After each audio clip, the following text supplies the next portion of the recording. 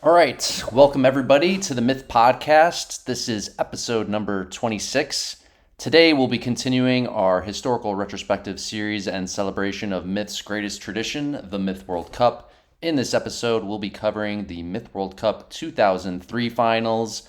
I am GKG. I'm joined by my co-host Asmo, and we have a very special guest, Voodoo from Evil Incorporated, joining us.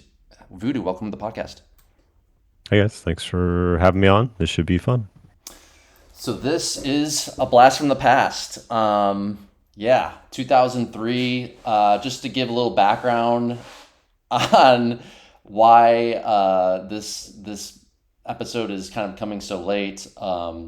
There was a lot of technical challenges to loading the films, get the films running to view for this game. In fact, these films haven't been seen, I don't think, basically since 2003. I think that's pretty much accurate. So we're seeing some very rare footage here of Myth here, and there's some Myth drama that happened that is kind of the cause for why it's so hard to load this stuff. Some drama between like the technical people in charge of developing Myth way back in 2003. But anyway, we got it running, and yeah, we're excited to talk about this here. Voodoo, I see you here in the films. Evil Inc. What do you remember from 2003 from this match? Gosh, I never claimed to have a good memory. And it was fun watching these, or at least the ones that I could get working last night. It's always a trip looking at that stuff.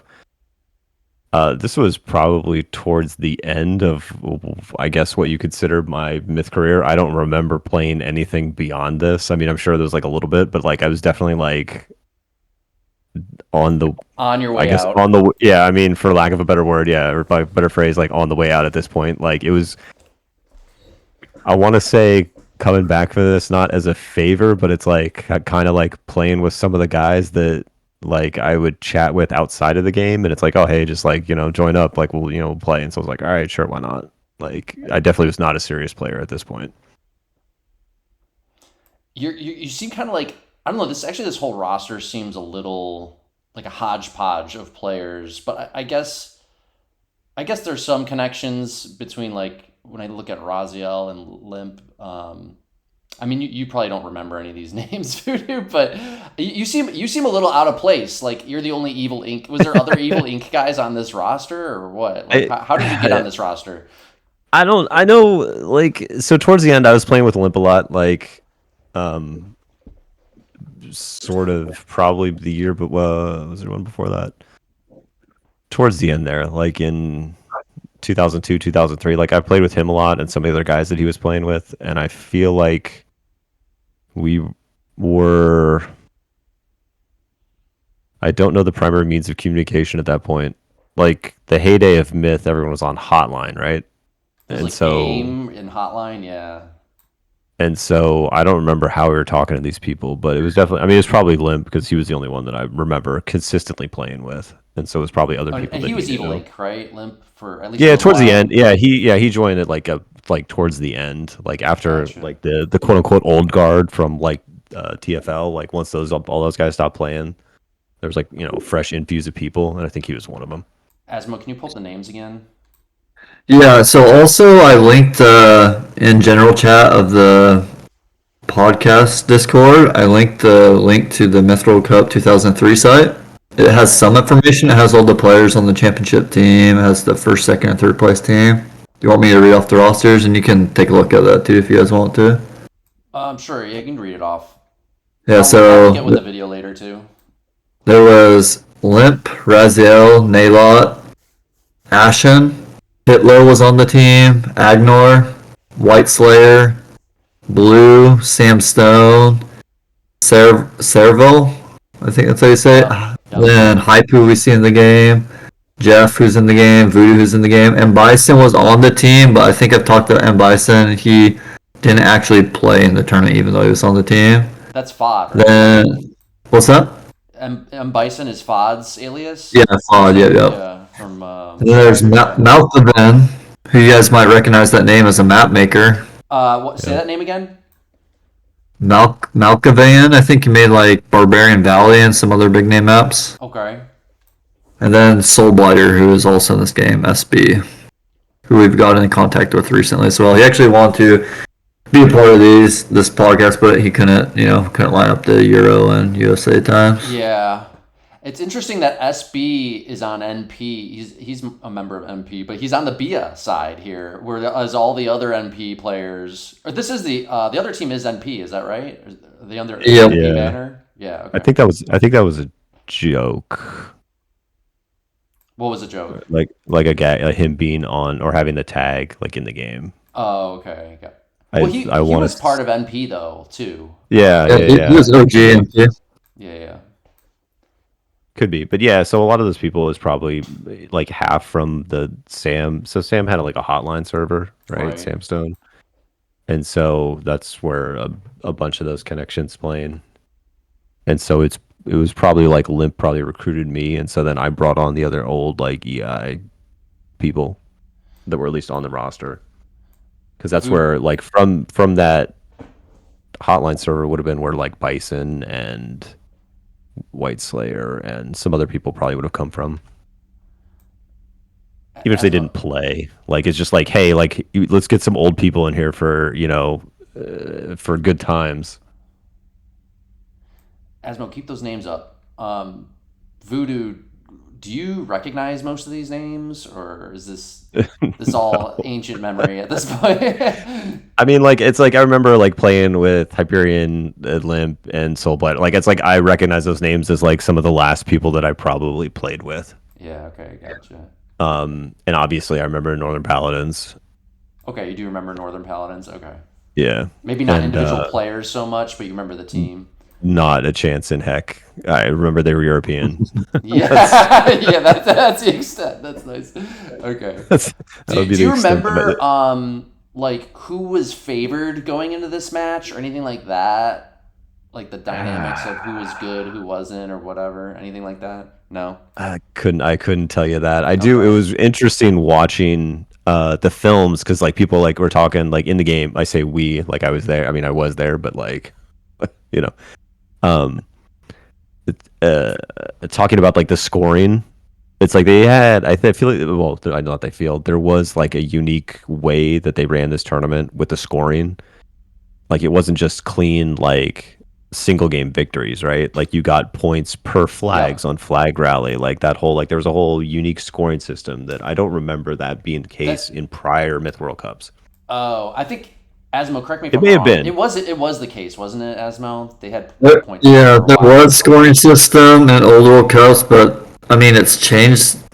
How they scored throughout different Myth World Cups. So I don't know how this one differentiated from others. I mean, I'm reading the headlines on the Myth World Cup 2003 website, like the last post, and so technically, if the website's right, the final score. Should I spoiler alert, or just I just say the final don't score? spoil it yet. Don't spoil it. Okay, I'll read that after because it is pretty interesting in terms of what we're about to watch.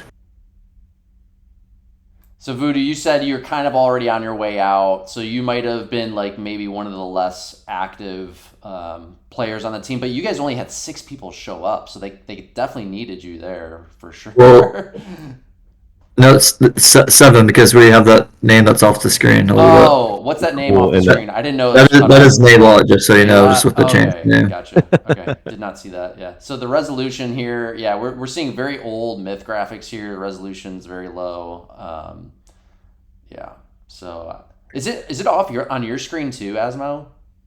It is. I don't know if there's any way to fix it. Yeah, no, I guess that's just how it always was. I don't think you can scale the UI back then. Yeah, no. That was not a thing. Yeah. Well, is there? I got interesting. Yeah. So I was like, I did not play a very prominent role, like from what I remember and what the films say is that I did not have a very prominent role. I was more of a support, like side player in this. Gotcha. Possibly a warm body, like you said, could very well be the case. It's interesting that Zur was in POAP. I didn't know that actually. So he must have been in there with Tirri. I didn't know Zur and Tirri must have gone way back, actually, since they were both POAP. That's interesting. Yeah, Asmo, is there any other questions or anything else we should discuss before we kick these films off? So I know like a big bit of information about this finals is you see Zur on MP, which I guess that wasn't the norm, and you see that they don't have like Rabbit Can and you don't Chicken Wire. Those are some big names that are missing. So Right. I guess this was a period in time where the Finnish people, I believe it was Finnish, maybe it was the Swedish, no, it was Finnish people that they're having their mandatory military duty that they had to fulfill. Right. So Yep. during the tournament, Rabbit Can, Chicken Wire, I know at least those two had to go serve it, and so I know there was a lot of excuses over the years about that. But I mean, you replaced it with Zur, who's always been, a good player, so it Yeah, is what it Zer's is. a solid stand-in for one of those guys anyway. Maybe not Rabikin as captain. I don't know. It's hard, hard to say. I don't. We're about to see, right? We're about to see how Fire did as capping. I have a little bit of history with Raziel. I was actually pretty close with Raz around this time. Actually, I'm not sure why we didn't team together until much later, but I teamed with Raz in '07 and '08, which was not a great experience for me. So I'm really curious to see how he did this year. I was really excited actually to see Hitlo, but I guess Hitlo didn't. I think if my memory is correct, Hitlo captained most of the tournament for this BS team, but he maybe wasn't in the finals, unfortunately. So, and he had a lot of there was a lot of talk about how Hitlo was a pretty good captain for his day, and I think this was like one of the last years he played. So I'm not sure if he's going to captain any of these later games. I think not, but I don't. I think Raz did all of them from what I remember. oh, throughout the whole tournament. Unless no, just the finals. Oh, okay, the finals. Yeah, yeah, I could not tell you anything about the rest of the yeah, tournament yeah, before yeah. that. It was like watching the film was like watching these films was like, okay, like I can pull a little bit, out of the depths, but like some of the stuff before that, like not a chance. Yeah, yeah. It's been 22 years at this point, so And like understandable. I was never, and it's because like I wasn't that involved, like all those factors kind Yeah, of yeah, yeah. combine. Oh, I also just want to give a little bit of context that NP, which stands for Northern Paladins, were the reigning champions from the most recent MWC prior to this, which was actually 2001, because there was no 2002 MWC due to Bungie getting sold basically to Microsoft, and they shut down Bungie Net and all that good stuff. So All yeah, that just a bad little stuff. bit of context there. Asmo, do we want to go into the detail about the drama behind 1.4.2 and anything like that, or that's kind of boring? We can save that for that. Let's get through some of the Yeah, games yeah, yeah, while yeah. we got Voodoo there. Yeah, that's a good idea. All right, let's look at these trades and PT here. Yeah. This You is want me to game speed two, through this, or do right? you guys want to No, no, read stuff? don't speed through anything because we're gonna have Yeah. time. We need time to Oh, talk. we can speed through some of this chat. It's okay. I'll do the F2 speed I just want until to we see get their through. trades though. And this is game two, right? Game one This. film is lost. So Yep. we don't. Do we know who won game one? I don't, but there is access to the actual scoring for this tournament on that website We'll figure it still, out so you later. can sort of figure it out. Yeah, we'll Oh, figure it like out go later. like I back. I think we'll find stuff in the chat throughout the game where they talk about scoring that we'll figure out who won game one, anyways. Yeah, yeah, yeah. All right, so this is Flag Rally, Drowned Empire. Voodoo, you'll have to forgive Asmo and I. We're gonna nerd out a little bit on the strategy side of things for this, but so I'm seeing a lot of souls here from Fire, which I don't like. But that was this is not unexpected. Like this is very typical for that period, right? That era, going heavier souls, four dwarfs. Wow. All right, can we see what Raz traded for? Oh wow, even more souls and Or dwarves. even more dwarfs. That's wild. Yeah, so just a little bit of context. These days, in the more modern era, this would be traded and played very differently. You'd probably go all melee and maybe no dwarfs even actually, and no souls. So and then you probably go, or you might get one dwarf for your one They, flaggy. they only got 6+, Only yeah, or they didn't even Raziel, max plus. other team got 8. Okay, so neither team maxes plus either. Yeah, so this is really interesting, but this is typical of the era. Yeah, they didn't even max plus. We saw a lot of that in the other older MWCs as well. So yeah, cool. All right. Looks like Raz wants to. He's drawn some lines. Their team's He drawn some said lines. Limp and Jeff mid, Voodoo, I think, and Soulblighter to the sides. I can't remember what he said for everyone else. Okay. We were on ghoul duty. Yeah. I will say that I think yeah. Keep these names up for a sec. So Jeff's probably a heavy hitter. Limp. I'm guessing those are probably. I don't. Who's Hype? Do we know who Hype is? That's just him. I never really know. Hyperion. I mean, he Oh, knew he played Hyperion. with Okay, he played with Limp a lot. gotcha. Okay, yeah. So I'm So it guessing looks like like Jeff, SP, and Roz, Limp Jeff, for and game Limp are 1. probably the bigger names. Well, maybe SB too to a certain extent. Yeah. So Voodoo and Hyperion, you guys got maybe Pus Duty or something like that. Yep. Yeah, Zer's watching this game, so he's not even playing. Oh, Zer's just watching. Okay, so maybe he's not even Yeah, on look North. around the map, see where people are going. You guys let me know if you want to see something specific. So you got SB on a solo flank with 18%. Zeral's doing D, it looks like. There's Hype and probably Voodoo. Yep, so 3 goals. Plus goals are actually a real important duty. Like, They I definitely mean, can be. They're very micro stuff like that intensive. occasionally happens even today where it'll be Yeah. dedicated plus players. Yep. I had a good play on this. I'm gonna say it. Oh, I had a you decent. remember? I had a decent puzzle. No, like watching the film, just Okay, like, oh gotcha. hey, I actually did. I contributed on this one.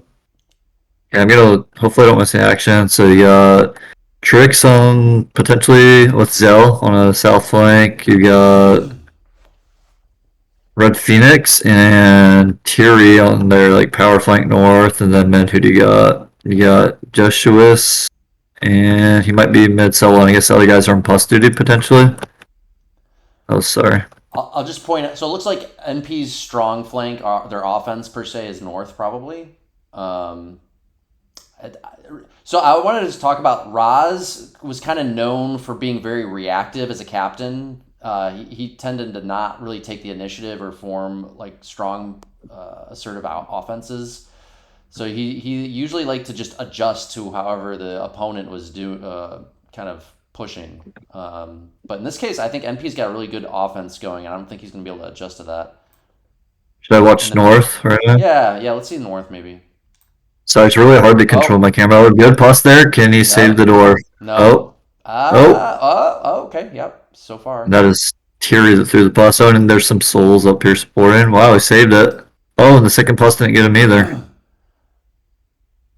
Big play if SP can keep that alive. Oh, nope, the goal got by. And the ball was loaded on And him. the dud, yeah. So he's That's about to easy cleanup die. for Tirri in the north there. Yeah. They are going to get soul damage, but still they're going to get that flag. That's a brutal dud right there. I'm going to shift mid. It looks like stuff might be happening. I know there's soul fighting. If you remember where your goal play is at, you let me know. I'm trying to watch the best I can.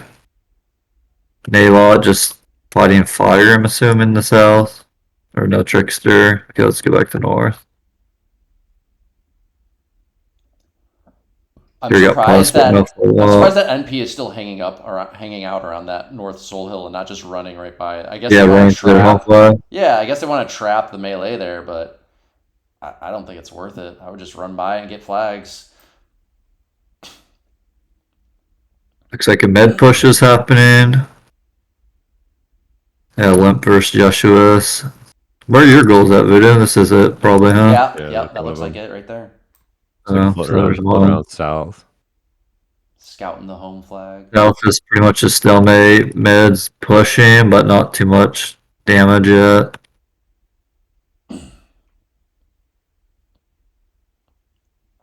Well, A lot of dwarfs do you on see D. how defensive? I'm already noticing it. How defensive Roz's team is being. Like the only slight offense they have is middle, but it's so slow. Big dwarf right there by Lamp. Killed 2 Stigs. Okay, now MP's making a push south too. They're up on flags by 1, so Roz's team down a is little up bit in in percent. percent. That's interesting. I didn't really see Yeah, where NP died elsewhere. they lost some Stigs mid, a few leave from the Souls, I think, up north. That's still surprising that's that big of a percent lead. Yeah. Must have missed something. Okay. Limp is slow pushing that home flag. He will get that home flag at least here eventually. Yeah, That's he'll the be able only to kill offense those they have. sprawl. Oh, he got plus from behind, Oh, but looks like he yeah. might be able to defend it. Wow, Oh, he another blocked it. plus. Got a block off. Yep. I don't It's think. probably it's Nah. full health still. Not Oh, sure it how, must have but been. It must have been like residual pus. Like the third plus. There's no way it was this time, right? yeah, it's Okay, I down. mean, he did his job. He took 3 plus, you know. It must have been like the gas off the pus just like hit the dwarf. That rarely Slowed down. happens, but yeah. Soulblighter's gonna get this flag. He's got Souls teeing off. He's got Stronger Melee here. Oh, there you go. Okay, It's a so they're getting decent north plus and play. mid. Okay. Oh, look at this. NP's north is turtling up. They instead of going Yeah, further, they're turning they're around. retreating. Interesting. Yeah, I think they're scared of the dwarfs, I guess, but I think they probably should have pushed offensively there, right? Yeah, I think so. Big time. Yeah, I think that's a big mistake on their part. Okay, now they have the flag lead because they got that north and they got this mid for BEIA. This is their best position for MP right here, but they don't have Melee to support it. I really think if NP had just kept going with their north, they could have still won this game. But it looks like they're going to Just lose it roll. at this point. So they have VI, don't they? Yep. They only need 4, is that right? Yep. Only 5.5 minutes So left the too. south flag, there's a bunch of throw on the dwarf, and what do we got going there? At this point, Raz's team, or B, I should say, they're going to pin NP on this south flag. The NP is going to be forced to turtle up on it. I don't think this version shows that the ghouls carrying plus or not. Well, Oh, wonder if Voodoo has plus or not. I don't know. The text says I do. I thought it. Oh, really? And so I said I'd plus somebody. So Yeah, dude, if you kill the dwarf here, we're getting plus at least. That's a big play. We'll see what happens. I don't remember a version of Myth where the goals didn't show if they were carrying anything. Is that true? yeah, I don't remember that. Maybe I'm wrong. Maybe it's just plus the school already used it. I think he already used it. Yeah. Yeah, he he by did. now. Oh, there's 2 dwarfs here. Okay, but they got the souls pushed. They got a dwarf coming. Oh, he did have a plus. Yeah, he had a plus. Oh, wow. It was a good plus. Unfortunately, it that doesn't. was a really good plus, Voodoo, by the way. Really good plus. That didn't go It off. just dudded, though, yeah. Yeah. So the pin, yeah, I mean, BIA set up to win like pretty huge here, right? Because they have all these souls just pinned down at the flag, and they have no offense other than maybe this. I'm gonna try to look to see what this is real quick. That's not enough to take their home flag. So No, yeah, they're totally pinned, and they're probably gonna lose. this.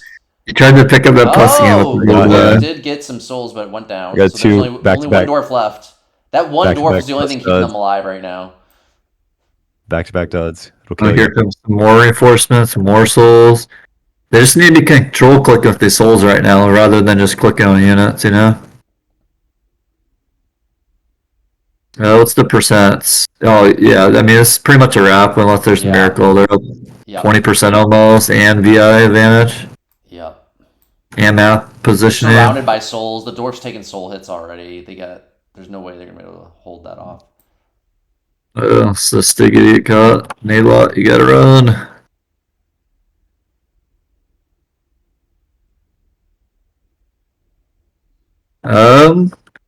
BIA's playing safe.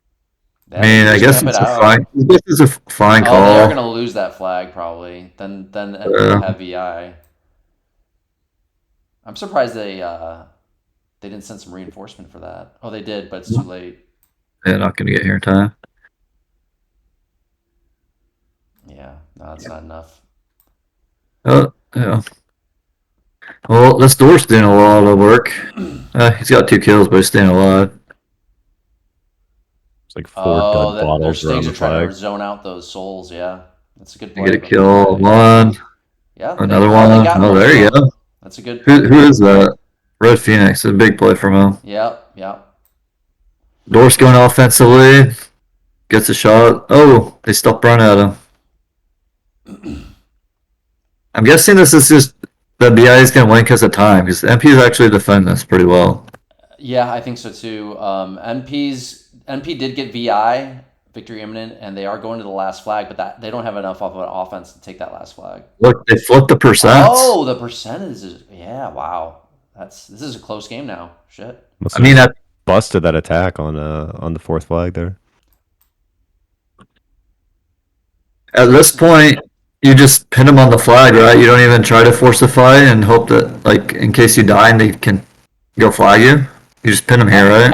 At 2 minutes, I mean they couldn't even like you could rush this at right around now, and they still wouldn't have time to get to the other flag anyway. So.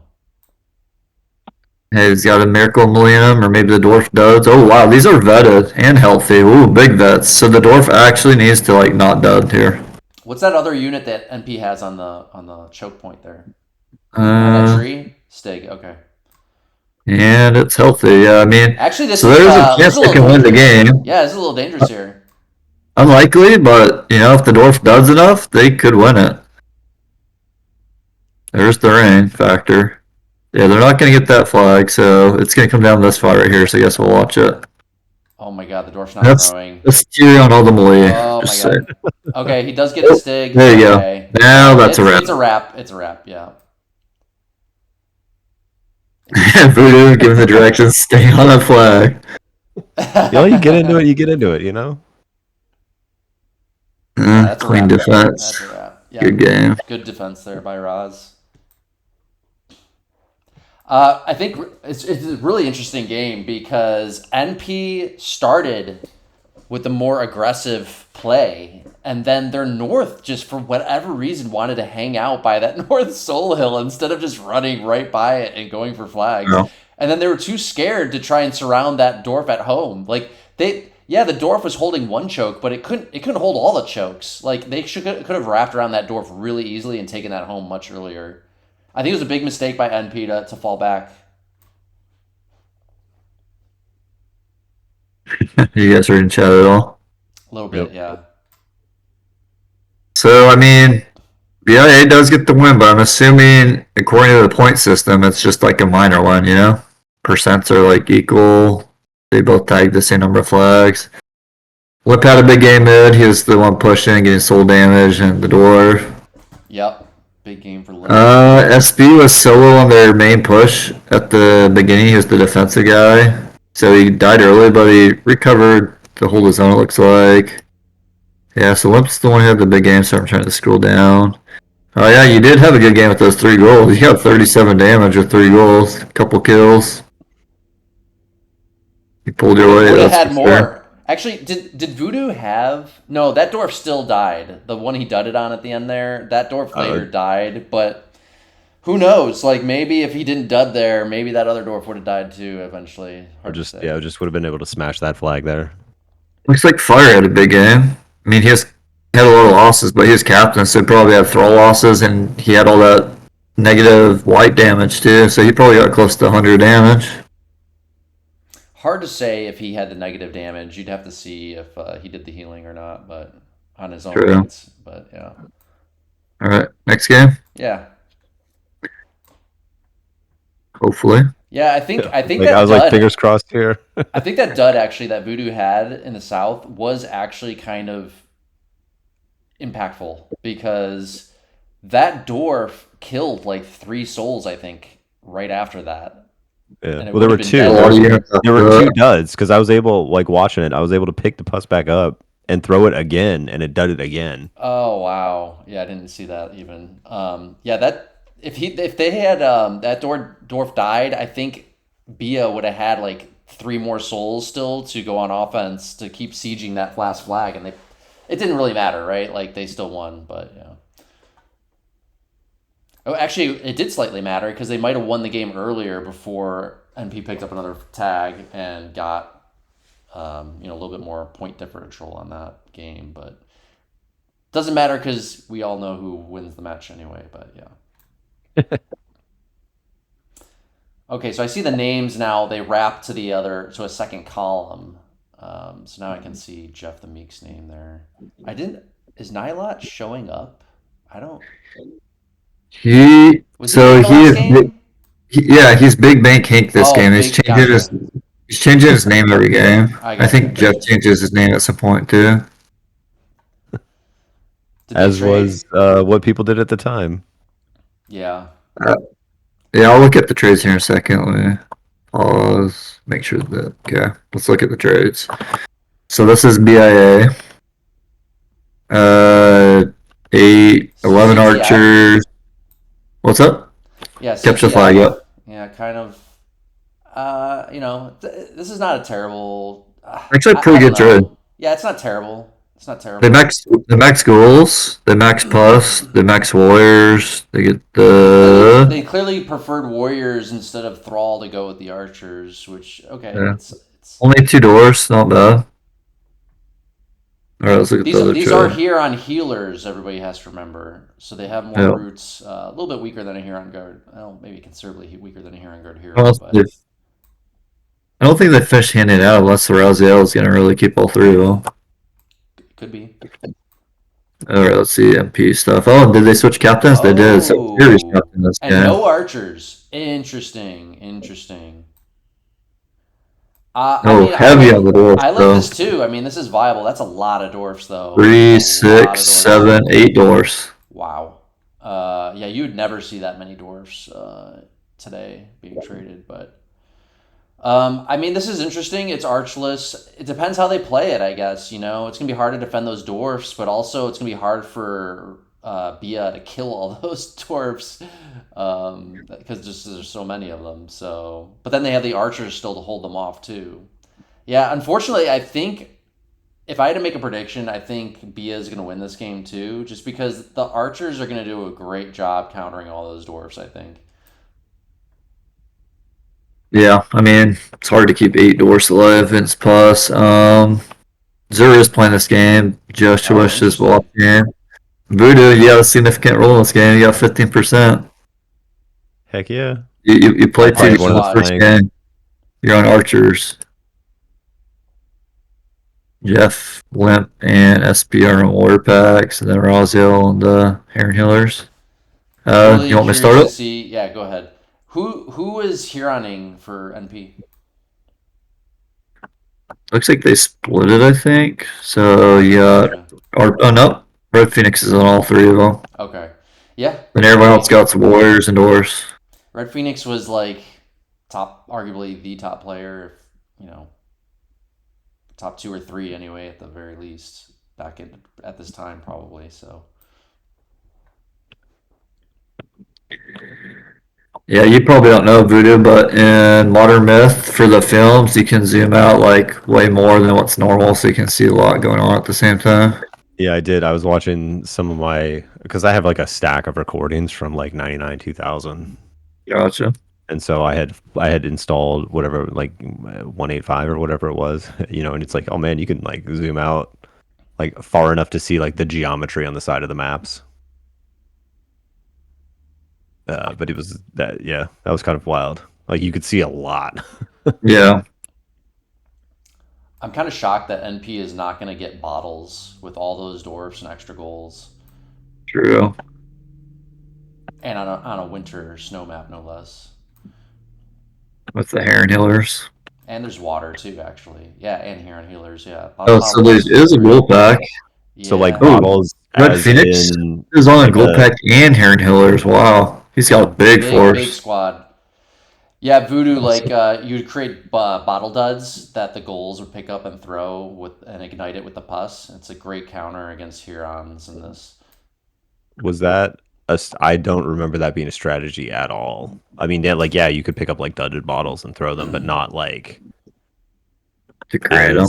as like you're not like your dwarves aren't throwing bottles. It probably at the beginning. wasn't very common, but I think it was known about, right, Asmo? I mean, oh man, I don't know. I mean, I wasn't there at that time. I immediately knew what you were talking about, but I was like, oh man, I do not remember that being a strategy at all. Like, oh, you got 2 ghouls and it's like one's on bottle and 2 are pus, so it's like that makes perfect sense. But it's like I don't believe that. So I guess it It did happen. I don't know how common it was. I just remember in 2001 we saw a Henry. He didn't use bottles, but he did satchel bombs. So he at least knew about that, you know? That's what I That was was asking because definitely. when we covered the older MWCs, I don't know if you remembered anybody using bottle pus, but yeah, maybe it was Satch pus instead or There was something. Yeah, I remember Satchel Plus satchel. was definitely a thing for sure. Yeah, Okay. yeah.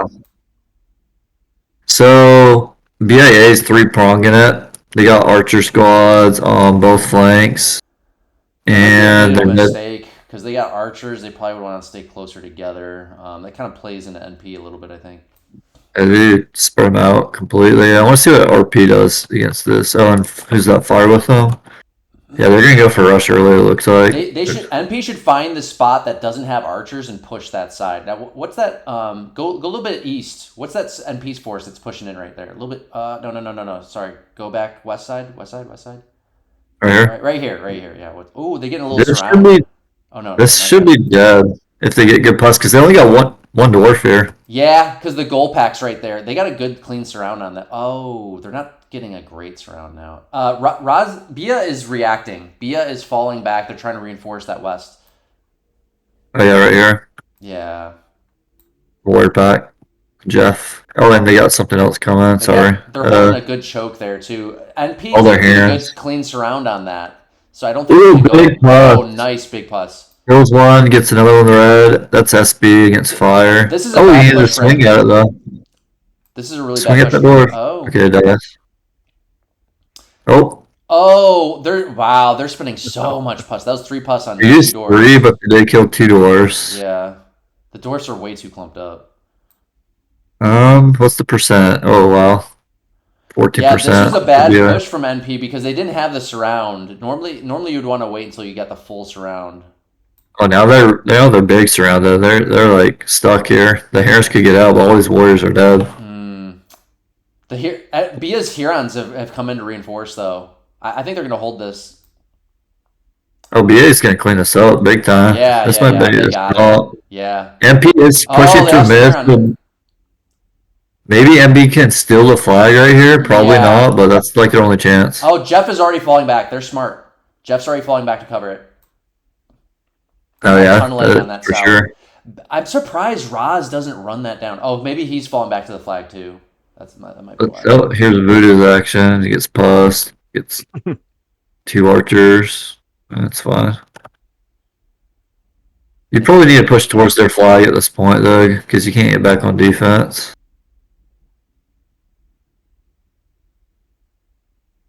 Yeah, I mean, MP's in a bad position. These Herons are just like falling back, and where are the Herons of BIA? They fell back to D, I think. Yeah, they should be able to clean up stuff, though, right? This is smart. Yeah, I agree. Right here. Yeah, I think this is a smart play by Bia. Like they just need to kind of like reconsolidate their defense and then push them again, and then they'll be fine. You see what you said, Voodoo? Yeah. Where should I go? Draw it. I think my screen was glitching out at this point. Like, like it's like. Ooh, this more practice point. Dangerous Zell. He's surrounding himself right now. I don't know if he knows this. Now he does. Raz really should be getting on something here. Okay, yeah. Oh, done. There's a decent plus. This Heron can get vetted right here if they go on. Raz is being very passive with these Hurons. I'm surprised he's not being more aggressive. Oh, 2 dwarfs there. Who is that? Is that Zur? Zur. Let's see what Zur can do here. Let's see if you get benched next time, Zur. If Bia's out of pus for these dwarfs, maybe they can do some damage here. Good shot right there. They're getting some value. Oh, they got a goal on them. Pretty bad defense. Oh man. NP did not do a great job defending that dwarf. The Hurons really should have been all over defending those dwarfs. That was terrible defense, actually. What even got him? Was it a bottle on the ground, or was it just pus that killed him? I think it did a bottle. I think there was a dud. Gotcha. Yeah, Bia is going to mop this up. Yep. Did Raz lose a Huron? I'll look to see if it's elsewhere. We see 2. Warriors, archers. What's this? Oh, he might have lost one. Pure I so. think he did, yeah. Okay, I'll go. But yeah, I guess MP lost one. I don't see their third. Yeah, that's a wrap. Up Yeah. 30%. These archers will eventually get this flag. I By the way, is this 7v6 or 6v6? think it's 77. Oh, 77, my bad. Okay, I forget that one name is off on the other side. Okay.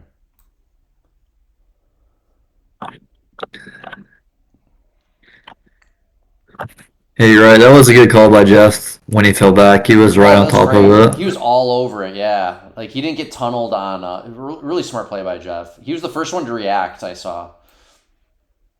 A lot of players in that situation, they would have tunneled on trying to, like, run down the units that were right in front of them to queue up the BC damage, but he saw that the flag was under threat, and it was like I think actually if he didn't react, NP might have taken that flag.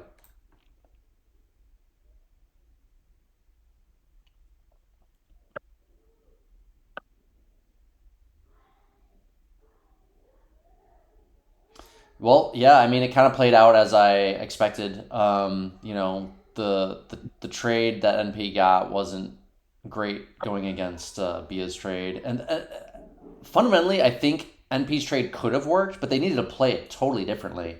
They didn't get a clean surround. They had to like keep probing into the backfield before committing to any engagement and get a clean surround on something. That's the only way they could have played it with their trade. So All right, I got a question, Voodoo. What is the story behind this famous McGurdia statue that we hear about? So in when did the two come out? 98? Must Yeah, I believe so. 98, 99, early 99. So Bungie released a map, and as part of the map, they ran their own like company sponsored tournament, the Seven Phoenix Rising tournament. It's a free for all tournament for I don't know, like 5 rounds or something like that. Um, and I somehow managed to win it. oh And so shit. one of the prizes, they had a guy like craft a Mercuridian statue. He actually made two of them, one for Bungie and then one they shipped out to me. And I think all the finalists were supposed to get like a painting, like the Soulblighter. There's like one of the Soulblighter pictures. Like they're supposed to get paintings. I never actually got a painting, but they definitely set the statue. And then like my character's name is I think one of the characters on the map, or maybe all the finalists were. That part's a little fuzzy. That's pretty cool. So yeah, it's like one of those like oh it's. I mean, you could probably 3D print something very similar now. I'm sure people have. Yeah. But Th- th- back in like 1999, it's pretty cool, like handcrafted, like it's pretty good size. those films are still floating around there too from that tournament finals.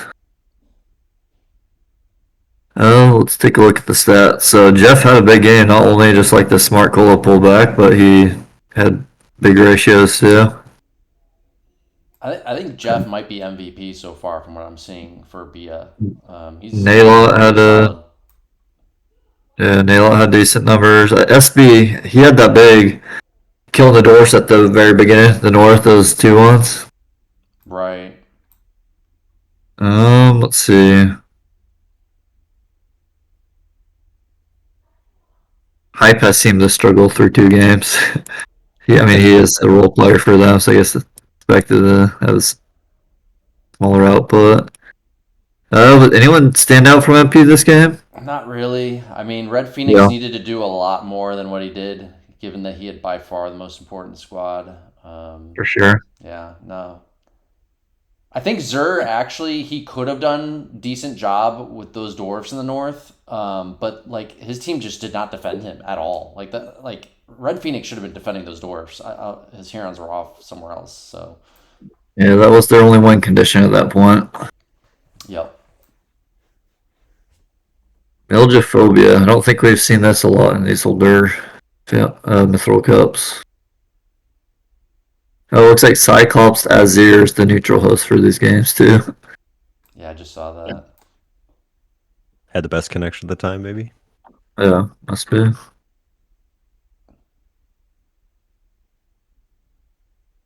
Did this match go to sudden death or no? Uh, This Probably game or the match? not. No, no, because there's only 6 games, right? And then there's only 7 games, six Yeah, it was villains, seven. seven It was games. 7 games. Yeah, I don't think there was a sudden death. so that's Okay. part of the spoilers. I can't really talk about it unless you want me to spoil Okay. stuff. No, that's fine. We'll talk about it after. Oh, this is Last Man. Okay. I did not get this film working yesterday, so this is all new to me. So This game. we're not sure who won game one, but Bia is currently up 2-0 fairly convincingly so far from what we've seen. I'm gonna assume that MP won game one Yeah. Yeah, me too. because it ends up being a close match. Yeah. They're talking about souls fighting for the mid hill. That makes sense. Last man the hill. If I can get my mouse working, there's Yeah. big hills around the flag. Getting sole control of those hills is gonna be huge for this. Yeah. All right, I'm gonna fast forward. Make sure we get these Yeah, let's see trades. these trades. So they didn't max Zerks, it looks like. Yeah, because they're maxing souls. You want, yeah. I mean, this trade seems okay to me for NP because the souls are like super important on this, right? Yeah, for this game type. Uh, they max souls as well. Pretty Couple less similar trade. locks. Couple less locks. That's about the only difference. Yeah. What did they get instead of locks? A few mauls. Few extra melee. Yeah, Mauls and Zerks maybe. Yeah. All right. Oh Pretty yeah. similar trades though. I think I like NPs getting a couple extra locks because the locks can threaten the souls, but we'll see. So you got Zell on fetch and Trix. Wow, that's surprising. I think this map I think plays this is gonna like be a BC fight, and I think this plays more to NP's favor because like from what we've been seeing, they're really kind of getting outmaneuvered and kind of losing in the strategic sense. This is just gonna be a simple BC fight for them, and I think that's gonna play well to them. So if I had to make a prediction, I'm gonna predict that the NP is gonna win this. They four-way split their fetch. Tirri has one, Zell has two, Trix has two, and Fire has one. And Tirri is, famously a phenomenal fetcher. So really curious to see how he does in this game. The most interesting thing to me about the split is two of the fetchers, the Zell and Trix, who have two each, they have a lock also. Let's see what BIA is doing. So they got Naelot on all the souls. Oh, or not all of them. Okay, Naelot and SB. Yeah, that's a I'd almost like to. huge. That's way too big of a soul pack. I think for one. Oh no, I just Raziel has kidding. some Okay, too. okay, all right. Let's see. Where's the fetch at? Well, they're gonna fight for Blind. both hills. Oh, interesting. Yeah, they're going for both. Limp. I'll watch the action. What are you on this game, Voodoo? Probably lock. Haven't seen you yet. Oh, they're just running in some lead to the souls. I mean, if it slows them down, I guess it's an okay move, but it's not. Wow, it's gonna be a big fight on that hill. This is Oh, gonna be a so they good got the. test of how the teams perform just in a straight up BC fight. But again, Yeah. I really think NP's got the better fetchers and solars probably, so I favor them in this. But actually, Bia has no they've each got different. They each got one soul hill, so Jeff is on fetch. Another Voodoo is on a lockpack up there north. Yeah, I mean, MP has the better positioning because their hill is closer to the be able to fight mid. right, yeah, it's closer to the flag, yeah. Oh, big So, fight north. has the micro game changed since this? In what sense? Big, Like, Just just the way that you move the units and the way that you're firing and so on and so forth, like between like Soul v Soul or like Lock v Lock. Like, I remember that being like a big like stickler, just not stickler, but from what I'm there's seeing been here, changes. no, not. There's been some changes, yes, but from what I'm seeing here, nothing significant. No, this is like the souls have some spread to them. That's good.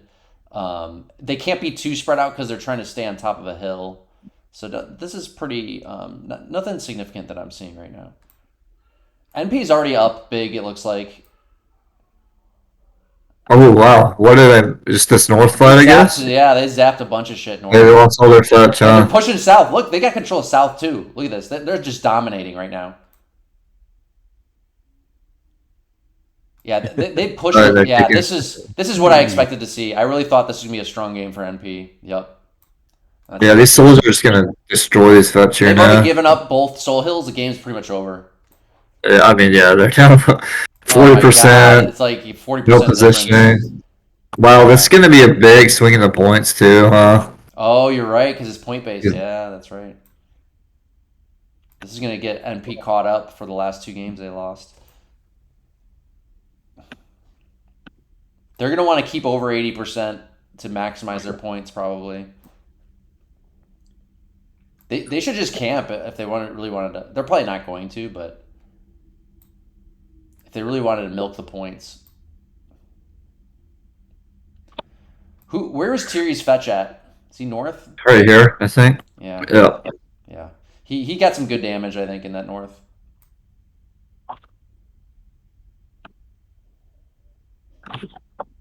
Oh, so they're trying to keep 50% BIS, so that has to do something with points. So that's why they're retreating, but they're below it and there's 7 minutes left still. And I guess that makes sense. That's why NP has to pursue them, because otherwise they would just camp and let them have the flag and win, but they would keep their percentage to maintain some points. So NP wants to zero them out.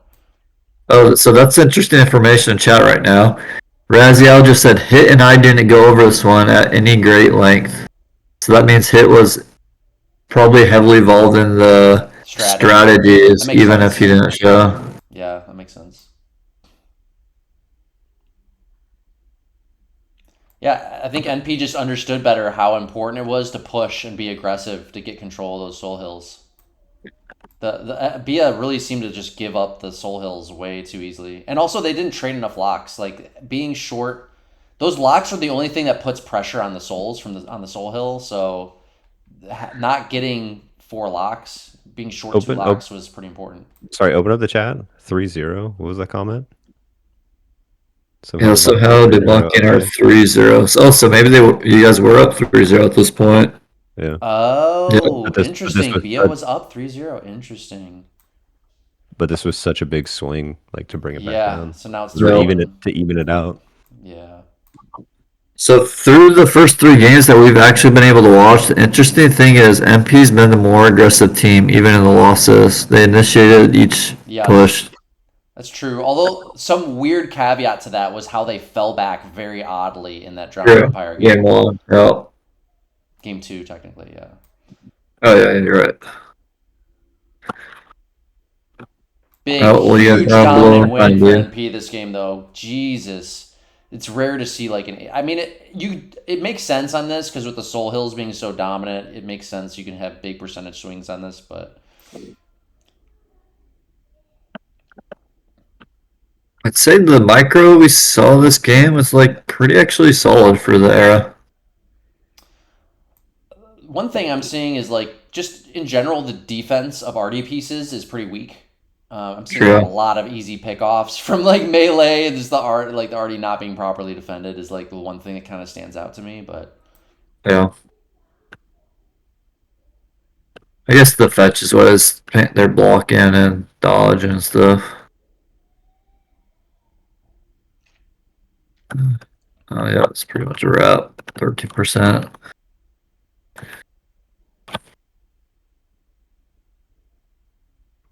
Yep, this is pretty much exactly what I expected. I think I called that pretty good. Reaching for every single point. Zur and Tirri are gonna be like some of the best fetchers in the game at this point, and it's just a straight BC fight. They're not gonna get outmaneuvered. Their aggression is gonna play to their favor because to fight for control of those soul hills, it makes sense. This is like a perfect. Oh shit! Oh. So that fetcher just killed themselves on that lock shot in the north. Under 59%. That's another point. Yeah, that's another point. Yeah, that was a little sloppy. Honestly, NP could have killed them a lot cleaner than they did in this, but whatever. Still dominant. Where's the hidden unit? Oh, look at this. Being sneaky. I just need to stall the game another 3 minutes. MP has no units over here. It's 352. Guys, get through this? Yeah, speed. Yeah, for sure, for Yeah. sure. So 10-0. Okay. Oh wow, he's actually run away. Oh my god. Was it count as a point if they don't get zeroed out or something? No idea. Wow, he actually lives. He was tedious right Yeah, look at there. that Tirri 120. Like again, Tirri is like the best fetcher of all time on a map Yeah, that really sure. favors fetch. So he did great. Um, yeah,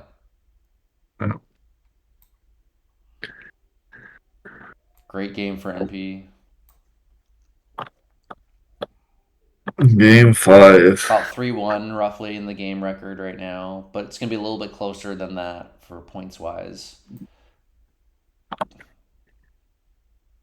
All right, Gosh, it scares me every time I start a game. It takes like 5 seconds for it to actually start. Right. It's like that hesitation. Like, yeah, it scares you that the program is gonna shut down. Yeah. Um, So this is we've watched. This is like the third one I can remember. Keep. This is Tirri's. Maybe they weren't all Tirri's, but we always talk about the Trofetch maps. Here, this is a big one. We've we've seen kind of hit and miss from NP's players on this map in the past. We actually famously Tirri and Xur played against each other on this map before.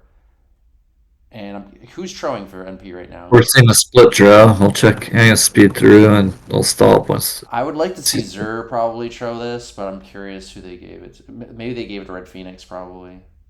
Well, they split. There's 2 people in draw.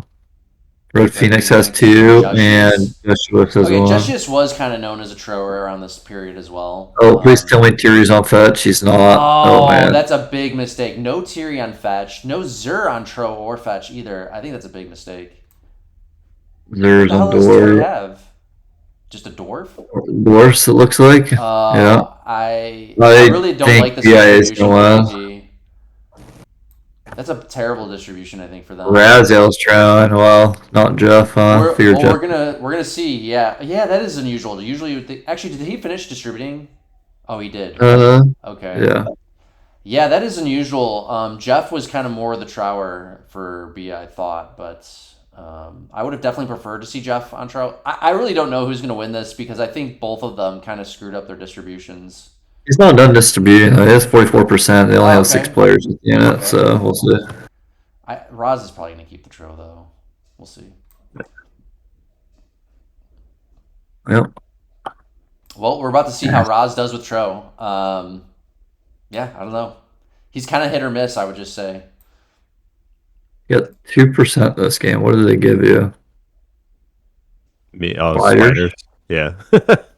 So let's see if either of these teams understand tro fetch pushes. I can't remember what. I think the year that Xur and Tirri played against each other on this was later. It was like maybe 06, something like that, right? Asmo, I think that might have been it. Yes, that sounds right. I mean, I'm gonna pick BIA this game. Just I like that Jeff and Limp are On fetch. fetch, and I mean they don't got Tirri on fetch. They don't. They don't Yeah, got, I agree with you. Yeah, not having Tirri on yeah, fetch is like Spider and a Trix. massive mistake. And Tyrri's the captain, so it's like crazy that he did that to himself. I don't get it, but And I don't know about this trial split either. yeah, I agree with you. Yeah, They're not a voice, right? They're typing.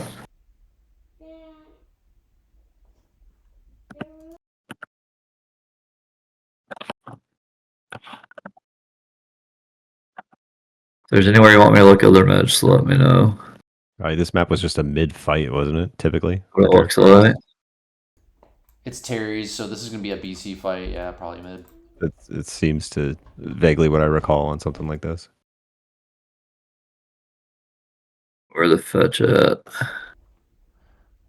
Let's see how these tro fetch pushes line up. Yeah, I don't like the split tro when you're going all mid like this. Makes no sense.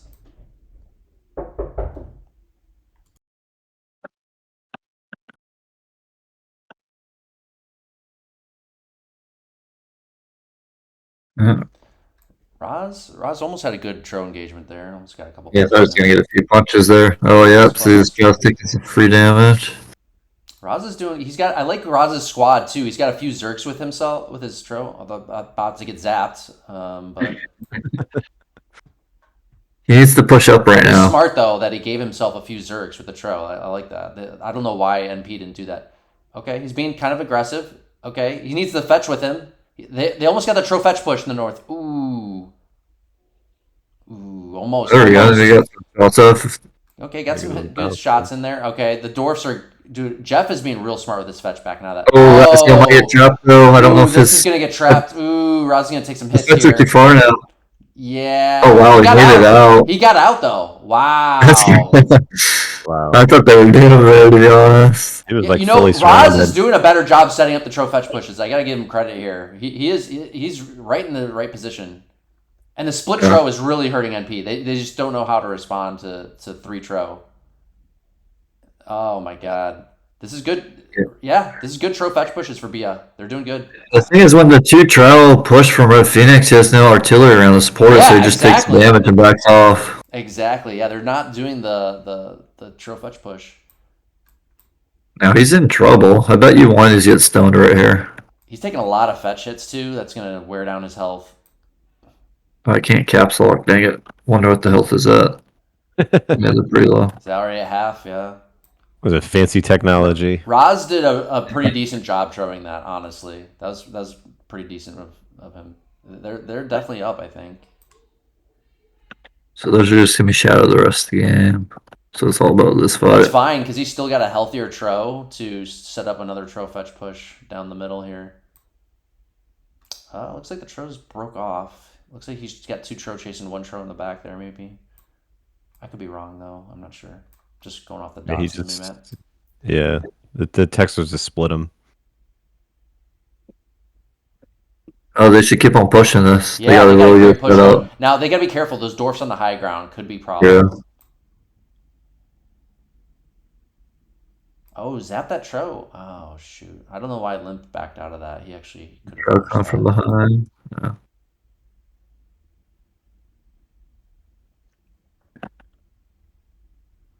I think Limp should be pushing right now. Oh, they pushed the dwarfs off the hill. That's key. No. Crucial. Yeah, they should be running this down right now. They have a huge fetch advantage. Oh, I don't know why Limp keeps backing off. Like, they should just run them down. Oh, my God. I think they're splitting too much now. Yeah, they should just all stay together, too. I agree. Jeff There's the fight wanted to keep that high ground clear, probably.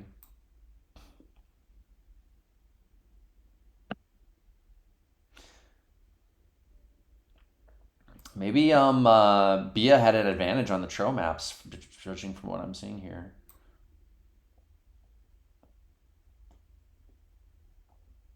Oh. Ooh, got 1 kick. Touchdown for that? Nope. All right, at this point, I would ignore that orange tro and just go all in. And he's got a super healthy tro here. He needs to like. Go on, that's right here. Oh, nice. Good hit from Jeff. Good hits. Oh, they're just letting that melee get zapped. All right, here goes Raz. Raz is gonna move. That's wrap. They got another one though. Oh, they got another one. He's got to kill the other one then too. Oh, he's gonna get all the fetch though. Melted though, yeah. Oh, it's gonna be a big one. As long as Raz doesn't get trapped here, they're game over. He's gonna kick that J-Man. He should kick that J-Man. Oh, he didn't kick it. Wow.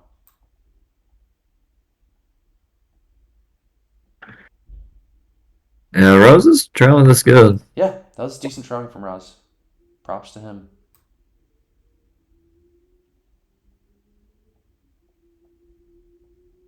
He was very active as a thrower. I would say that's how we primarily knew each other. Played a lot of throw together. I'm not surprised we're seeing Jeff do good. Played another game with them, and he was very good. Yep.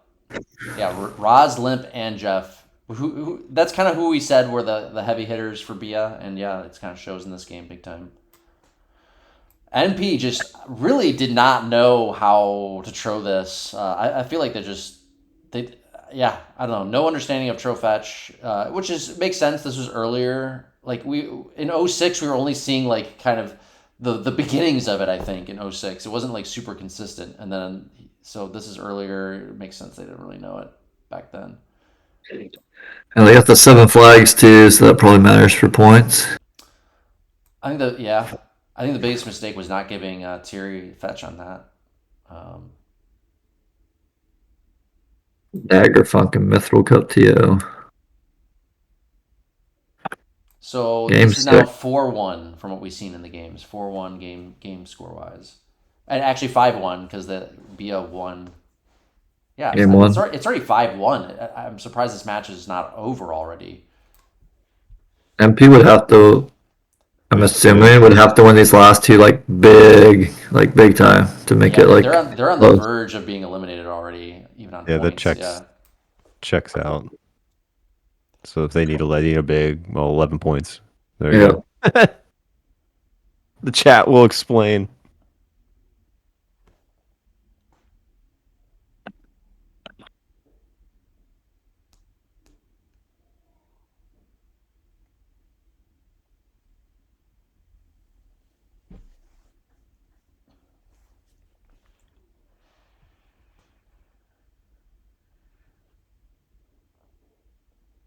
All right, let's see what they got going on. Captures, yeah. A lot of archers, okay. Man, I like that they're No maxing door. goals. No doors out. Max goals, max pus. That's good. I mean, this is a decent trade. You know, this is a decent trade. Wow. It is captures. So that's gonna be more BC heavy, I would say. Okay, they did get some dwarfs at least on this side. No max goals though. I prefer Bia's trade actually. You know, NP not maxing goals is kind of big. Goal. People don't understand. Goals are like a heavy hitting unit on a desert like trade like this. You know what I mean? You gotta max them. So that's a big mistake right there for NP. So RP and Tirri got massive war packs this game. They're going to their heavy hitters. Then they got 3 guys on archers. I mean, this will be a BC fight, which probably favored. I mean, the last one was a BC fight too, but I think Bia does better on Tro maps. This is light. Like who wins a straight up BC fight on light is the question, I guess. This round, I do like Bia's trade better.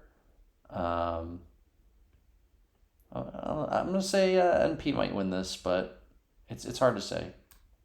So MP is using probably 2 dedicated passers, and BIA is like sort of using all their players. Oh, Zur on dedicated. That's such a waste of Zur as a player to have him on dedicated pus. He's I like one of the mean, better 1v1 players, and to give him such a small squad. I wonder what Zer's perception was at this time. Obviously, it's good because he got added to MP, but yeah, I wonder Yeah, how they were comparing him to Jushius and some other players. this is like the height of Jushius. Like Jushius was known as like a top NP player, which I don't know if I necessarily agree with, to be honest. There's some people that were just like misevaluated as players, in my opinion. But I'm not saying he was bad, and he was definitely better relatively speaking during this period than maybe later. But I don't know. Are the capture the balls pumpkins? Is that right?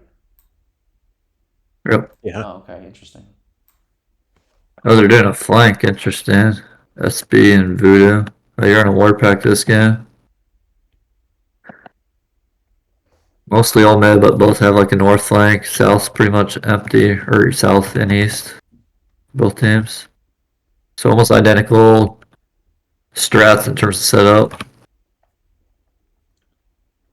SB or BIA does get that mid ball, so they should have ball advantage to start the game.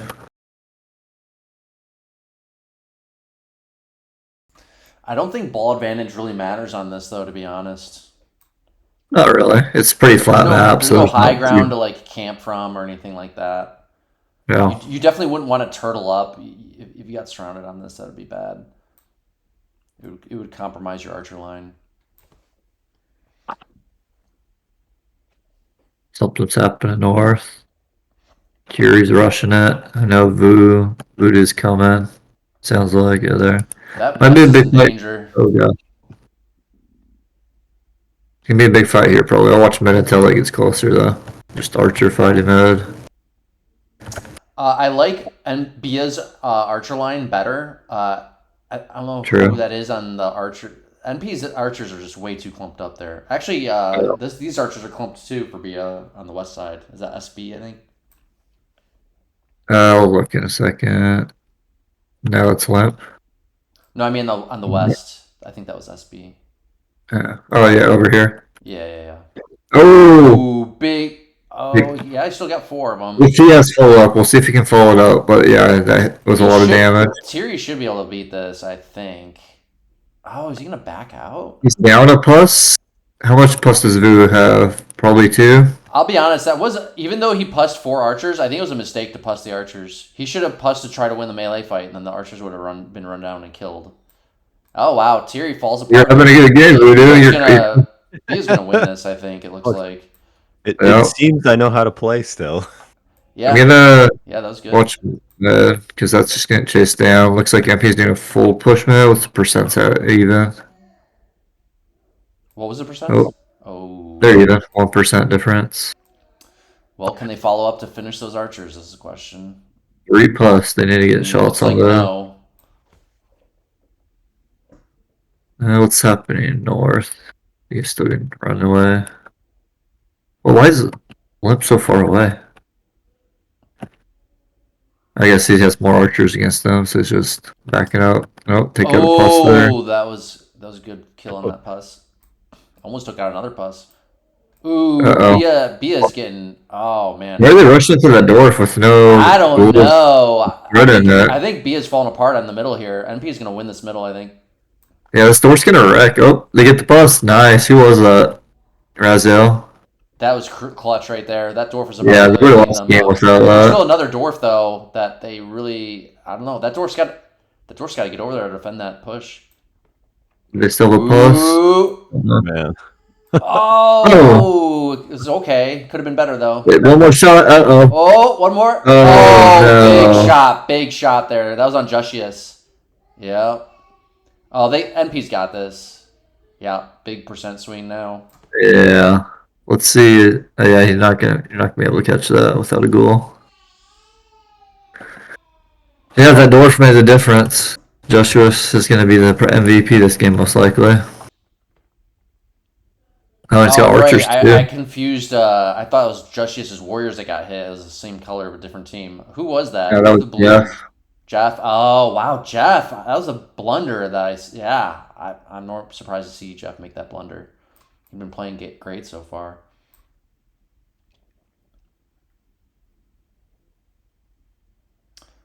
Well, it looks like NP wins in a straight-on BC fight on basically it seems like anything but Tro. They're gonna win those BC fights. I like how the strategy at the end after the fight, it's like a scramble to like min-max your points. Yeah, like it's like what can you possibly? Yeah, it's like every game. It's like, oh, lost the fight. It's like, all right, keep 2 balls and we win. You know, like. Yeah, once the BC fight's been decided, it's all about just going for points. Yeah. Yeah, that's crazy that Bia can win the overall match if they just keep 2 balls, but not gonna happen with 5 minutes down this. Oh, the percents are close. What did I miss? Close. Wow, how'd that? What happened? Did Voodoo clean this up? Oh no, I don't know what happened. Yeah, they were up like 10-15% there. I don't know. It's weird. Well, maybe they can close it out here then. Okay, they're up at 8% again. NP's up 8%. Oh, these archers are in no man's land. That's a lot of percent too. Is that SB has like all you guys percent? He should be trying to like run down their thrall. If they got thrall, he should be trying to run that. Right here. Yeah. He's shooting at the wrong thing. Yep. He needs to be chasing these thrall down for sure. A lot of thrall. Like, yeah, you could get a lot of damage there. You should be rushing those archers. Maybe not. He's got all this stuff behind. Way more archers. You should be trying to finish those archers in the thrall. Oh, he's getting rushed. That's the problem. There's too many warriors for him to deal with. Yeah, he's trying to stay alive. Yeah. He's got to keep those warriors off of him. That makes sense. He just shot some warriors, that's fine. Yeah, he's got to be playing though. He just shot some warriors, that's fine. Yeah, he's in He's trying to trouble. get that goal. I think he thinks it has pus, but I don't think it has Well, pus anymore. He's he can't dead. do He's much about here to then. die. 4 minutes, yeah, that's too much time. They'll be able to tag all the balls. It's kind of weird what he did, because if he was gonna try to defend just the warriors, which probably I guess he should have done, he should have pushed into them away from the other archers. Instead, he kind of sat in the middle to get pinched by both sides. And again, the archers are just way too clumped up for SB the whole game. Way too clumped up on his archers. I'm surprised NP won that middle fight so easily, because I really thought their archer line was way too clumped up, and actually Bia had the better spread archer line. Yeah, well, I mean, Bia's rush mid was a big fail, so Yeah, I'd say yeah. that's the biggest difference.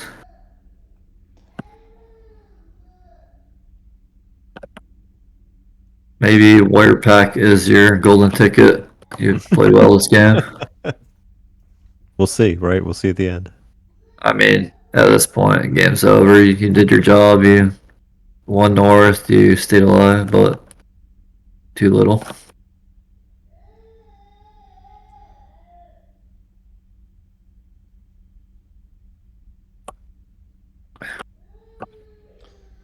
Is there saying NP's got to tag him out? Yeah, probably. They're real close to getting eliminated, so.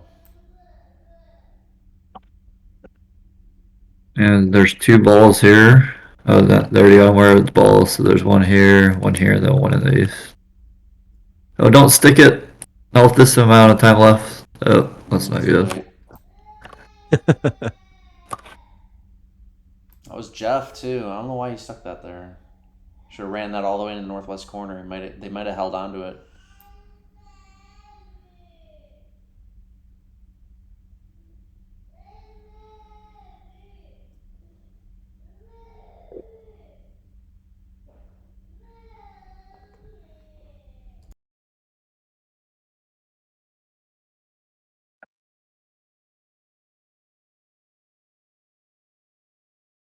Oh, you still have pulse. Nice.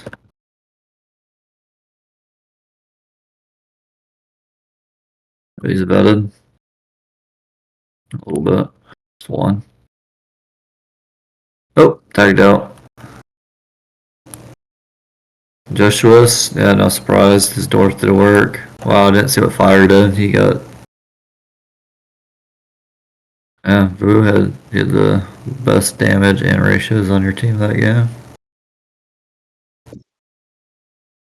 He's still alive at the end. He was about to kill us and All get right, another. all right. I still had it, maybe, sort of. That won that won their flank. All right, so game 7.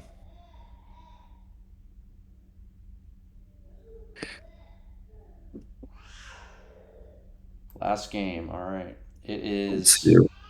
It is Trail five. Territory is classic. Hang on. It's 4-2 in the game win loss. 4-2 for Bia.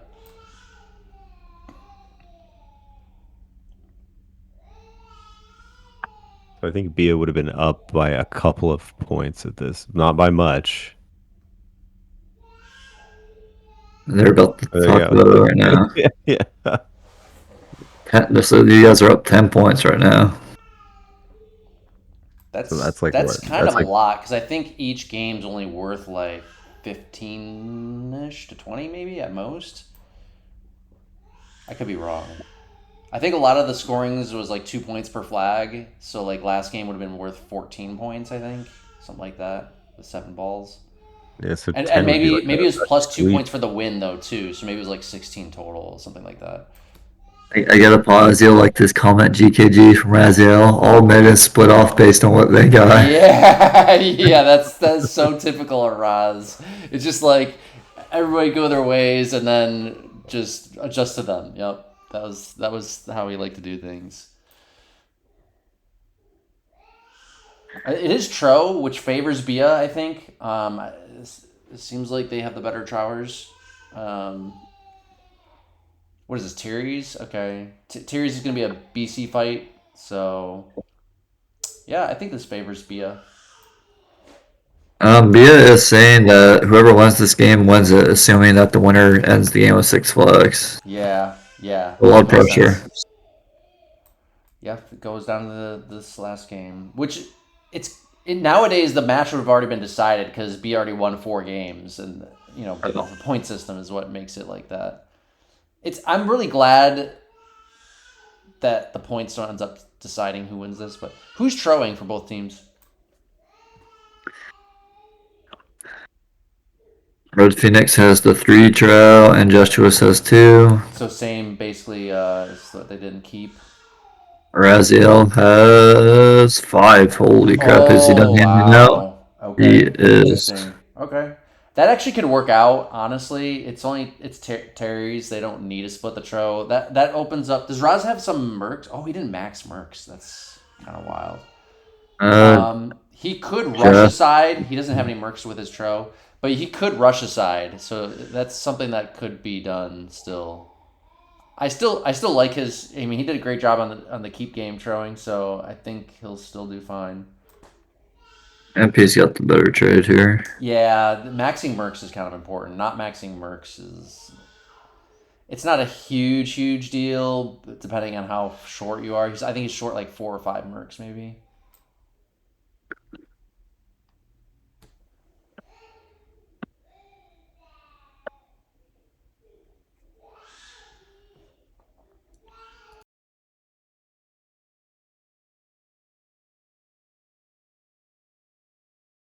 So they're going all mid. Few taggers. Where the trail going? Merc flank north. Are they flanking all their trail south? What am I missing? Okay, there's the 2. Where are the 3 at? Oh, they're north. Okay.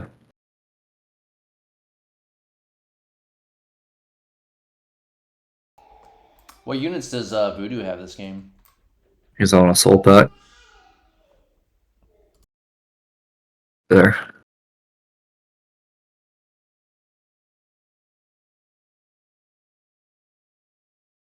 Let's see what Raz does. So are the trail actually going to cross? They are. So they're going to be hitting from 2 sides.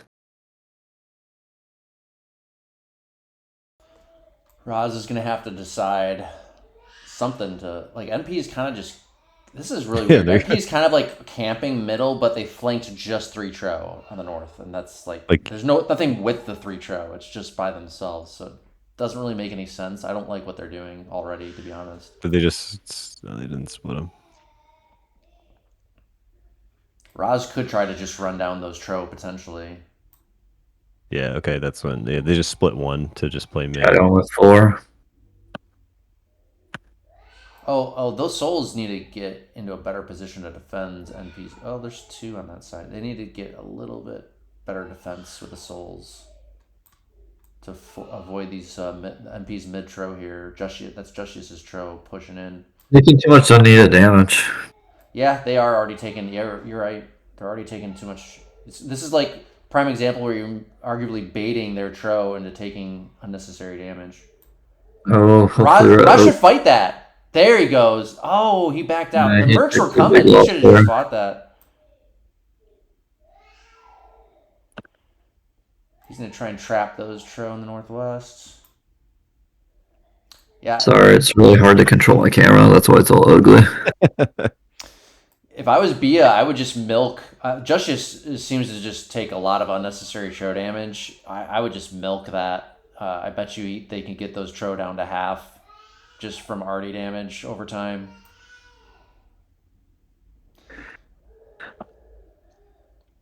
Yeah, so Voodoo, in your modern play, the trowers avoid a lot of this unnecessary arty damage because you'll actually get your health worn down as a trower today just from arty hits. Right. Not from. I remember that. So you would always use your throw as like a meat shield, like you're blocking the warlock shots. Yeah, you don't want to overdo it. You want to always like only in emergency cases only, right?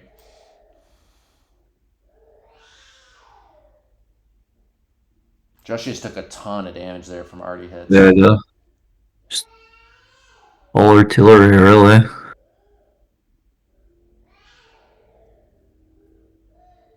Raz is definitely, I would say, the better thrower, probably the best thrower in this game from what we're seeing so far. So we'll see what RedPhoenix is able to pull off. I know he's probably better than Jushius, but He can't do anything for now, though. He's got 4 travel left to him. Yeah, I don't think he's taking any damage yet, though. I'm like shocked that NP doesn't like peel off some mercs to RedPhoenix or something to help him, fight that. Raz is getting Actually, mad at SP for what is flanking. NP sending north right now? Mercs. Okay, yeah, there. That's what I was wondering. I was waiting for them to do. That's smart. Oh, does he take damage here? Probably. Yeah. Yep. One hit. 2 hits. 2 punches. Not the end of the world, but he's got to link up. They are crossing south. Okay, watch that north. Are they fighting that north now?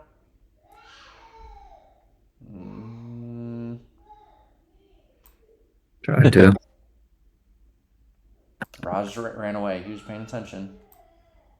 You get a punch back, maybe. Yep.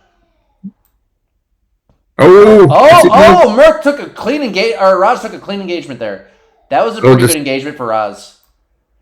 Yeah, he's gonna win that. RedPhoenix backed out. Yeah, Raj. Don't want. Why did RedPhoenix back out of that? Oh, he's got a green throw. Yeah. Raj was gonna win that. Oh, yeah. Oh, that's a bad. I don't know. It's gonna be close. Oh, there we go. RedPhoenix got it back. Wow, he won it. Nice. Raz did get a pretty clean engagement there. I can see why he took it. Because RedPhoenix had his Merc way overexposed.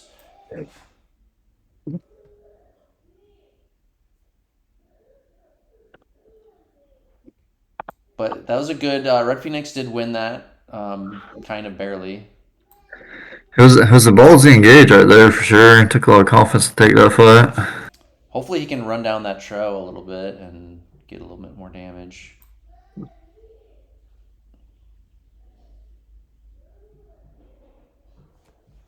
Yeah, he's gonna probably trap it. At least get a few punches on it. Ooh, nice shot, Limp.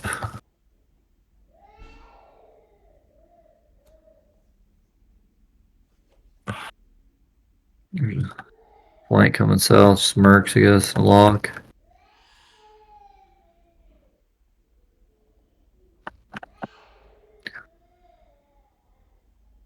Oh, those two are super red. He's getting punches, though. Yeah. Raz really has to, get that tro out of it. He's got to get some reinforcement. Ooh, big shot. Kills the locking it. It's a big shot there. Man, MP's going to win this. Yeah, it does look like they're going to win. Unless MP fucks up the flags at the end somehow or something. They must not have got a full max out, maybe. They maybe didn't get a maxed out win, which they needed. Yeah, that's what we'll say. It's that point of the game. All right, pivot to strategy. Yeah, worry about the points now. Oh, trap. Ooh, that's a big swing. Big damage there. That was awful. Jushius is trying terrible. Dang. I don't want to pick on Jushius, but I really don't know why people thought he was a thrower at this period. I never thought of him. Too. They're making their comeback. We're really not seeing the throwing out of Jushius at all in this match. I mean, MP has that trow advantage, but it's just shadowing a trow, away from the fight, It's not giving an advantage anywhere in the map. 2 minutes.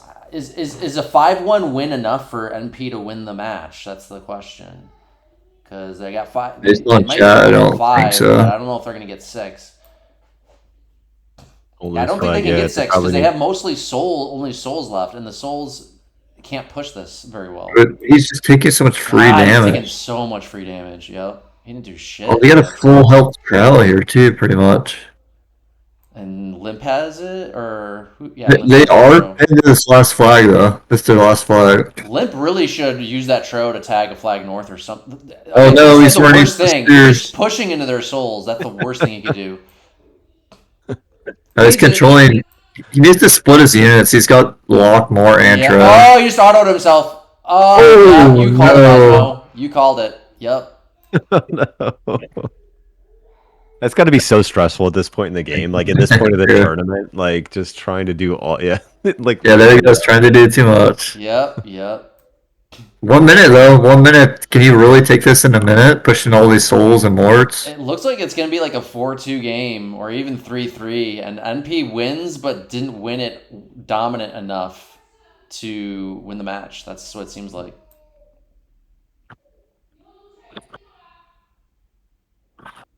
They don't have enough melee to like really all in this. You know, they just got souls here, and these Trow are too red. Yeah, they're gonna hold this flag. Oh, yeah. I knew they were going to hold that. They just can't put. They got too many Artie and Souls on the hill to hold it. So. Actually, they did pick off that lock finally. That's important. There's only the Mort left now. I don't know, Voodoo. You held your own in these games despite thinking you were gonna be a low role player. You played well. Yeah, I agree. Like every game but the fall, I'd say you played well that I saw. I appreciate it. I don't remember that being the case. Yeah, they're gonna I hold mean, this obviously, flag. I could, you know, it's one of those. Man, I played a lot of Myth over the years, so it's. Oh wow, they might get 2 flags. Oh, wow. Oh, He has that to keep it Tro. contested Oh, that because they couldn't. Tro. They can't push the Oh. middle without the test. Oh, this Trow's coming in. Let's see. He can walk off. He doesn't have to perma contest it. He can walk. Oh, Oh, God. they He made a got big him. mistake there. He should have walked off. Will the game end? Oh, my God. It's It going to ends. end. Oh, he Oh, he wins gets the it. contest. Is he going to lose? Oh, my God. Okay. Okay, so it's gonna be 5-1, right? The game's gonna end now. Oh, they're contesting over here. They might think they're Oh, desperate. shit. Oh, you can win that though.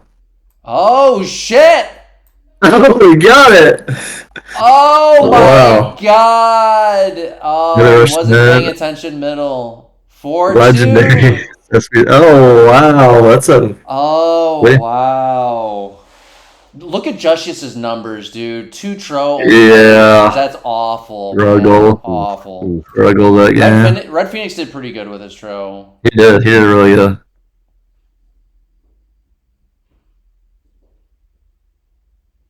Wow. Okay, so NP did win a Tro BC game. Interesting. That's really interesting to me because it looked like they just got dominated so hard on the keep. But yeah. I mean, what was the score? Can you pull up Yes, the that is the check? spoiler. Like how Yeah, big let that me just move pull it up was, grabbing now. the flag at the end. It actually swung the series. The final score, according to the website, unless it was just wrong, is 87 to 87. So in terms of points, it was a tie, but Bia and I'm guessing probably won based on tiebreaker that they won 4 games to what was it, 3? Oh no! So this game was literally as close as it could be, like a Yeah, so if they 4-3. didn't get that second flag there at the end, they would have lost the series. Oh my God! Well, no, it would have went to sudden death, right? It would have went to sudden death still. Maybe, I mean, yeah, probably. We don't know Oh exactly what yeah, the so sudden death Bia was points probably were, top but bracket finalist, right? can you see on the site? Does it say where they top Let bracket me finalists? get my computer screen. Do you remember, Voodoo? No, I was just looking at the site. It says 87-87 for the final match. So it must have been a tiebreaker. I am glad that BA got that win though, because I sort of like the game. The Yeah, game count. You know, they won four yeah. games. If they lost, It having would have won felt like 4 games, they only robbery. lost 3, that would have Yeah. been rough, you Well, know?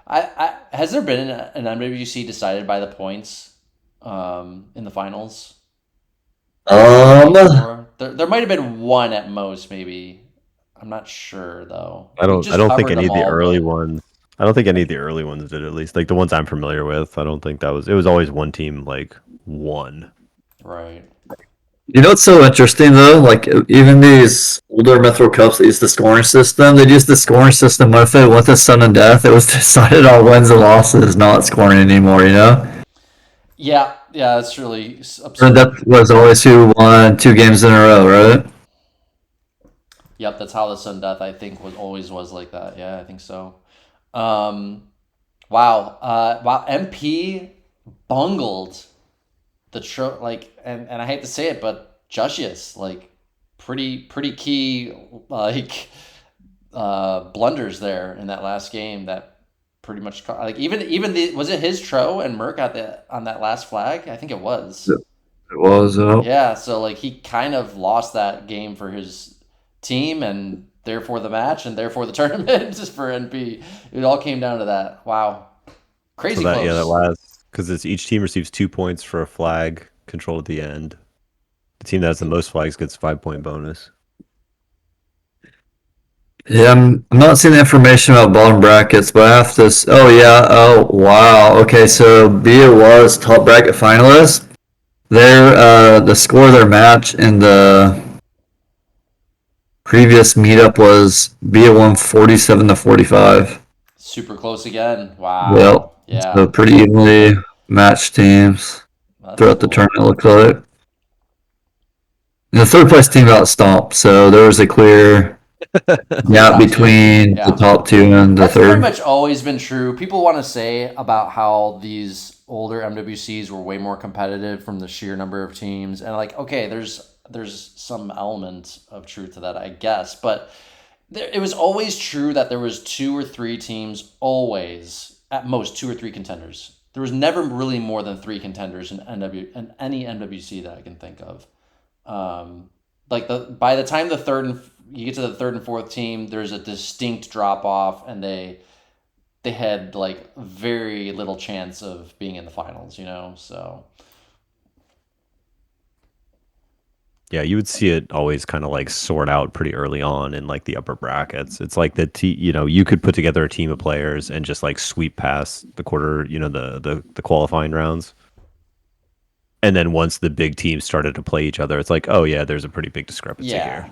there always was. Yeah, there's many levels to the teams. Even with like 100+ teams in some of these MWCs, there was like you could pretty much. I mean that they had the trial ratings. Yeah, that's why there was five Tro ratings, and you could pretty much put all the teams in five buckets. There was only like two or three teams that were five Tro teams, and then a handful more that were four Tro. Probably most were three or two Tro teams.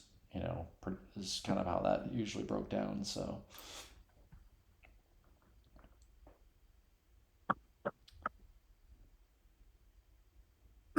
You got any more questions for Voodoo Boys here? I mean, Voodoo. It's hard for him to remember anything after 22 years anyway. But well, Yeah. let me ask you this: after watching these films, did it like jog any memories at all that for anything that you couldn't remember before? No, I like most. So I played like I was trailing off at this point. So it's like I could talk way more about like 99, 2000. Like that's probably when I was playing Right, Myth gotcha. the most. Um so I had like way more would recognize way more names, Right, would be right. able to talk about actual strat, or at least recall whatever consisted of strategy back then. Were you in any? We did just cover all the MWC finals, but I can't remember. Were you in any of the other MWC finals, or is this your only one? No, I think this is my only one. My Gotcha. Evil Inc was not didn't they Evil Inc was like were a I don't know. I would say like a high three Tro team. Is that about right? Maybe at their height there were four Tro. I don't know. yeah, that probably checks out. I mean, we like right before I joined, they won one of the Myth 1 tournaments, like the big Myth 1 tournaments. Um and some of that translated right to Myth 2, like some of that skill. And so I think it was one of those like being one of the older like known teams, carried weight, but it was like that same thing. It was like you could stomp early on and then you'd like run into like Civil or whomever was like really the strong teams at the Right. time, and it was like they were just like better players or just better teams.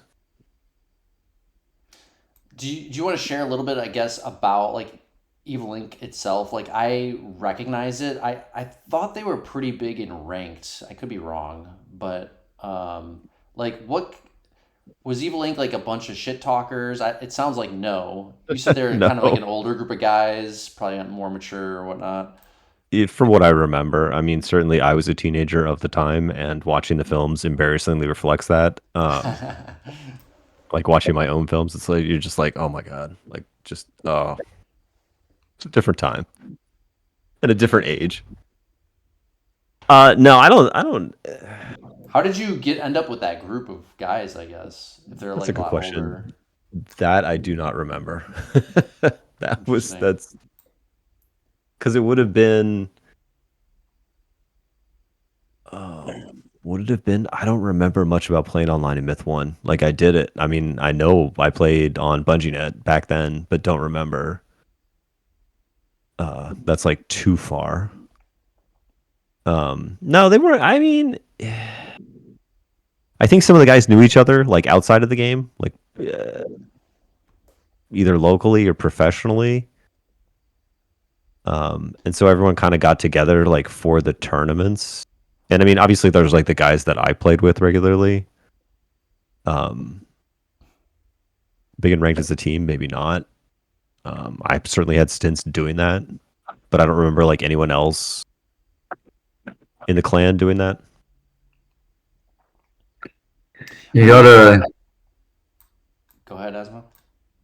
you got a question from a player in the channel towards Voodoo. He said, "Ask Voodoo, got names for other people in Evil Inc. or people in tourneys when you played Myth One?" Oh my gosh, what was oh uh, there's a dude named Mutant. I can type that in chat. Oh, Daxon Voice. I can drag him here. He's the one who Yeah. had the question. Yeah, bring him in there. Um, who was the other guy who started it? What was his name? Yeah, who's like the leader of Evil Inc? Inferno? Okay. That name does not Maybe? ring a bell to me. Mutant? Yeah, these would have been like old dudes that probably did Okay. not play a lot of like Myth 2. Like who was on the team for the 98 World Cup?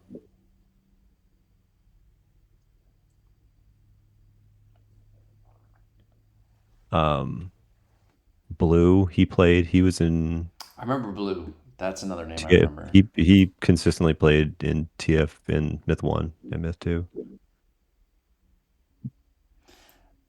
When you said that you didn't know how you kind of met that group, what it kind of reminded me though of was like that's kind of how Myth was.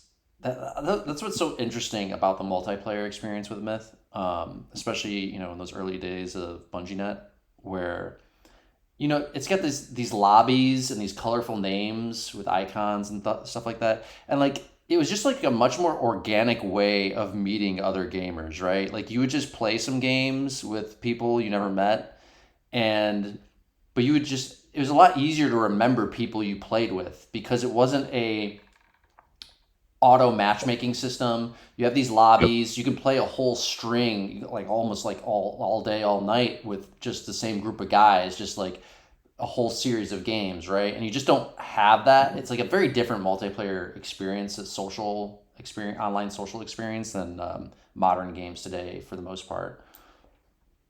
Oh, for sure. Yeah. I mean, a lot of it was like the chat, like no voice chat. Like I, I remember in it was either 2000 or 2001, and we had some of the guys I played with, like we just made another like dummy team, which you probably weren't supposed to do, but people did at the time. Like so we Right. just like played as like a second team, and one of the like really screwing around. Um and one of the games we did not talk at all. Like there was no chat. And it still kind of worked out because like we weren't playing like very good teams, so you just kind of like were like feeling out what everyone else was doing. But then it was like I remember there being comments about people watching it after the fact, like, oh, they must have been on like a phone call or something like that. Like they must have like figured out another way to Right. communicate outside of the game, because why would you ever play this game without like chatting, like typing text in? I did link something in the chat, Voodoo, that might ring some bells for you. It's Evil Inc. roster from 90. What did I link? 98 or 99, something like that.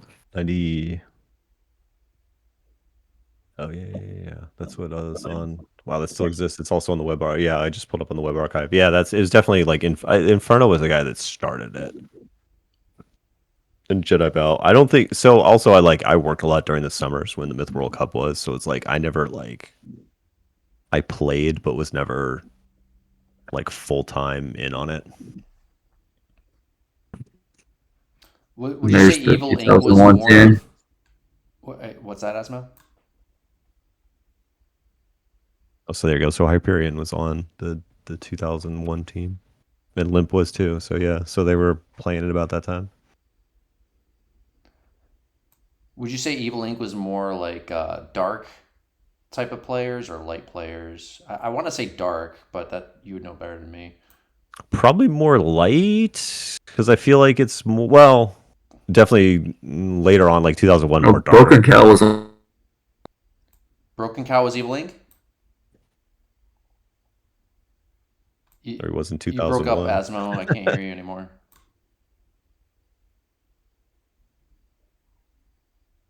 Did we lose Asmo?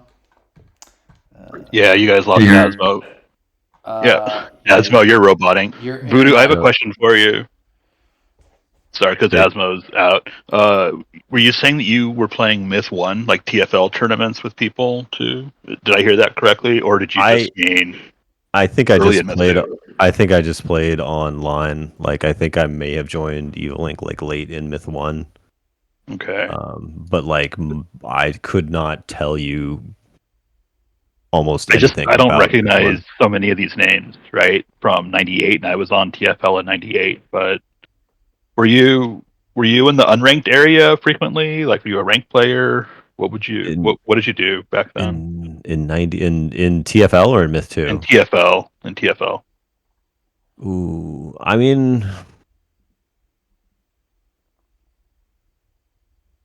As I've talked to a couple people recently, and it's like, holy crap, I missed a bunch of stuff on TFL back then, apparently. Because I used to do Spider and Carnage Dark and ranked pretty much all day. that's So I a ran vaguely. with like a lot of those groups, and then some Trowless stuff. But I'd play Trout from time to time too. But I always just put like two groups in my head. There was the ranked people who played that shit, and then there was the unranked crowd that did like, Desert Carries and Creep, and they were the big brains, like the camper guys or whatever. But a Yeah, lot of that was after Myth 2 came out. So if a lot of people bounced by the time Myth 2 came out, I could get it because my right. old Yeah, computer couldn't run it. because it was like a short. It was like that. It was a really quick transition, right? Like they came out within like like a year of each other Yeah. or something like Yep. that. And I remember Got it. clicking over with Myth 2 like almost instantaneously. Okay. That would be why I don't recognize a bunch of people then if they all left immediately. Yeah, so it's like I think the people that I play, it's like most of my memories are from Myth 2. It's like I mean, obviously, I had Myth 1. I definitely played on. Like I remember playing online. It's like if I pulled up a pic, if there, if it even exists, if recordings existed or like a picture existed, could probably like recall a little bit more. But it's like,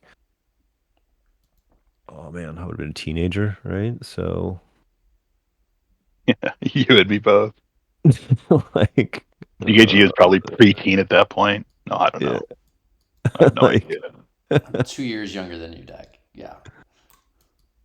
Oh, is that it? I thought it was more for some reason. Dak, do you yeah, I remember don't. any of the Evil Ink guys from TFL? No, that's why I wanted to ask like who some of these names were, because the one that jumps out at me is the Saint, but I don't think, because there's been so many Saints on the game, you know what I mean? It's a very common name. Mhm. I don't think it was the Demo Rat Saint. It was like the Saints Row guy. No, With his, it was like blue. It was I think I don't know if Jedi Val was there. I mean, he was there early on. I don't know if he was in TFL. Like Mutant Inferno. yeah. So, I mean, I was a demo rat, and I didn't even play the actual full version of TFL until after Myth 2 was out. So okay. there's a big gap, in me showing up late anyway. Like I said, I couldn't run crack on my old computer, so Hey man, it was hard, it was brutal, and it was on a 14K modem. So it was really bad back then. It's even worse. Asmo, are you back or no? Yeah, back. I switched to my normal computer. Okay. Were you saying something about Broken Cow? Was he Evil Ink? So he was on the 2001 Mithril Cup roster. I don't know if he was like officially Evil Inc. or he just tagged along for that tournament. Okay. Yeah, I thought there was some reason I thought he was Evil Ink earlier. Yeah, okay. I remember seeing the tag on his name, I think, or something like that. Yeah, surprisingly, this finals we just watched, most players on those rosters are still around, whether they play or not. Like Hype, I guess we haven't heard from forever. Creme, RedPhoenix, and maybe like one other player, but or Raziel probably, but the rest have been around recently. Yeah, yeah, that's a good Like point. online or just in Yeah. Discord? Uh, Probably about half, or if not more than half, at least playing in some form. The rest of the players, like on Discord or some form like that. Yeah, but I at least mean, half I those think all the players rest of play. them Cool. have played MWC like recently. Um, Yeah, I'd say at least 2/3. like what name are you thinking of that's only been in Discord and not played I Asmo mean, recently? Fire hasn't been around. I Fire. mean, Okay. Yeah, that's true. Creme hasn't been around. Trix hasn't been around. Naelot hasn't been around. It's probably about half But the people have they're been not playing. in Discord though either. You know what I mean? Like, I don't No, think are they? but no, they're not. But I mean, They're gone. I so think Limp tried to recruit me a few years ago to play in a World Cup. yeah, Limp was really active until recently. It sort of disappeared.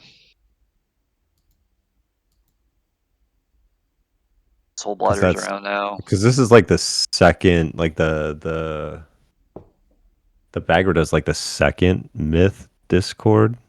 Yeah, kind of. So I think I'm still sort of in. Yeah, it's one of those like I'd see it like I join the other one, myth chat or whatever, or myth events. Tangentially like, oh yeah, let me click in, whatever, join a Discord channel, Discord channel, not a big deal. And it's like, oh, there's another one. Like, yeah, okay. Asmo, how did you know to get in touch with Voodoo anyway? Like, how did that happen? Did we play together, right? I think we Late. played together, but yeah, I don't think we know each other well. I think you were like on one of my Mithril Cup teams, but never played, just like on the roster, maybe like 05 or something. I think that was probably because I had known Jedi Val around that time. But no, I mean, I think I saw you just type in on Discord, probably to Limp a few years ago, and so I Yeah, recognized that Wedgie probably. was Voodoo or whatever. Yeah. Yeah.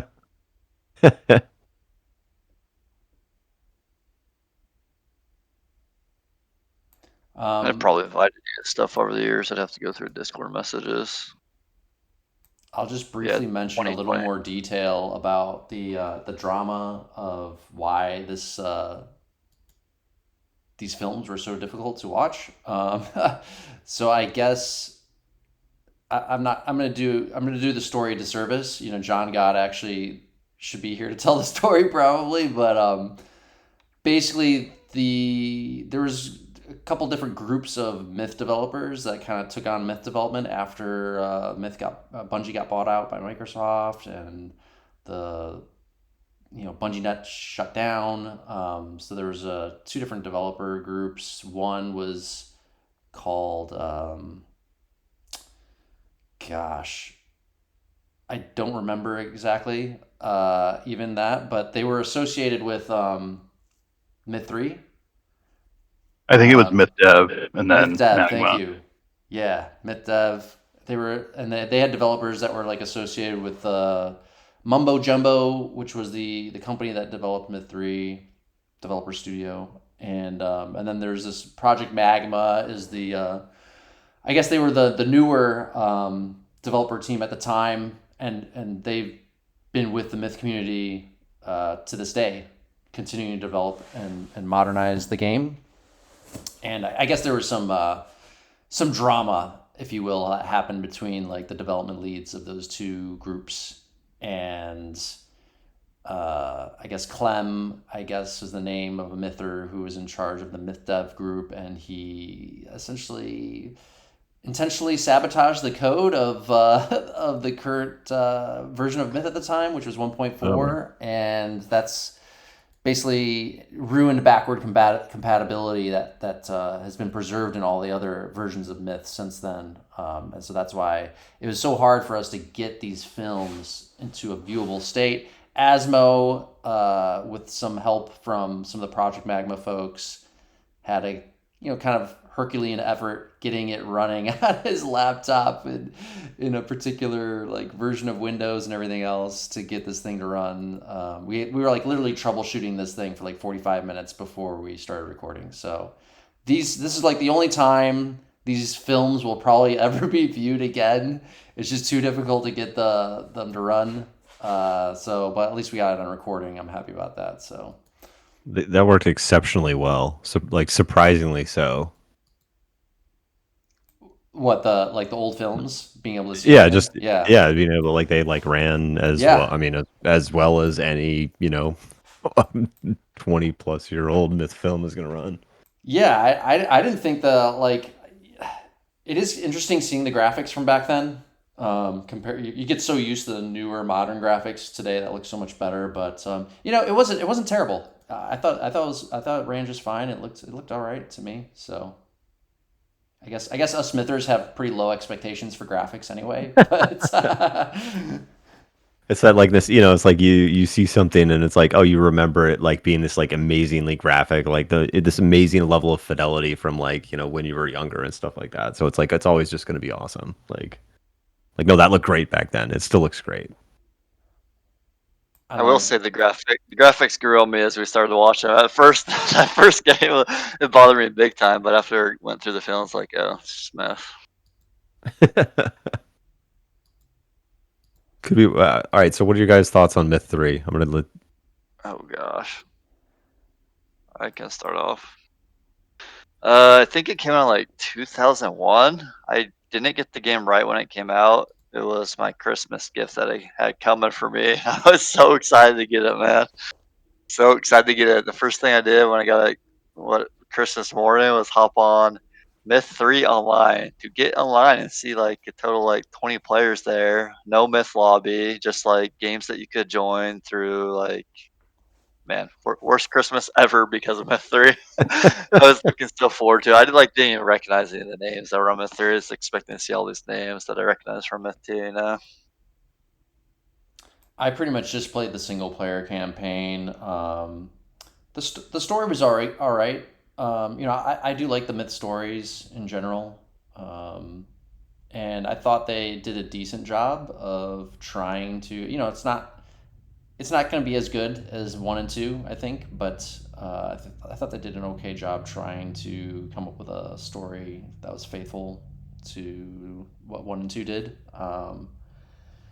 But I only played the single player. I might have logged in very briefly for like 1 or 2 online games and like immediately was like, nope. So it's a very different type of game. It just doesn't have anywhere near the same type of feel, I would say. And the balancing, I think, probably was all fucked up too. And that's what I've heard from Myth 3 players that actually did compete online was like just the balance of the game was kind of off, I think. All right, that tracks. I was not a fan. I tried. I remember trying so hard to like it because like I was supposed to be the next thing, but it just was not. I mean, it just wasn't Myth 2. So You know what's interesting is this just reminded me that like how different Myth 1 was also from Myth 2, and like so all 3 games are very like none of them really feel like one another. You know what I mean? Even though like the concept is so closely the same, but the feel is so different. And I think that's just the magic of Myth 2 is for whatever reason they found the right sweet spot with the feel of the game. And I think this the design of this type of game is even more heavily reliant on the feel of it and the balancing of the units to just strike that right magic sweet spot, even more so than other games.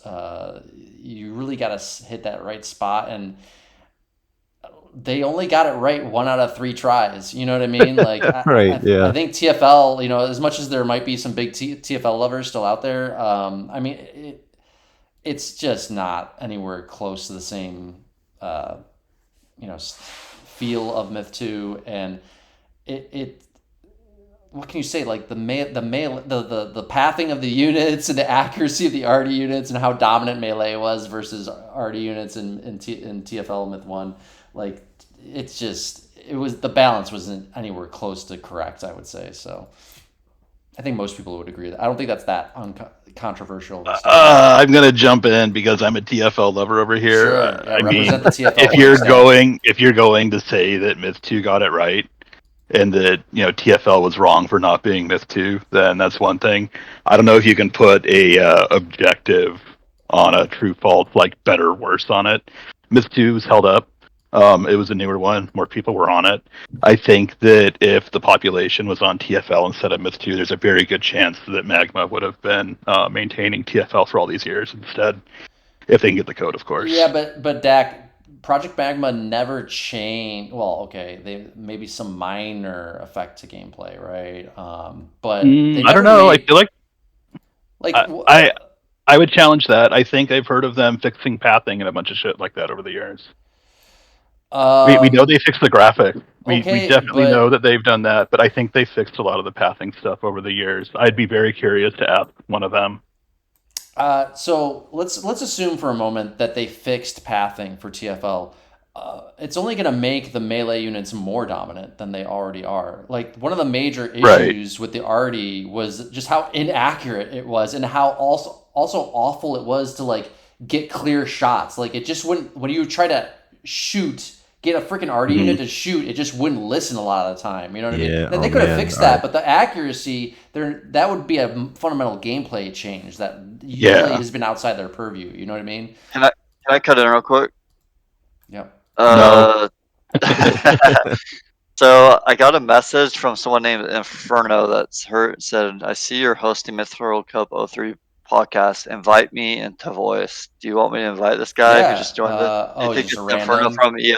Maybe, I don't know. It might be the Inferno from EI. Maybe that's why he's How interested. the hell would he know about I this don't shit know. going on? That's why I don't know. I don't know. Let's just direct my voice, should I? Voodoo, do you have any way of validating that this is the real Inferno? I do. Oh, okay. Actually. All right, let's bring him in. Yeah, let's bring him in. I think. Okay. Okay, let me tell him to join voice. He has to join the voice channel first. We're gonna have to like just ask him to like prove himself first. Yeah. You might want to do that before the recording. There might be a few people. My first hesitation is we got Cryptos hopping in every 3 minutes. I mean, what is Cryptos? Oh, that'd be fun. I don't know. That'd be fun, though. I don't know. Hilarious. Just whatever will get you kicked off of Twitch, I guess. But okay. Yeah, you think somebody tried to get me kicked off? You think I should take down the stream for this? I don't know. I think that I might try to get you kicked off of Twitch sometime, just for funsies. It'd be a real treat. Yeah, I don't know if you're talking to him, but if you talking to him, tell him to join voice. I told him to, but he hasn't joined the voice channel yet. Who to talk to him? I don't know how to talk to him. Voodoo. I figured Voodoo was talking to him. No, I just pulled up the Twitch stream. He did just join the Discord. Yeah. I mean, he's just got to hop into the voice lobby, and we can pull him in. Okay, he's typing it. Let me see. I'm just like shocked by this, though. If it's the real like, how would he know that we were streaming this right now? He just asked, how does he join voice channel? Oh no. Double click the lobby voice channel. I don't know. You don't even have to double click it. Like, you just click it if you have a headset on. I'm gonna join that one real quick so you can see. It might not be. It might be a different guy. I mean, there's a whole like fucking roster full of suspects of people who would do something like that just to troll it. I'm surprised, honestly, nobody has trolled us super significantly yet. With all these episodes we've done so far. Like, fucking inviting it through the front door right now, but honestly, like, the drama has been pretty crazy this year. It's been very entertaining to watch the sidelines, that's for sure. I know that this is not a drama channel, GKG and a drama podcast, but I will say that avoid it as much as I can. Yeah, Asmo and I kind of enjoy it a little bit more than GKG does Voodoo, but like, it has made for some pretty active myth on this year, so I just want to golf clap to everybody involved with that. That's I mean, it's impressive. I mean, there's always drama, right? There's drama back in the day. Like, yeah. It's wild, but that's still. I mean, I don't know how much you're poking around the servers, but like we've got the drama captured in a plugin that was made called Server Wars, which is pretty funny. Big shout out to Zach on that one. That was hilarious. I haven't played through it yet, but just looking at some of the clips of the gameplay, and he was transcribing one-liners or one paragraphers as they were from servers into game text as part of a server war, and it looked like it was pretty goddamn funny. I heard I'm a mini boss on it too, so I'm a big fan of that. That's hilarious.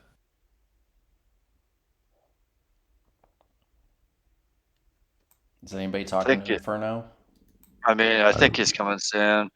He said there was a lock on it, and I invited him. Well, there's a lock on the recording studio, but the lobby should be open. Well, he shouldn't be able to see the recording studio, I don't think. And he said 1 minute. You can see it, I think. Oh, I can see it. I don't know if I have a special permission though. Voodoo got in. He's new into the server, so. But no, Inferno said 1 second, so he's probably like grabbing headphones or something. I don't know. Yeah. Did he showed up? Just to fill the dead air, did the myth reinstall work? And then the repatching, did that get it done? No, I don't even know why it started working, to be honest. Oh, okay. It worked. Just magically. But it was, I know you're a religious man, so I assume it was prayer. Prayer. It was smooth when it did work, though. Yeah, I mean, I thought that I was like, oh damn, they must have done the reinstall and got it all going. I don't know. Oh, did you like unplug it, plug it back in? It start, we're like, don't breathe on the computer the wrong way. Just keep this shit going.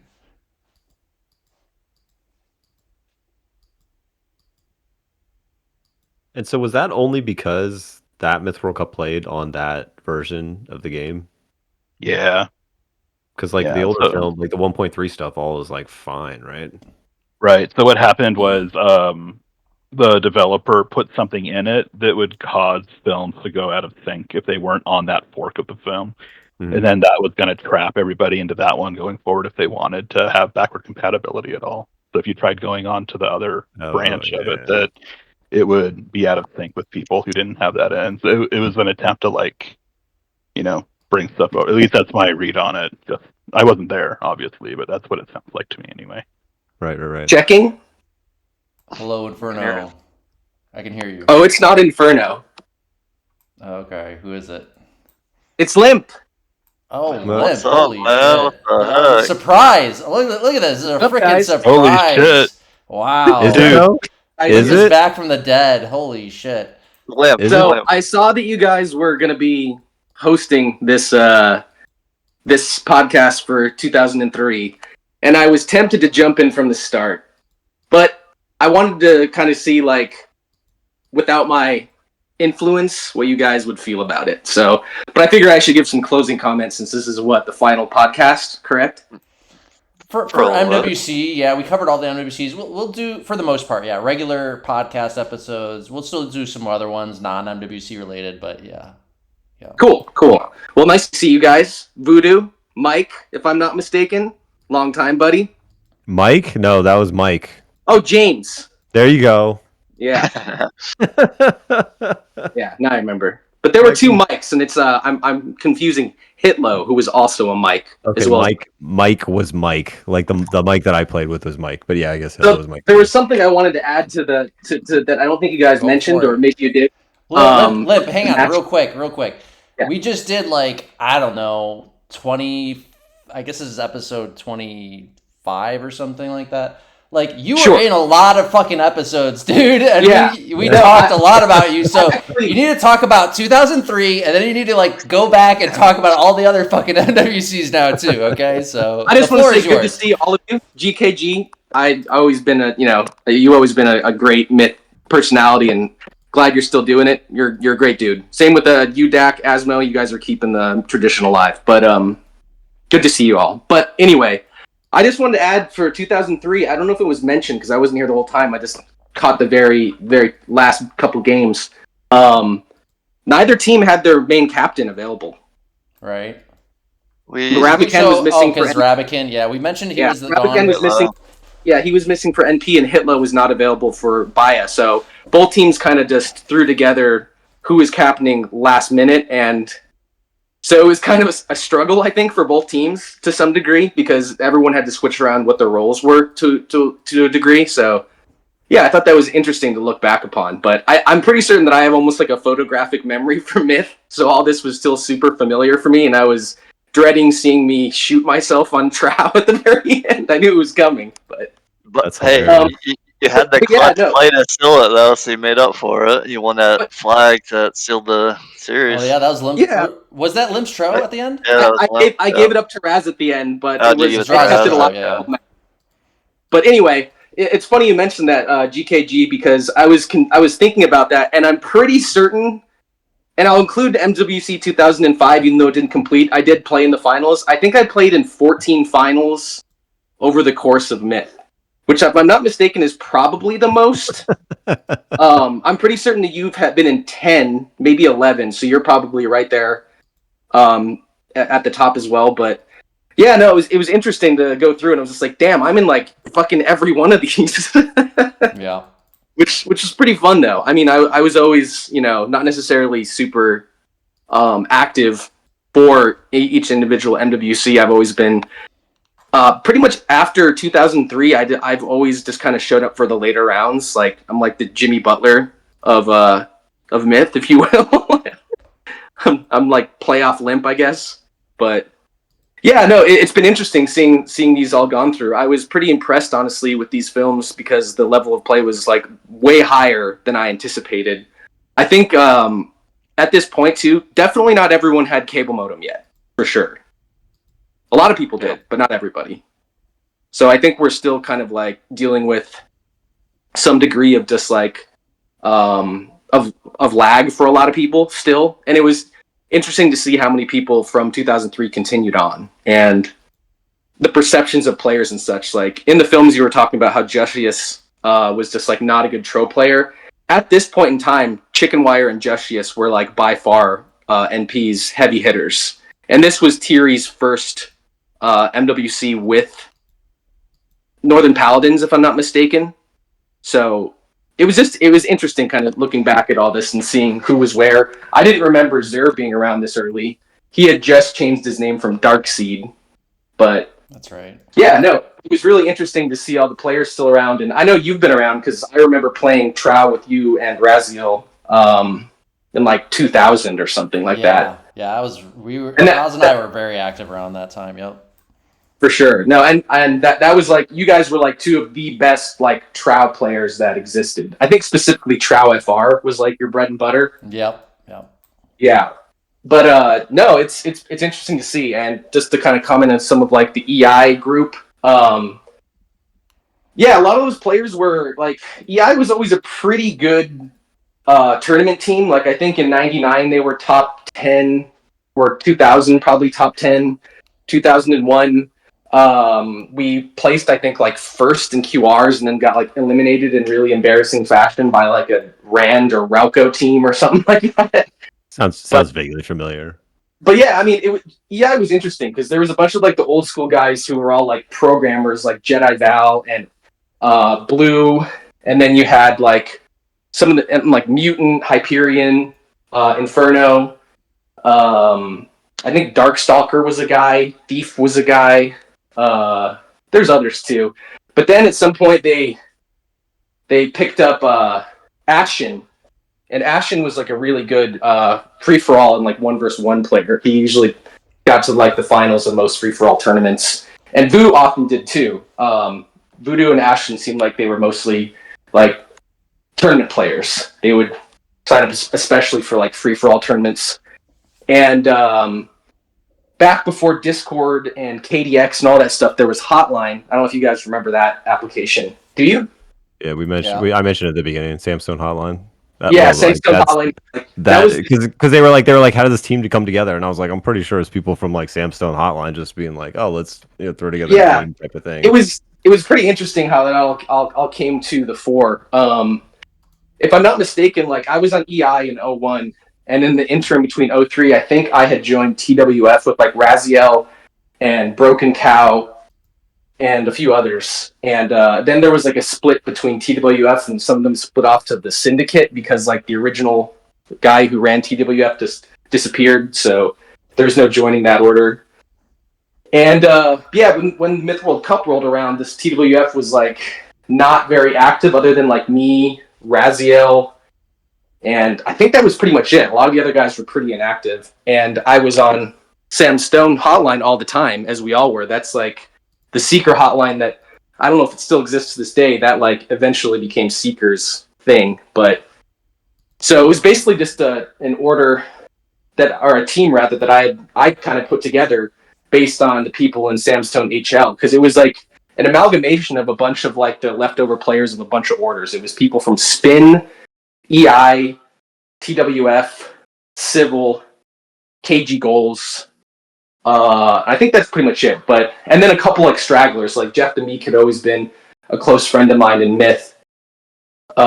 He was in Clan Mac Gaming, and I was like one of the few Mac gamers, so I was always like, I always had an affinity for CMG. But yeah, it just kind of became a thing where we just put this team together. Oh yeah, and Civil, and a couple of Civil people, Fod and Naelot, and then Malkavian, the map maker. But pretty much all these people were on Samstone HL. And it just kind of came together out of nothing. I don't think we ever anticipated it would be so competitive of a team, because almost none of us had experience together. But really the goal was to stop Northern Paladins. We just wanted to defeat them, because they were just so dominating up to that point through like a couple years of Myth. And we wanted to unseat them as like the top team. And, you know, we were able to. We got like a really good synergy of players. I think Jeff the Meek is probably one of the most, if not the most underrated Myth players of all time.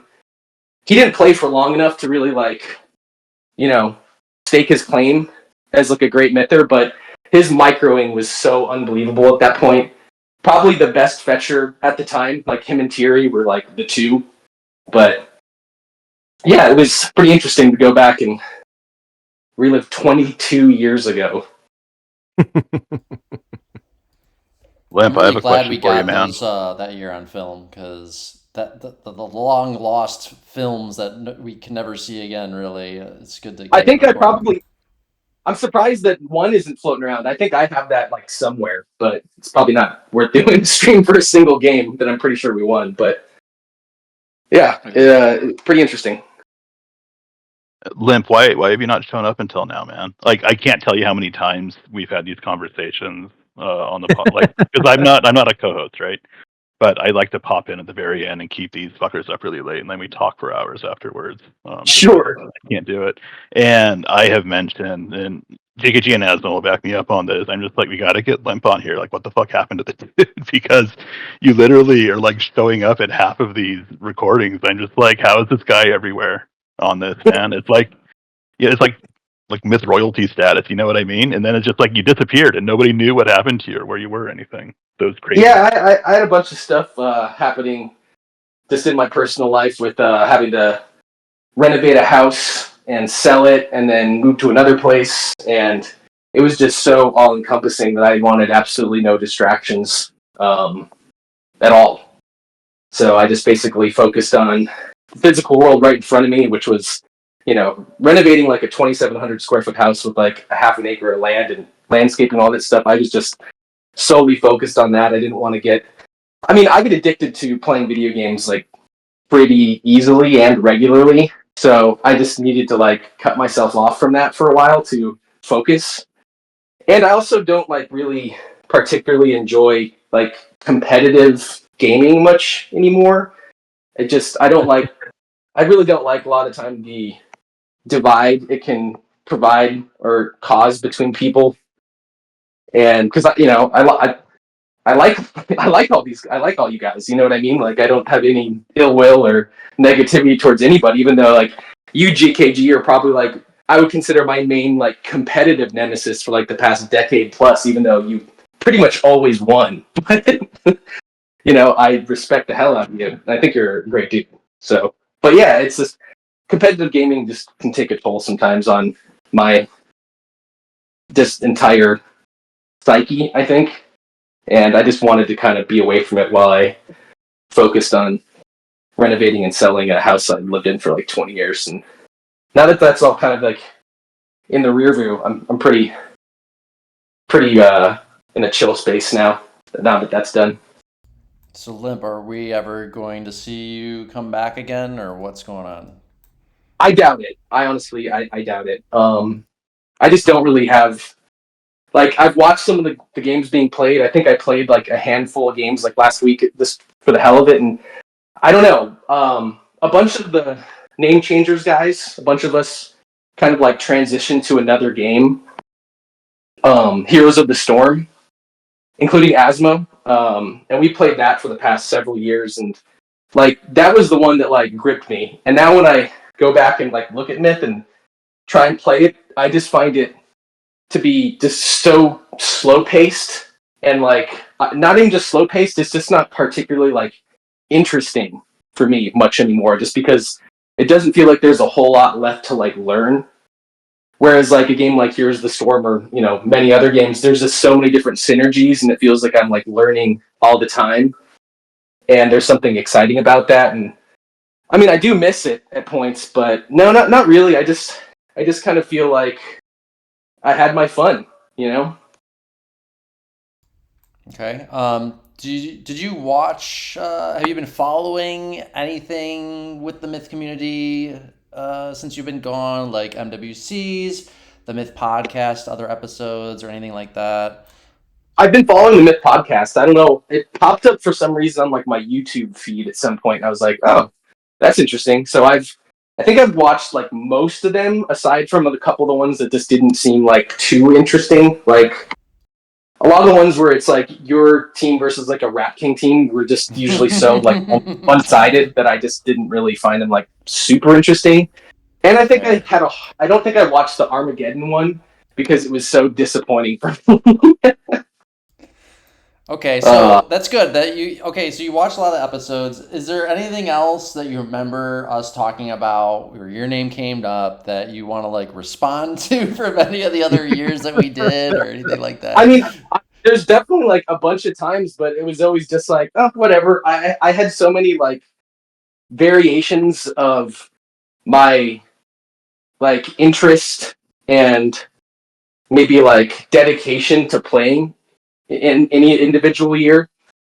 There'd be times where I was like hyper focused, like 2020 or 2007 or 03, where I'm like, giving it my all, either like captaining or heavy hitting.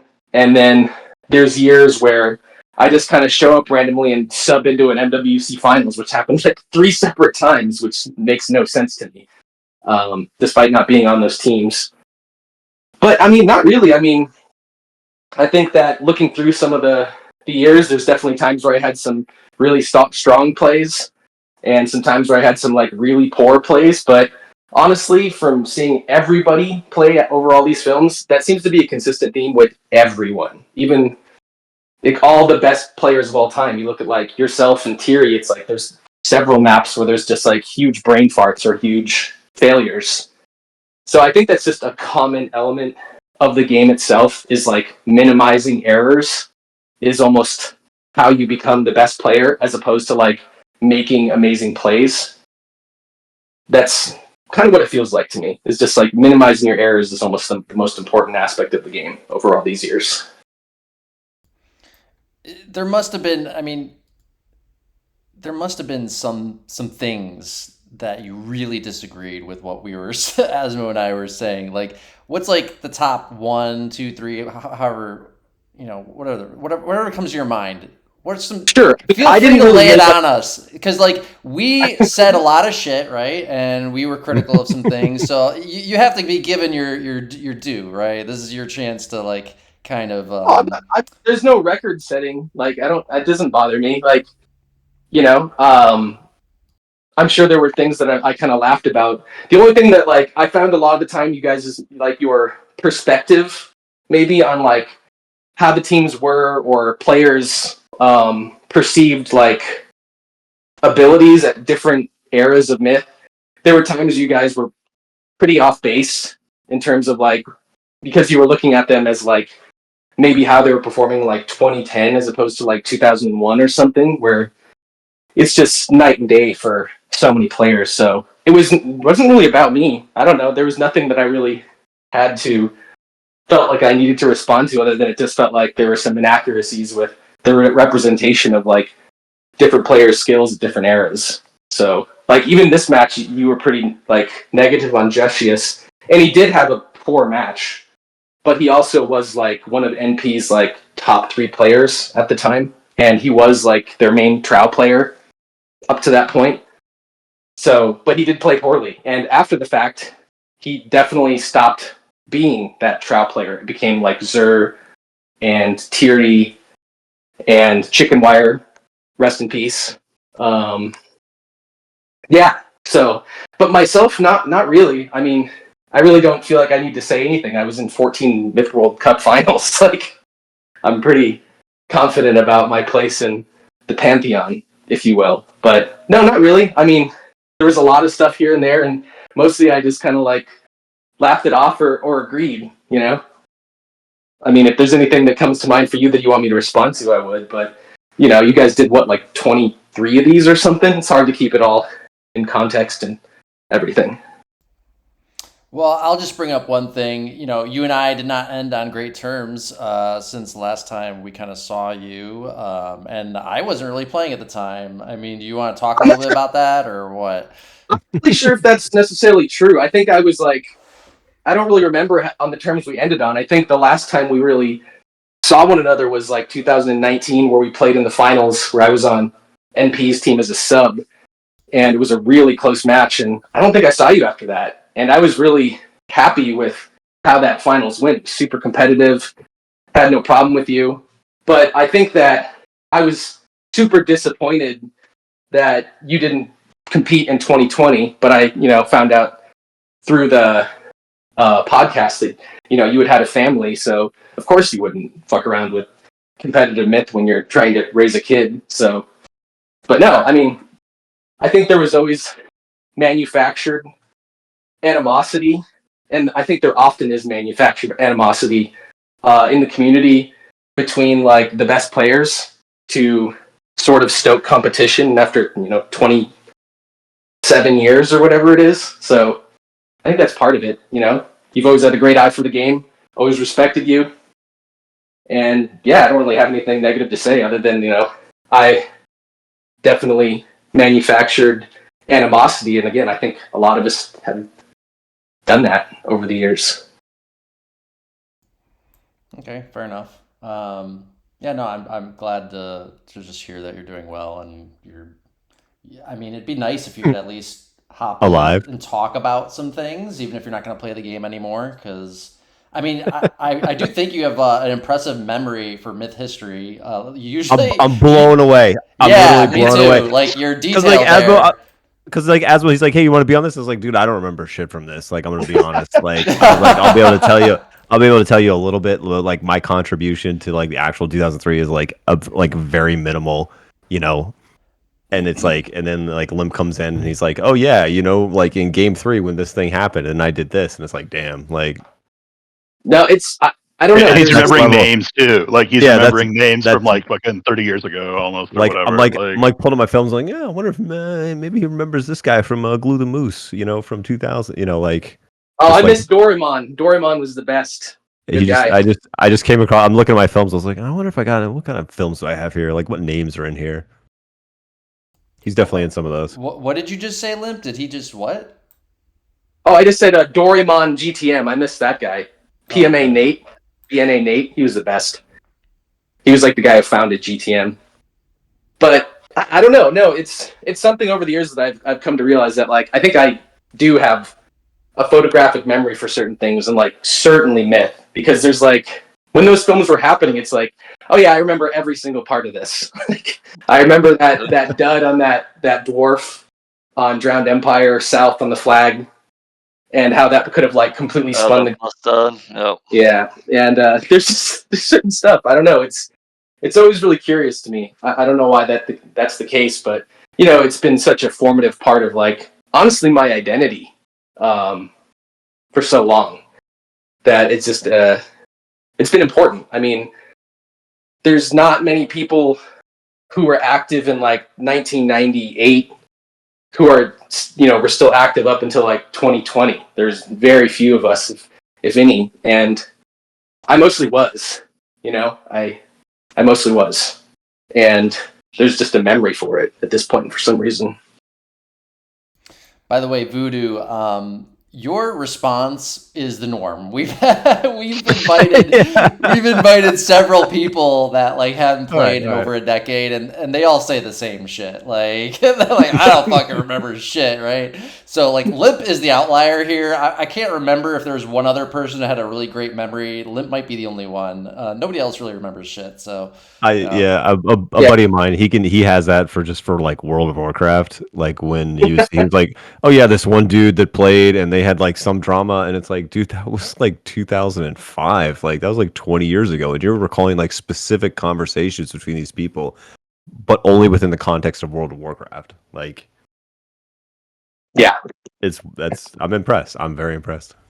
Appreciate it. I don't know. I can't help it, I guess. I mean, as I said, it was such a formative game for, like, as I said, my identity really for a long portion of my life. And it wasn't just like the competitive scene. It's like in the later years I became like very obsessed with creating the best maps that I could for like competitive play. And yeah, it's cool to see that those maps are still like in regular rotation like all the time now. I put a lot of effort into those, and at this point there's something like 30 plus maps or something that I've been a part of for competitive play. And it's just, as I said, it's just, there's so many facets of the Myth community that like I got involved with over time that it is a part of my identity. It's probably a part of like most of our identities. Maybe not you so much, Vu, as you dipped like 20 years ago, but that's understandable. Totally surprised that you decided to jump into these, but I guess not really. You've always been very outgoing, so. I mean, I like reminiscing. I mean, I played like a lot of Myth across the board, like just in general, Myth 2 specifically. Yeah. Like in all facets, it's like, yeah, like I played free for all, stuff, and played a lot of team stuff, and played a lot of rank stuff, like, I mean, I have felt like I looking at my Celestial films. It's like, oh yeah, I remember playing those games. Yep. So it's like, yeah, no, for those like couple of years, I mean, it's still, well, like formative necessarily, but there's a period of my life where it's like that was the game, like Myth 2 was the game, and like Totally. I still text, like Ashton and I, like Ryan, we still exchange texts periodically, specifically about football because he's from Seattle. I'm a 49ers fan, but like have stayed in touch with him, over the years. He was like the original Adrenaline, just very similar personality types. And I met him in person in like 2001, maybe. Like I've met him in person more than once. Yeah, just one of those people. It's one of those things. It's like, oh yeah, like people meet online all the time now, but it's like, oh yeah, 25 years ago, not so much. Yep. Yeah, that was a weird thing back then. I had a trip up to Canada a couple years back, and like the whole way through, I was just staying with like Myth players. It was pretty fun. Hung out with Akira, Blade, Trev, Karma. A lot of fun. Actually, me and Akira stayed at Trev's house for a night. That was fun. But lasting relationships. It's hard to keep anything together for 27 years. Sure, yeah. It's still mind blowing, the idea that this is still like going, and the people like yourselves are still carrying the tradition by having podcasts. Right, making content for it. It's like, oh yeah, sure. Okay, I mean, I could talk about Myth just in general. Like, absolutely. Yep. I'm curious. Have you guys ever reached out to some of the maybe not largest Twitch people, but like mid-level Twitch people, and seeing how much like a sponsored Twitch stream would be for Myth, just to get a couple of thousand people looking at it at one time? No. definitely, I know nothing about Twitch or sponsored streams. Or I mean, no shit. Other than push the button and the stream starts. I mean, right? Limp, have you seen how low the production quality that I'm doing on these fucking episodes is? Like, Jesus. For sure, but it has nothing to do with like what you guys are doing. What it would basically be is a sponsored podcast is you would find someone who maybe has like 2,000 to 5,000 viewers regularly, like daily, and someone who focuses on playing new games and like does play retro games, and just seeing how much like a sponsored podcast would be for them to just play it for like 8 hours straight. Oh, okay. Yeah, I don't know, but I'm not going to pay for it. You know, what I mean? You yourself aren't, but there's a bunch of people in the community who might be like 100% down to like, put the money forward for that. Because I think it would only be a few $100s realistically. And it sounds like there's a few, there's still like 100 people left in Myth. It wouldn't take much. But I think that's like a real conduit to getting some traffic back into the game and like an influx of new players. It might not stick, but I've just thought about that as someone who does regularly watch Twitch. Because there's so many sponsored streams happening, and it's like, for the most random fucking games. So, there's still probably a relatively large market there for someone who is like, this is the game that Bungie made before Halo. It seems like there's still such like a conduit there to get some sort of traction. Could be wrong, but I've thought about this over the past couple of years, even though I haven't been active. That's some Oni erasure. Old Dirty? No, Oni, the game that Bungie made after Myth before Halo. But no, I get you. It's like anybody. It's like, oh, like Myth, like what's that? And it's like, oh, like everybody knows Bungie, and it's like it's the game they made before Halo, like after Marathon. Yep. That's how everybody. All Mythers have to explain that's what it is, right? It's like, hey, do you don't know Myth? Okay, do you know? They're like, you say like, do you know Myth? No, they say oh, Myth. Yeah, I know Mist. Yeah, I know Mist. I'm like, no, Myth. not Mist. Mist. It is literally always that response when I mention like Mist. Oh, yeah, Myth? I don't know what you're talking about. I'm like, fuck, every single time. Yeah. And then you're like, do you know Bungie? And then they're like, no. And they're like, okay, do you know Halo? And they're like, yes, okay. So what compelled you guys to start doing this? So the big motivation for the podcast was, it's like, we have this great history of all these MWC finals. It's been like a great tradition, I think, for the game, right? Like even compared to other games, it's just a phenomenal tradition that the game has had, and it's still going all these quarter of a century now here later. And who knows how much longer it's going to go. And it's like, if imagine Project Magma stopped keeping the game up to date or whatever, like this is not gonna, we can't assume that we've kind of taken for granted that we've been able to run the old films and we still have access to a lot of this history still somewhere in the records. We've actually lost some stuff, but most of it is still there, luckily. And it's just like we've taken it for granted for 25 years, and it's like if nobody like actually records it on a video and puts it on fucking YouTube, we might lose a lot of shit. You know what I mean? So that was the big motivation for it. And then also just to be able to use it as context to kind of look at the history, compare and contrast different eras of the game. And by watching like kind of all of them in a short period of time back to back. And then also Asmo and I have done, and LSO I'll include as well, have done a lot of work recently in the last few years on myth strategy. Kind of the game's kind of evolved again, and we wanted to use this as context for how to talk about the game, how we analyze the game. I think that's a thing that a lot of people are missing is how do people at the top of Myth, especially the captains and strategists, how do they look at the game? How do they analyze film? What do they talk about? So I think that was a useful experience for some people who don't have any exposure to that. So yeah, absolutely. I mean, Sorry, let me just go real quick. That was like the longest way of saying I wanted to look back at 25 years of Myth and talk about how shitty they were and how I'm so much better than everybody. Like, you could have TLDR'd that in like fucking 3 sentences, but no, I'm kidding. Okay, Dak, to Did I come across that way? I mean, okay. No, I'm Not- totally fucking with me. you. Not that was what me. everybody was afraid you were gonna do when you started, right? Everyone's like, Yeah, "Oh God, everybody thought I would GKG's do just that for gonna sure. go rip Yeah. everybody apart, and it's gonna be Yeah, ego yeah. wars, the podcast and whatnot." Well, No, I've it said hasn't many been that at all. times. Yeah, I think that's what everybody thought I would do. I've said many times though that like I honestly wish I was just an average player in this game because all I really want to do is see great myth play and kind of talk about it, analyze it. That's all I really fucking care about. So Understand that's a path that I feel like I went down like midway through what I would consider like my quote unquote myth career, because I used to very much like kind of have the passion for the game, but it was a long time ago. Like my passion for myth was at its apex in the match you just watched. You know, that was 22 years ago. Like that's when I was focused on really putting together the best teams I could, playing every day, trying to strategize, trying to captain through things, trying to really just like revolutionize stuff and like stake my claim as like a great player.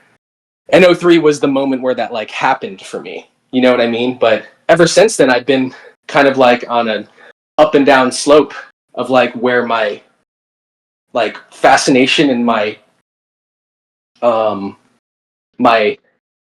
just overall like that's just where all my attention has gone towards. It's just been up and down for such a long time now, because this was such a validation for me in '03 that I was like, I did it, you know. And I think it's curious seeing all this stuff just over the past several decades of this game, how few capable captains there have been in all this time through all these people. There's like a dozen maybe, and that might be pushing it, you know. And even of some of the capable captains, like some of us aren't even like that great. We just do it, you know. And I think that that's something that's sort of remarkable about the game, is that after all this time, there's just so few people who ever could do it and could do it competently. It's honestly remarkable that the pool is so slow. It's just so low, you know. Asmo had a really good line a couple weeks ago, and I don't know if it was on or off the podcast, but he was talking about players who play the game without seeing it, and I think that's most of us, right? Who can't captain it really well. It's very telling that it takes. I mean, I don't know. I 100% agree with everything you said, Limp. I think that's what's really shown through all the years. Yeah, and I think that's a big reason people want you to come back. By the way, you know that's been a big part of the call. We need somebody who's tied some units. You're able to put that shit together. I just like captaining like a specific group. And I will say, here's something for you, GKG. You wanted me to respond to something specifically about like my perception in all these films. Is that I remember there was a something about in 2020. You guys just kept saying that like I had stacked my team in 2020.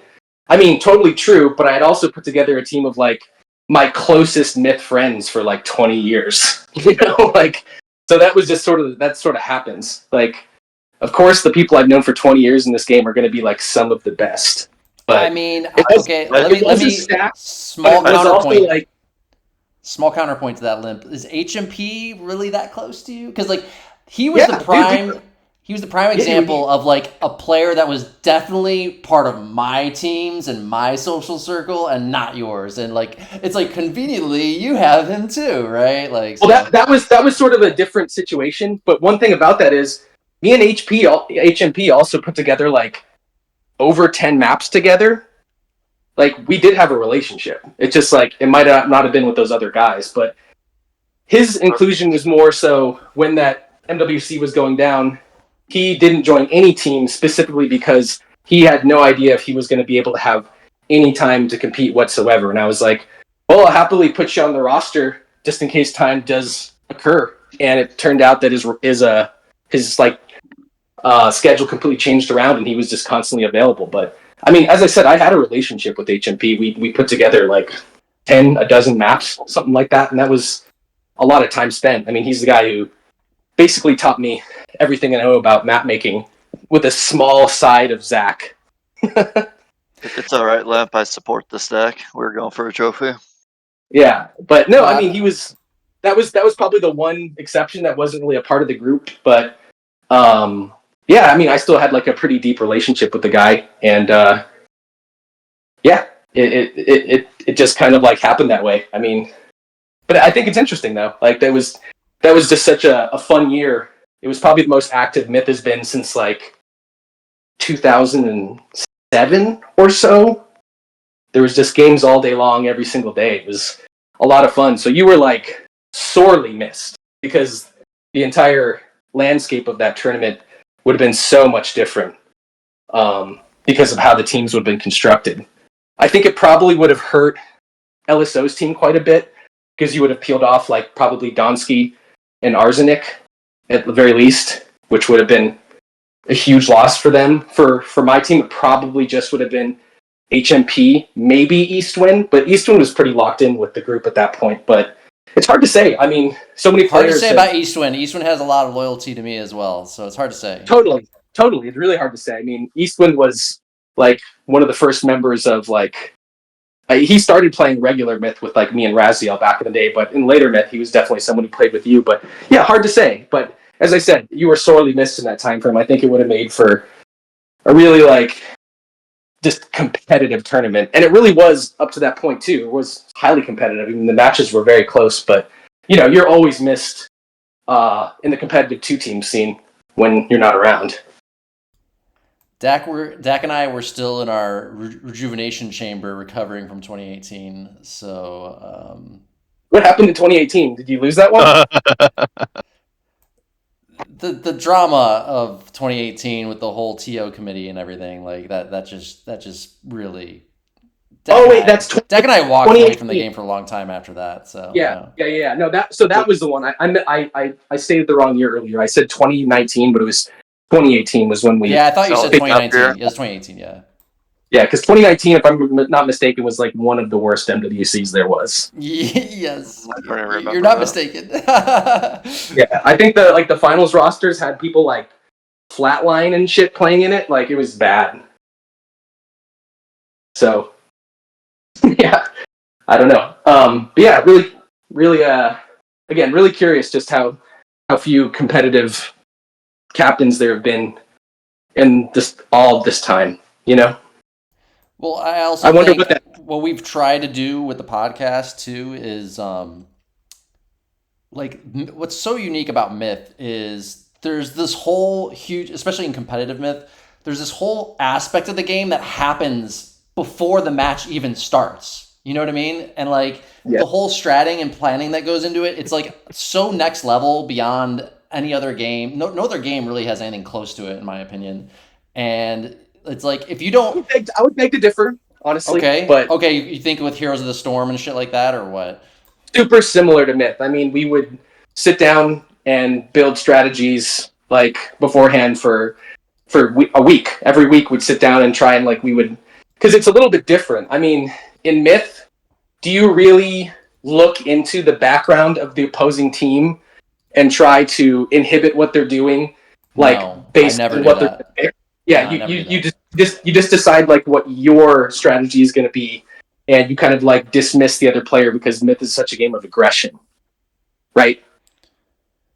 I don't know if it's just because it's aggression. I think this has been the big like philosophical difference between how people view Myth strategy. Like there's what I call the rock paper scissors school of thought, right? Where you think that you can come up with counters to other team strategies and you try to play to the opposing team.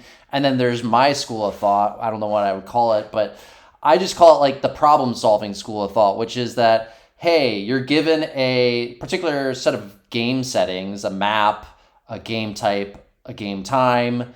How do you map? Whatever other relevant game settings involved, and then you just solve whatever's the optimal way of solving that problem, and it doesn't matter what the opposing team's going to do, and that seems to have worked very well for me. I think there's something fundamental about Myth because the reason I think it's so different is like that the trades are the same for both teams. And the range of trades is fairly limited. When you're talking about MOBAs, I mean, there's like over 100 different characters that people can get, and then each one of those can be like configured differently. So Sure. It is very different, but there's a lot that was the same just in terms of strategizing and taking your time. And specifically, Heroes of the Storm has some similarities because there's like 10 or 12 different maps, and you all have to play those differently. And there's different heroes that are always better on those type of maps, so you try and get those heroes, and then maybe for instance, like everything that we would do each week was we would look at our opposing roster and see who their strongest player was and what their best hero was, and we would try to use one of the bans to take that away from them. So no, I don't disagree with you on that. Like, yeah, I agree that I can see the planning, and even though I know almost nothing about MOBAs, I can see, yes, there would be a lot of planning involved there. I just think that when you're talking about how you would actually play into your opponent a little bit, that exists in MOBAs because there is rock, paper, scissors effects there, right? There are like kind of hard counters to things, and that doesn't really, because of the self-balancing nature of Myth, there is no really hard counter. Now, you would probably make the argument that this adds an additional layer of like psychological strategy of like trying to game your opponents, but totally. there's it depends how you look at it. Like, if you prefer that, I think it's a preference thing. I wouldn't say it's necessarily better or more strategic. I personally would not prefer that. I think I like much more the like kind of math problem solving aspect of Myth, where there's only one true answer to it, and it's not about hard rock, paper, scissors counter effects. I really don't like that personally. Yeah, that's a preference thing. I don't disagree. I think I look at it a very similar way. I think that so much of what is going to work within the confines of a Myth game is so much of it is decided with planning time and like what your trade is for the map and the game type, that it's like that's so much of it. Obviously your players matter, but I think some of your rosters and even the MWC we played together kind of proved that like that's one of the most important aspects of the game beyond like your roster, because in 2015 we had a very underwhelming roster by design and tried to like game our way out of it, and did, if you recall. Do you mean 2014? Maybe. You're talking about the team you were on my team? The year you're on my team? 2014. 2014. 2015 was the Rat King finals. But yeah, 2014, when we had like Ska, Sam, Kruniak, Shad, Rat King, I think was like almost our entire roster. Yeah. Which is a very, very unusual team for like both of us up to that point. And that was, if you remember, that was like in some way the design of it. We wanted to see if we could win specifically by this kind of out strategizing the opponent. And I think that is a huge factor of the game. Like as you described, it's like it's problem solving, not like rock paper scissors. And I think time really showed that the reactive, like the principle of reacting in the game is usually not very successful. To react properly, you have to play perfectly. And people don't play perfectly, you know? Yeah, I mean, reacting, in the whole, like, when we were talking about Raz, I assume that's what you're alluding to with Raz being very reactive. Not just that, it was also a very NC thing at the time. Yes, that's true, yeah. It's always been kind of like a school of, like, two different schools of thought. You've had, like, Northern Paladins, BME, your teams that have always been, like, very aggressive and trying to, like, impose your will on the opponent. And then you've had most of the other teams have been like reactive. And reactive is just, it always puts you on the back foot, like no matter what. And again, I think you have to play perfectly if you're reacting. And it's so much harder to play perfectly as opposed to just like having an overall like game dynamic that you're trying to achieve. I see what you're saying, and I mostly agree. I wouldn't even phrase it as perfectly though, because like if both teams have solved, like we were talking about, like if the strategy is a math problem to be solved, and if both teams have solved it perfectly, then then it comes down to execution after that point. And if one team is going to be more aggressive, imposing their will, and the other is going to react, then you're always going to be one move behind, always. And usually map control matters. There's rare instances where it doesn't matter, but usually does. And I mean, it gives you no advantage, right? It gives you no advantage to be reactive, so it makes no sense to do so, really. Yep. Exactly. I was also going to say, I think you raised up a good point with MOBAs. MOBAs would be like the next best example for me of like strategy and planning happening before the match. But I also want to, because I can't really think of any other examples outside of MOBAs. Like RTS, like I don't think, like sure, StarCraft pros or whatever, they like do some build, they practice some build orders or whatever, but that pales in comparison to what you can do in Myth and MOBAs, right? Totally, yeah. And very different. Like first person shooters, same thing. Like, yeah, okay, there's some strategy and planning, fine, but it's like, or it's not even like really on the same, anywhere same level. It's like literally like order of magnitude less or more, maybe multiple orders of magnitude less strategy and planning. With MOBAs, I guess the other thing I wanted to say was like, I think even the strategy and planning with MOBAs is more. Like the things that happen with that before the match starts, I think is more explicit to even the spectators watching it. Number one, because MOBAs are they're more popular, they're bigger in esports scene, and when you watch an esports match of a MOBA game, like there is that whole like, ooh, these teams go back and forth picking because they have to they have to alternate their picks, right, to make it fair. And yeah, so strategy is real time. Yeah, it's kind of like a little bit more visible, I would say, that part of the process. Whereas with Myth, if you just like Dak quoted Asmo in saying that, people are playing and not seeing the game, like this is very much an aspect, like people watching the game would not know that all this effort happened before the match at all, unless you actually talked about it, right? So well, and that's only in the effect that the captain was actually taking it seriously and strategizing beforehand and writing up what the strategies are going to be, which is, to be honest with you, like something that does not happen very much. It's something that I've done, over the years, and as time went on, I got more rigid with it and took it more seriously each and every passing year that I would captain. But then you have captains that just like, they go and look at the maps themselves, they don't write anything down, match time comes, they just dole out the units to people and say, go here. There's no like instruction on what the actual goal is, where you're trying to wrap up a couple of flanks together to pinch. Nothing like that. It's just like, I have good players, I'm going to give them good units, this should win a flank because it's a good unit set, here we go. And honestly, that's most people in the community for there's like 4 or 5 people like in the whole history of the game who actually wrote out strategies. And by the way, Rabikin is not on that list. He really didn't do it either, even though he's kind of known. No, I mean, Rabikin was kind of like a savant, and to be fair, like his like, didn't he like win his last tournament in like 2007? Actually, that's not even true. Stormrider was captaining then. So the last tournament he won might have been like 2001. 2006. 2006? Oh, yeah, over BME. So that was almost 20 years ago? No, that was over T-Cox. Yeah, T-Cox. Oh, yeah, because BME like flamed out. I forgot about that. Yep.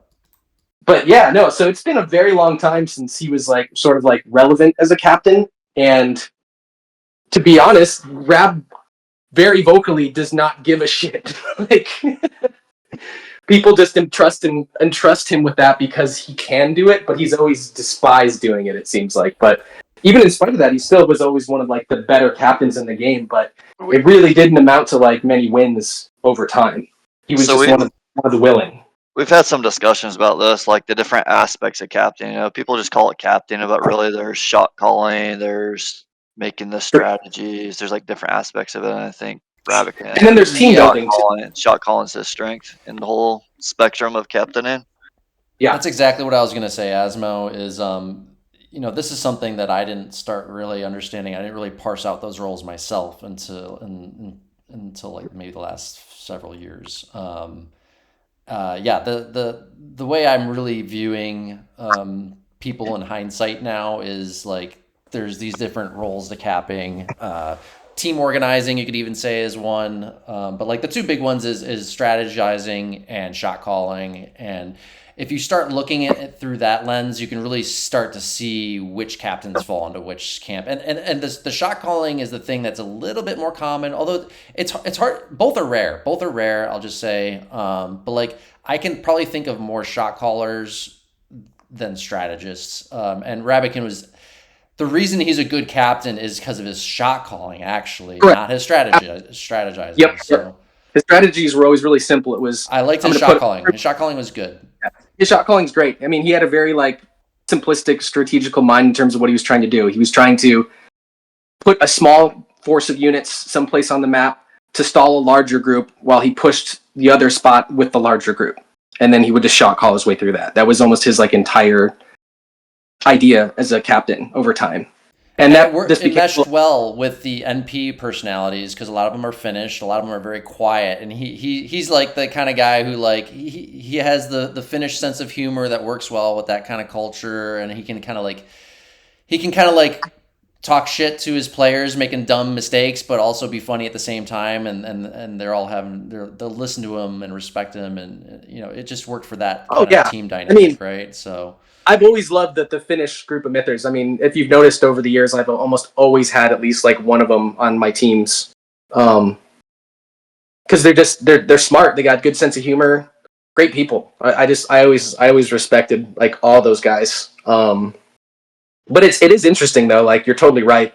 I only had the pleasure of playing under Rabican that one MWC finals in 2018, and he was fucking hilarious on voice. Like. What a character, and his shot calling was all like really great, and I think that's like the reason why that match was even as close as it was. And honestly, we probably had no business being that close, considering like I think they were using like 1 or 2 subs, and you know, again, Rabican probably didn't write a single thing out, and I'm sure you had it all written out and organized. You know. Yeah, so shot calling takes like an assertive personality, right? That a lot of people don't have is what we've really seen is like a lot of people they don't feel comfortable telling people what to do and also if they fucked up, you know, and that's kind of what a shot caller has to be able to do. And so Rabican fit that for the Finnish team very well. Without him, I can't think of anybody else who would really step into that role. So it worked out great for that team. Yeah, you yourself, Limp, you know,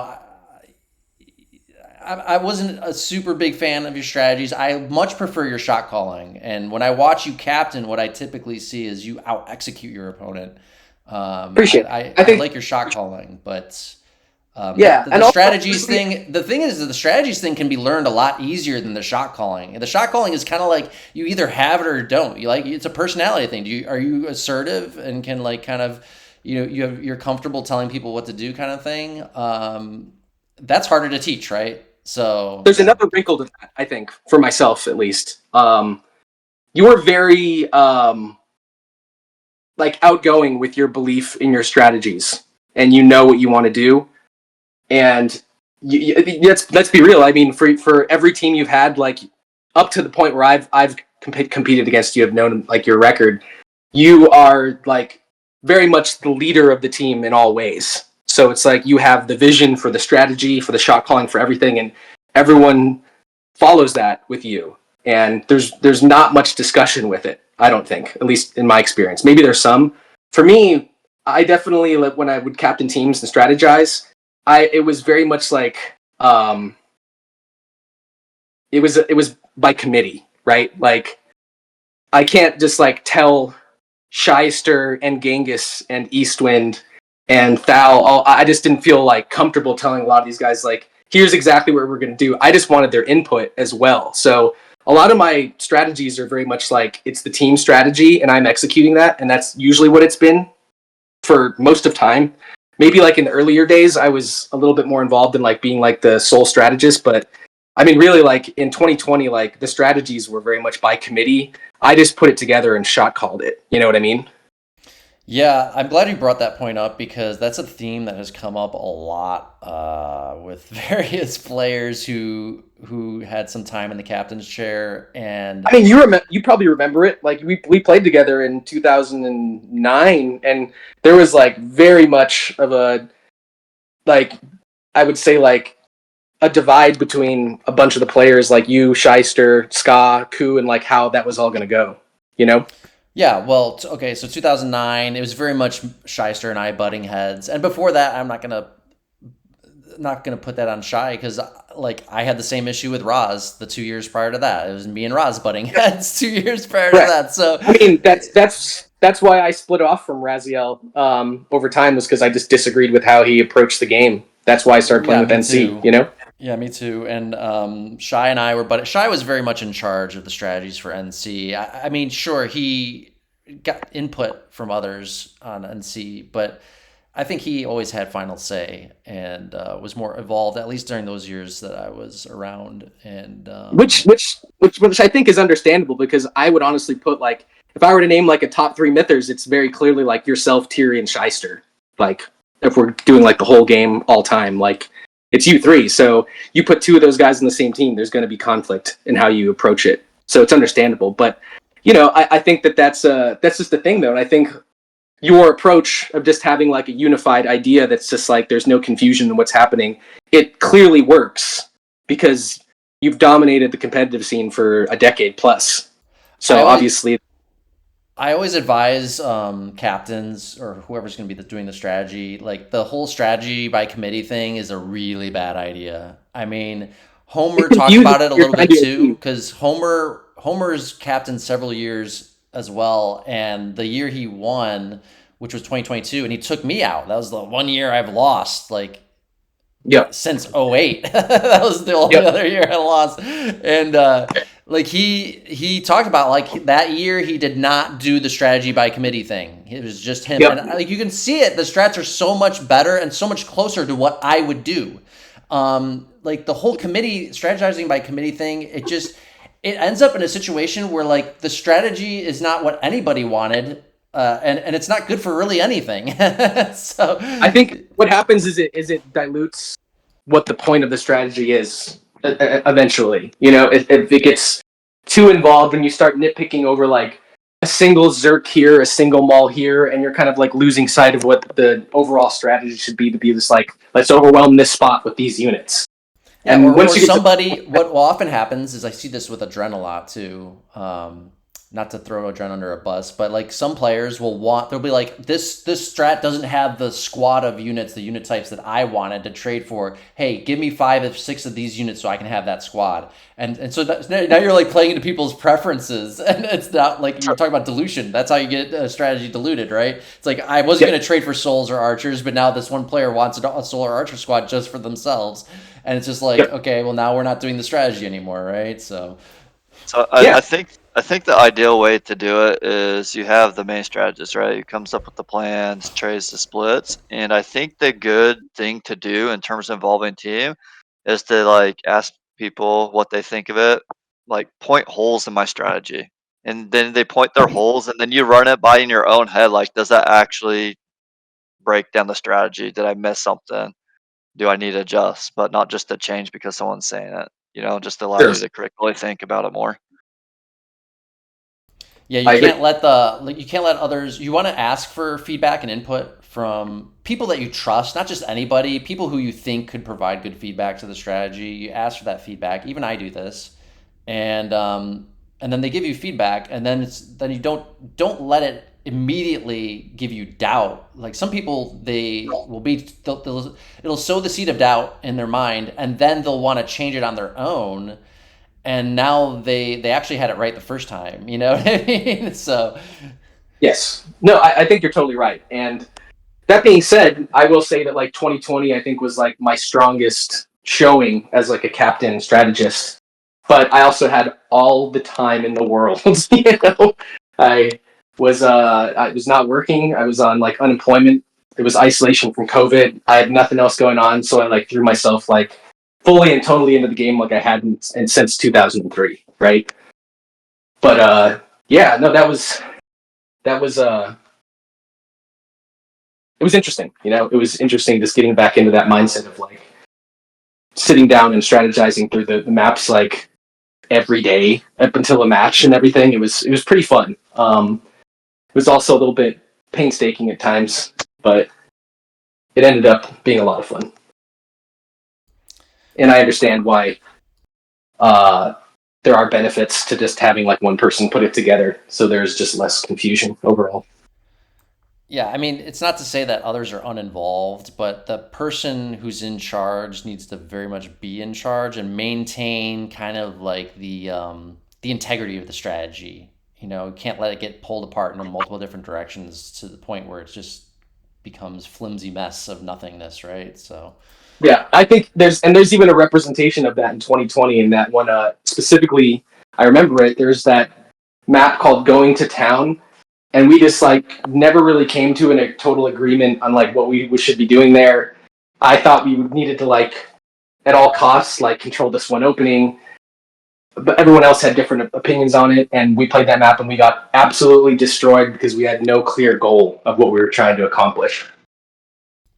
yeah, And it felt highly representative of just having one person or at least like a complete understanding of what you're trying to do on a map, as opposed to just like kind of having everyone put their input in. That was a representation of it for me. Yeah, usually when you have a good strategy, what usually happens is you'll have a very clear plan for how you're going to set up an offense, and you'll have multiple different contingency plans available to you to handle any possible. That's where the reactive piece comes into play, but it's a secondary thing. It's not the primary thing. The primary thing is you have your offense that you are initially set up to do. And Yes. yeah, there is some reactive things that you will have to sometimes do to handle contingencies based on what the opponent does, but those are like secondary considerations, and they usually just come about. Usually, when you have the optimal solution to the strategy, you have so many different flexible options available to you. You just need to know how to assert those options in particular situations. Yeah. Yeah, I mean, do you remember when like the meta for a long period was like to basically just have like a hidden roaming rush pack just in the instance to react, and that was like what everyone was doing Yeah, for a period of yeah. time. Like Yep. most of the 2000s, that was what it was. It was like BME and NP rushed. How do we respond to that?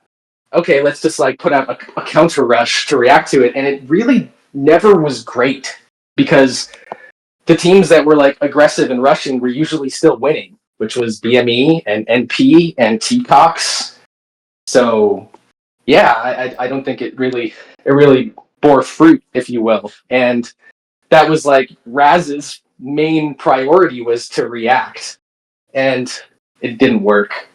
The issue with that. The issue with that is even if you match units, you're still giving up map position because since you're falling back. Yep, exactly. But honestly, in retrospect, I'm kind of amazed going back to this match that BIAUIHYAC. Do you guys know what that actually stood for? I used to. Anyone? Not anymore. What is that? No one knows what that stands for? The acronym? Of course. I think I used to, but not. I don't remember now. Bitch is all up in here yelling and crying. It was some joke on Samstone Hotline. It was very stupid, but I think it was like a FOD joke. As they all were. Yeah, as they all were. Funny guy. But yeah, it's just curious looking back. If I were to look at that roster now and not knowing the outcome, I would say there was like no chance BIA would win. Almost just based alone on the fact that Raz is like last minute capping. Like, that's not great. Like, he was the worst shot caller maybe ever for a captain. Yeah, and he was really bad at that. Yeah. He just straight up didn't do it. He would just tunnel vision and say nothing and then start fighting like a fight he shouldn't take and lose it and then still not say anything. Like, well, the only thing he would say is like react to them, like yep. that's what he would like to say. And then, to me, that's a sign of you just don't know what you're doing. It's kind of like what you're talking about with the people doing the reserve melee squads in the backfield, stuff like that. That to me is a sign of like whenever I see an overly defensive strat, and definitely an execution. To me, it's like you don't know what you're doing. That's like the prime. It's like if you don't know what you're doing, that's going to be your default. Think about it. Like you don't know Sure. what to do, so let's play it safe. Your mind's going to instantly go to the safe thing to do because you don't know what else to do, right? So Yes. Very, very much so. I mean, you're as you said, you're just doing the safe thing. You're trying to basically just turtle up, and hope your players can outplay theirs, and that's it. And that you just basically you fall back to the individual skill of your players and hope that they can overcome not only their opponent but your opponent's like overall strategy. So it's like you're fighting like another opponent almost on the field. yeah, in more modern, you start seeing what LSO, Asmo, and I are doing in more modern years of Myth. Like our strategies are becoming very refined and very distinctly aggressive plays right from the outset, like very strong. The pace of the game has gotten really, we noticed it in the podcast episodes around 2017. The pace of the games really started picking up. People started adjusting to things a lot quicker. And it's just become an even more refined point in more recent years. And it's just a function of like you just know what to do better, and you're starting to see it in how quick the game is being played and the pace of it. So Sure. I will say I'm impressed by the micro. Going even back to like this year, I'm like, wow, the micro is actually like pretty good. And watching like 06, 07, I think 07 specifically, I was like pretty amazed by the micro, but everyone's very, very hesitant. But I think at that point there were so many people who were like very good at Myth that it was really hard to just like overcome one another with like pure play. You had to wait till like the battlefield developed in your benefit to like make a play. You know, it was really hard to just be like, all right, let's line up and fight. It was very, very cautious in like 07 and around that era. And there was something that I did like about that. It was very like cat and mouse, like just waiting for like the fight to like break out. There was just so much tension where in recent years, like the fight is so like immediate. It's very different. But the micro still remains like somewhat similar. It's pretty interesting. yeah, when we say micro, I think it's very much like we're talking about BC skills. The BC skills Yes.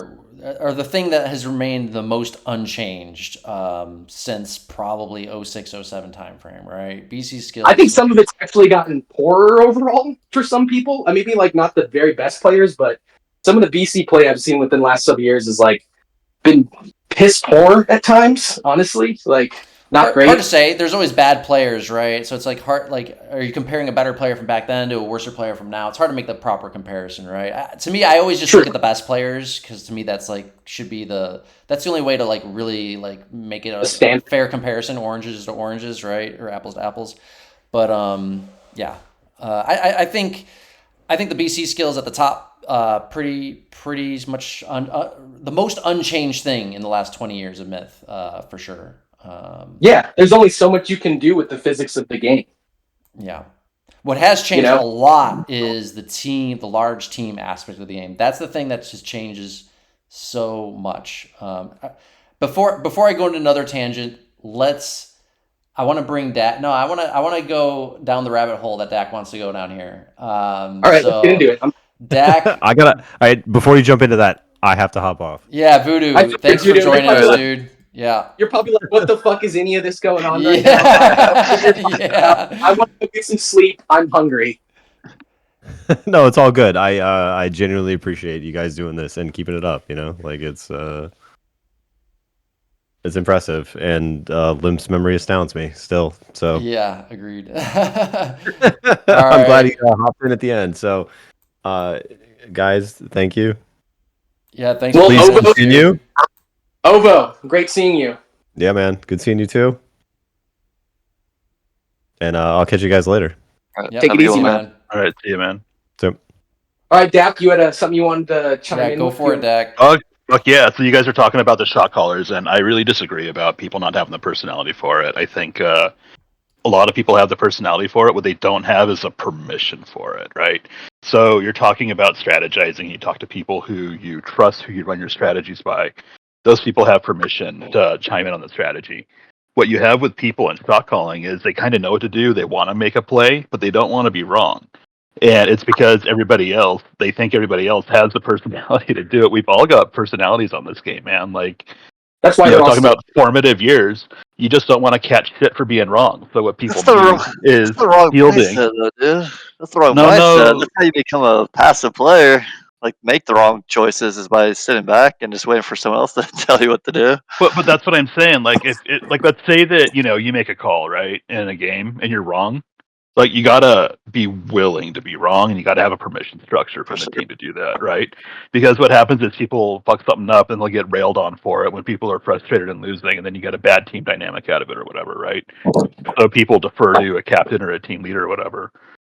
With the TMNT teams, like, I always go back to my favorite game ever. Sorry, Asmo. When we had that like 20-minute sudden death Were in you part that of that, Tirri's Limp? game. What's up?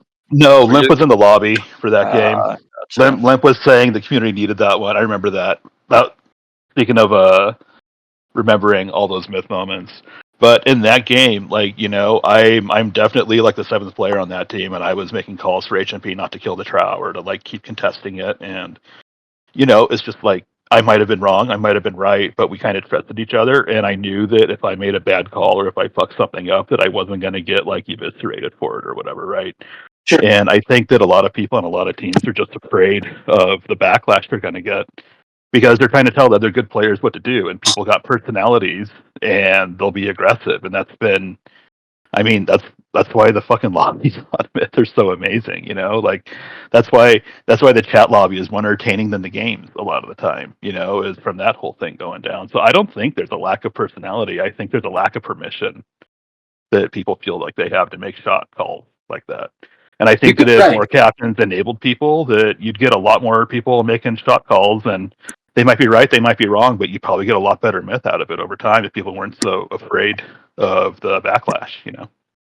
I mean, for my sake, I like to put together teams where there's a lot of people who are shot calling, just for that reason. Like, yeah, but I'm saying, like, I think we have fewer captains and strategists than we have people who would be good at shot calling. I just think that people need to be deputized.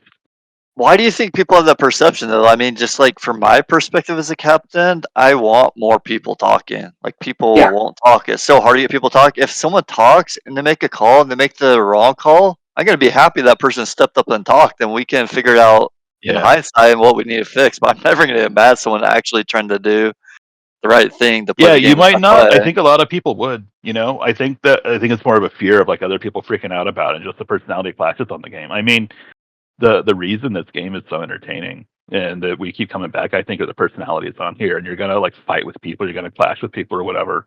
Like, people have a lot of ego stoked up in this game. Like, there's people who won't even play in matches unless they're pretty sure they're gonna win, so as not to damage like image or whatever. And I'm not naming names with that one, but we've had that discussion before. Like, people have some real fragile egos on this stuff, and it's just like, so that could be a personality issue, right? You're talking about that. That could be a fragile ego. But more than that, it's just like, dude, I'm a two-baller on this team. Why should I tell HMP whether or not to contest the flag or kill the trow, right? Like, it doesn't fit in terms of that little bit of the hierarchy, but it's still the right call if I'm in a position to do it, to make that call on voice comms, right? But people aren't. I don't think you have people deputized for it, man. I think there's a lot of people who are afraid to make a bad call and look stupid, and then they think they're going to get eviscerated by the team or on a forum post or some shit, or like people are going to rage quit teams because there's so much history of that kind of shit going on.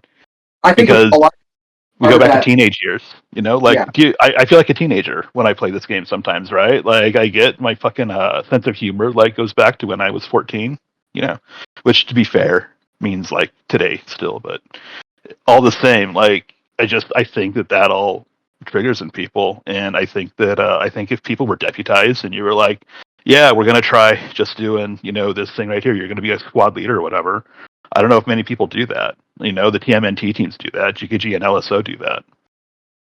so It's my experience sorry, with that, is that it always depends, but to me, the largest factor in that not really occurring is that teams have always been so fluid that every single year you just see people jumping rosters all the time, and it doesn't feel like very often people are growing that relationship where they feel comfortable about doing that because they're mostly just joining a team to play a couple games a week, and they don't really want that responsibility, which is totally understandable. But I don't know if it's necessarily because they're going to get like admonished for it. I think it's just more so they don't want to put in the effort, or they really don't know. And a lot of times it just seems like people don't know. They, when I watch people playing live, or I watch films and people controlling their camera, and the thing that sticks out most to me over all this time is like people's complete and utter lack of awareness of the overall battlefield and what's happening on other parts of the map.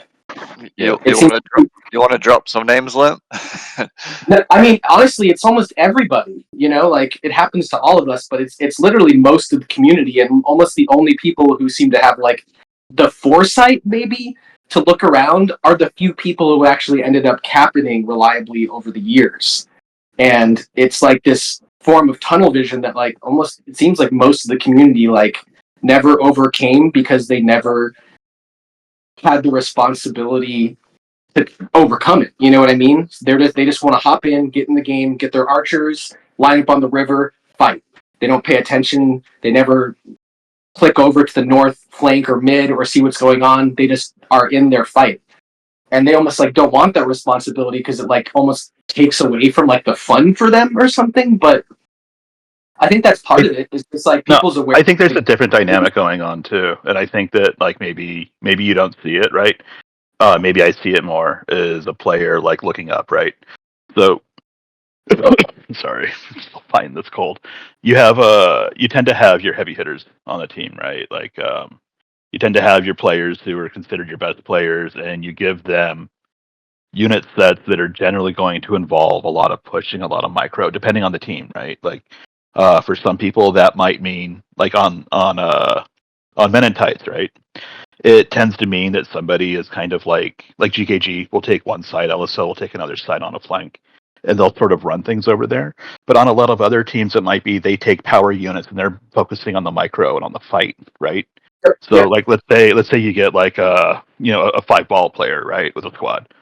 I don't know. Let's say you get an Adren, right? An Adren is up there and he's fighting, and you're like, well, Adren is way better at this game than I am. I don't want to make a shot call and have him move or whatever, even if I see this thing coming in because he's better than me. I can't say that, right?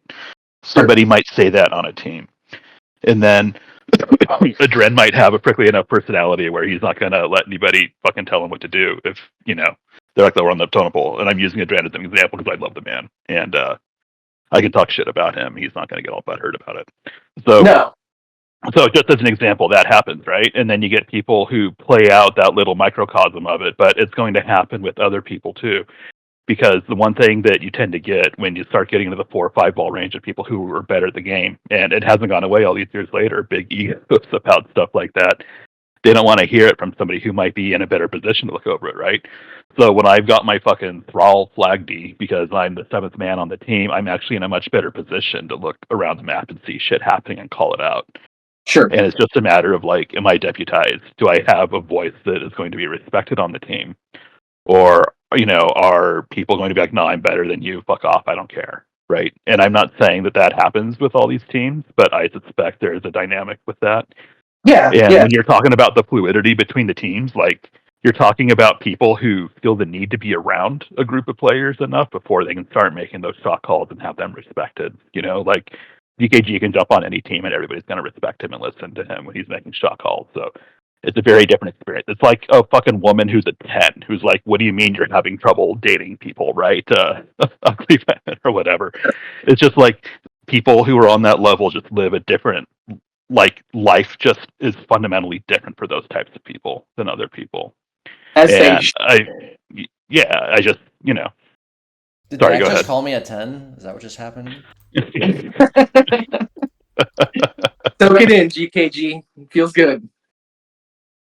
But yeah, dude. I mean, again, I think a large part of that. Again, I'm going to go back to the fluidity of just there never really being many established team dynamics for like an extended period of time. There used to be over the past, decade plus, like GKG and the players that have been on your team. That's been like probably the closest dynamic, but that's still even changed a lot. But again, that's very different because you are the strategist and shot caller, and you do literally deputize players to be shot callers. But I mean, there's a lot of people that could have done this over time. But again, I think it all falls back to the fact that I don't think people really know what the call is supposed to be because they haven't been watching the whole game unfold.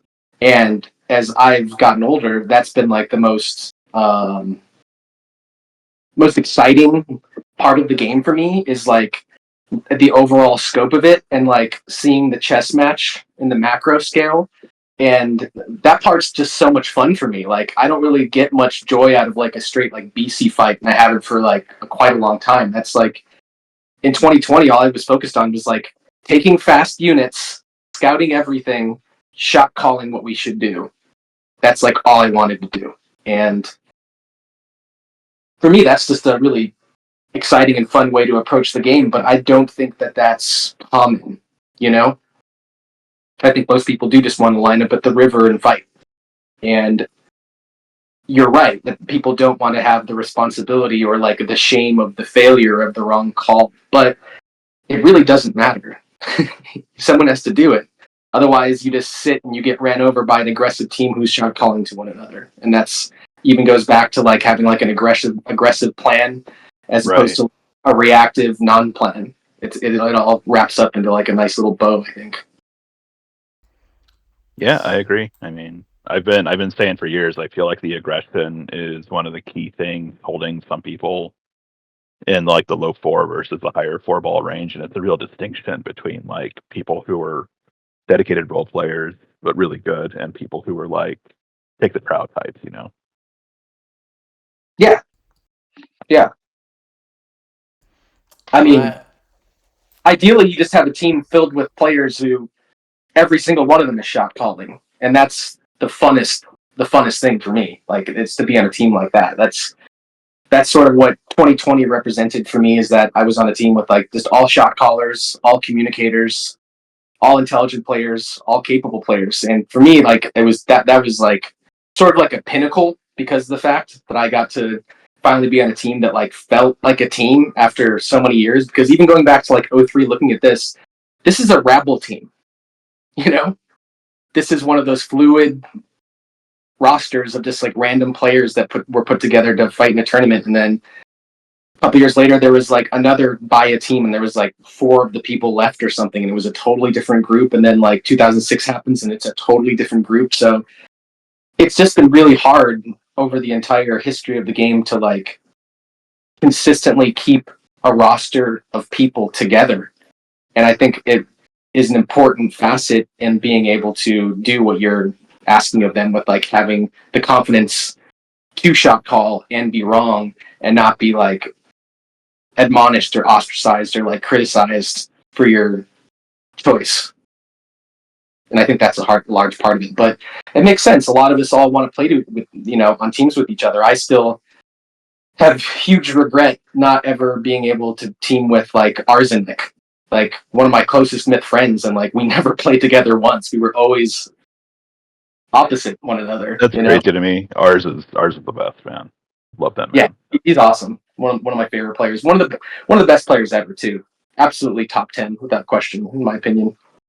Let me kick this back to GKG and Asmo. So I'm disagreeing with you guys on the shot callers or strategist thing, right? I do think that Myth is full of people with potential for shot calling, more so than potential for being strategists. Do you guys disagree with that?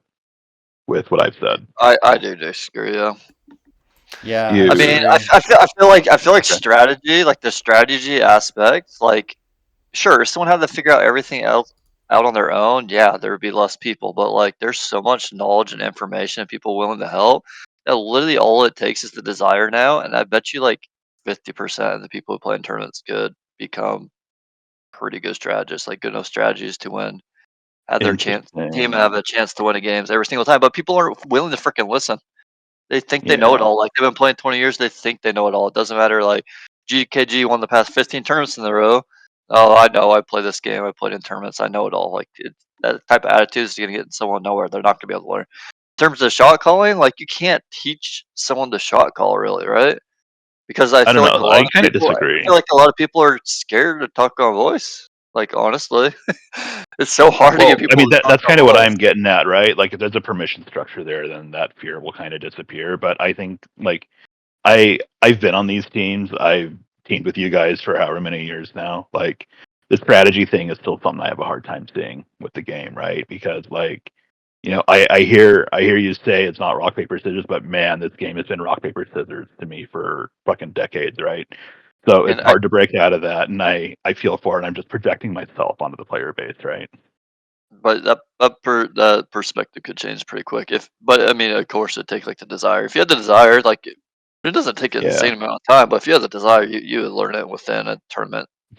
But I think that shot calling is so much easier because what you're looking at is you're looking at who's lined up where, who's doing what, and then it's okay. This side should hold while this side pushes, or make a call on like should you rearrange from X to Y.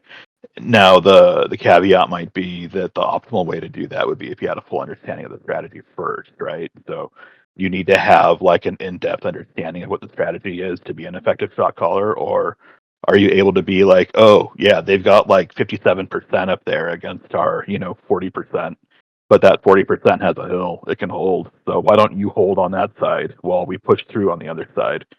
And, I take that as an example from the game that MIT played just, what, Friday? Yesterday? That was happening in basically all the games, and that was the level of the shot calling was like, do we push on one side, do we hold on the other? Is it possible to hold? And then you do some rearranging, right? So that requires like the captain and some additional coordination usually to do some rearranging of units and what squads go where. But that's what I feel like the shot calling is. It's like once you get in there, that's the reacting that Raz was always looking for. Just when I don't know, when you get into battle and shit changes. All right, so a few things I'll say about this whole discussion. I mean, I think there's a lot of nuance added. That's why I always like Dak bringing up stuff like this because at the end of the day, even if we still disagree about some things, it's just a lot more nuance at least added to the discussion, which is super beneficial because we kind of like just painted over something with a broad brush, right? And if Dak didn't chime in, then we would have lost all the nuance and just ignored it. But I would say that all of you brought up reasons why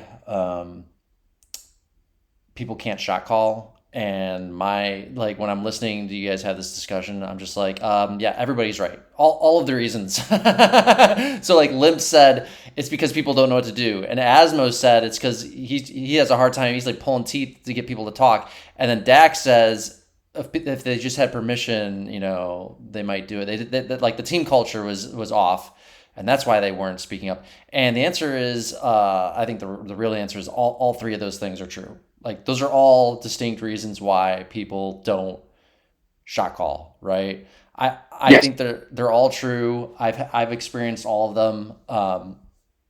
I think a big part of it is people don't know what the right call is. Even in 2025 myth, like there's not a lot of players. Like you pretty much have to be like, I mean, Dak, sure, you said you're a two baller, whatever. Although that's you're really more like a three baller, but like usually you have to be like a four baller. Like Dak, you're like an unusually smart three baller, which is why you were on TMNT, by the way.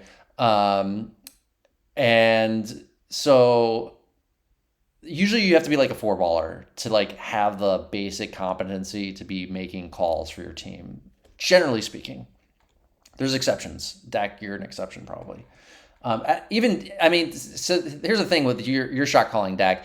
You have the self awareness to like at least ask the question if you don't know. You know what I mean? Like you'd be like, "Hey, should we do this?" Like you're not just gonna like blindly like say, "Oh, we need to." You're not gonna blindly say something as if it's the de facto truth if you actually did not know, right? And that's true of that's like dangerous for if you're like working with somebody in a company, like that's dangerous. You know what I mean? Like that, like you never that it the it's the worst. The worst thing is not being wrong. The worst thing is like saying what's right and being wrong, right? Like that's worse, way worse. I've had the issue with as like So Dak, you seem to agree that my teams had the right culture to allow people to shot call, but I've had the same issue that Asmo had, which is that I have a hard time getting people to speak up. And so, like, even with the right team culture, you still run into that issue. And then of course, there's some teams with bad team culture. I think that's really, honestly, the most minor of the three, personally. That would only be true on teams that, like, kind of they imploded due to infighting. Like, teams that are prone to that would have that issue. But if you look at the whole history of, like, top contending teams, which teams had that issue? Like, maybe BME? I don't know. Maybe BME.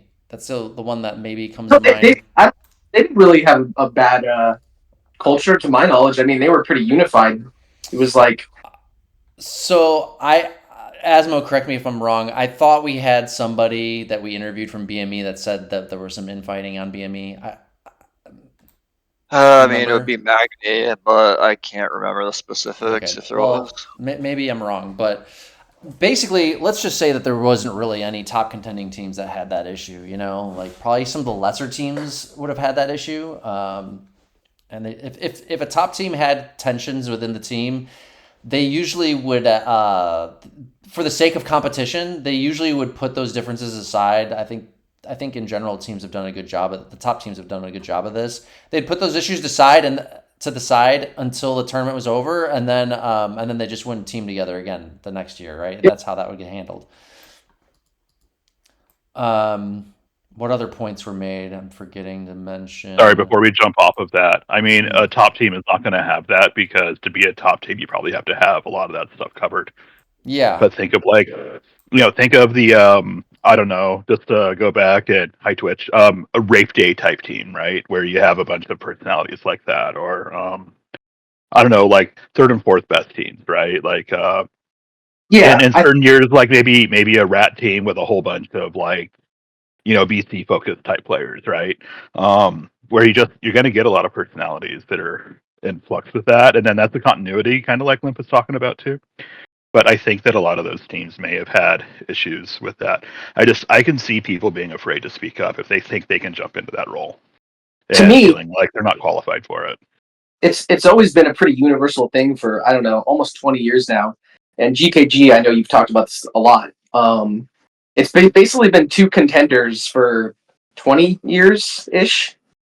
Like two contenders, and then there's always the third team that's like fringe contender, and that fringe contender is almost always the exact team you're talking about. It's always a bunch of the people with the stronger personalities who maybe didn't really mesh well with the two top teams, and they all just kind of like band together on the third team, and there's really no like unifying force there other than like, we want to play and still be somewhat competitive, but we aren't one of those two top teams. And that third team to me has always represented that for straight up like 20 years. That's a good point. Yeah. The other couple of points I wanted to make was, just from my experience in the military, people, there's very few real leaders in the world. Like, I think most people would agree with this anecdotally from real life. Like, there's very few people that, like, when shit's going around, like, just think about people, like, if there's like an emergency that happens in the public, how many people are actually going to step forward to, like, take control of the situation and, like, organize everybody? Like, those people are very few. Like, that's the type of like, when I say that most people don't have the personality, that's the type of personality I'm talking about. Like, the type of personality that can look around when everybody's lost and confused and, like, scared or whatever, in public, and they're gonna be like, no, I know what to do. I got this shit, and start, like, telling people what to do. To, like, kind of, most people are just like, they got, like, sidelines, and they just think they're observing life from the sidelines in that sense, right? So that's the personality I'm talking about, which is very rare. And then I think also, when you think of, like, corporate culture, how many people in a typical company really feel comfortable saying things that are like controversial, right? Like there's this whole thing. Very few. They just Yeah. want to status quo along, get the paycheck, not make any Yeah. noise, just People tend to like be very safe in their kind of I mean, Dak, like the way you were phrasing it, I felt like it was almost like you were saying the same thing, just phrased differently. Like you're saying, well, people felt like they didn't have permission or they weren't in the right culture or whatever. But it's Right. like what I'm talking about is like, yeah, but also there's certain personalities that they can still assert themselves regardless of the risks in whatever culture they're in. That's what I'm talking about, right? Like Dak, you have that personality somewhat. So I think this is why maybe you can't. It just comes natural to you. So you're underestimating like how much it's harder for other people with different personalities. Yeah, it might be. To do that. It might be. I think, yeah, you might be right. Many people have very slight personalities, even if they're outspoken. You know, when they actually have that opportunity or they're faced with that adversity, a lot of people just shrink, man, in all forms of life. I mean, I've seen it in, as GKG was saying, in like corporate culture. I've seen it in different video games. I've seen it in groups of friends. I've seen it in musical projects I've been in. It's difficult. People just are afraid to be themselves most of the time. Like for fear. Who's going to It's where speak you up and fall in call the hierarchy. bullshit? You know, like, Yeah. who's going to call bullshit? There's so few people that do that. They're not going to call bullshit when they think something is bullshit, right? And then that's how the world lives under these like alternate realities where like it's like the emperor has no clothes, right? Like you see the people live their lives in these team dynamics, these group dynamics where like some crazy shit's going on and everybody normalizes it, pretends like it's not as crazy as it really is, because there's just not that person that's going to call bullshit and be like, this is freaking crazy what's going on. And you know, I know what you're leaning towards, and Jesus Christ, I know, right? Oh fuck. Yeah, man. I mean, it's just tough. I mean, there's not many people who are outgoing enough and like willing to. Honestly, I think there's a lot of it is just like sacrifice, because you do have to like put up with a lot of the negativity associated with that too, right? Like it's not easy to be a person filling those shoes either. It's not fun a lot of the time. you have also other people that are just like super mellow, like they're like on the opposite extreme. They're just super duper mellow, and it's not that they're not willing to call bullshit. They just don't care. They're just like whatever, and they also won't speak up. You know what I mean? Like they know better. They see it all. They see everything happening. They know better, but they're just like, yeah, whatever. They're just like checked out. They don't give a shit. Yeah. I mean, that seems to be like most of the people most of the time. I don't know. Yeah, over the course of all these years, there really have been few captains, leaders, whatever you want to call that personality type in the game, and it really has been expressed in the lack of captains that we've ever had. You know, there used to be a lot more of them just by virtue of necessity, but I'm not sure how many of them were actually like capable in that role. You know, you look back at like 2001 and there's like 80, 100 teams or something like that. So technically there's 100 captains, but how many of those people are just like signed to team up and they're like going to be the one just, you know, pressing the key to detach units, and then their job is they're just doing the trade and detaching the units, and that's it basically. Yeah, so it's pretty interesting. And you know, I even look back and it's like, for instance, like I still consider Hitler one of the best captains ever, and he's been gone for like 20 years. You know what I mean? Like that's how few we've had. It's really interesting. And we brought it up in the 03 review we were doing, that there was Raziel made a comment that Hitlo and him did go over the strats ahead of time. So yeah, strategize. There was some planning there involved, at least. We had a joke like back in the time that we called it like the BIAUIHYAC quartet, and it was like the core of that team was myself, Jeff, Hitlo, and Raziel, and we were like the four guys who were like strategizing and looking at the maps and doing all this stuff. And so yeah, I mean, even back then, all that that distant time ago, we would spend hours strategizing and figuring out what we were going to do. But yeah, it's just interesting to think about. Even to this day, there's probably like, just Rat can go on with a bunch of his teammates and like look at the maps, or is it just him like looking at them by himself and then just detaching? Like, it could be that he actually is writing it out. I don't know, but I just don't really see much evidence of it over time that many people have like taken it that seriously. And that's sort of what it takes, right? Like, if you're prepared, your chance of success goes up like exponentially, and the preparation has been so lackadaisical for so long in this game. And you definitely caught flack for it yourself, GKG, back when it was perceived that like quote unquote like no one cared anymore, and you were the only one left who quote unquote cared, despite that, everyone's still showing up and playing these tournaments every single time, every single year for decades. Like, obviously everyone cares. It's just like care is maybe not equivalent to like effort in some sense. You know what I mean? Like, people care enough to show up, but they don't care enough to like put in the effort to make it work. They just want to play the game. They don't necessarily want to like do everything they can to win. It's a different thing. The other thing I'll just say too is like, okay, maybe I cared more, but like I also knew what to do. That like the people who quote unquote didn't care, even if they did care, they just didn't know what to do. Like, they didn't know how to strat the way I did. Like, they just didn't know. Like, It was an so they could excuse. throw all the care they wanted at the problem, but all their care wasn't gonna get them anywhere, because they didn't have a method. They didn't have a formalized method or how to, like, an actual skill set there for how to do that thing, right? So Sure. I will say something that Dak said that kind of did change my mind actually a little bit. Is talking about how I thought it was easy to teach somebody the strategy. I mean, in my mind, I'm thinking it's easier to teach somebody the strategy than the shot calling, but actually, maybe Dak is right in that it's closer than the analogy I was thinking of. Was like, originally it was like, it's like teaching somebody to do strategy is kind of like teaching somebody how to do math or some objective subject. Like, once you learn algebra, now you can do algebra. It's like that, and I feel like the level of difficulty is roughly like the math equivalent of algebra.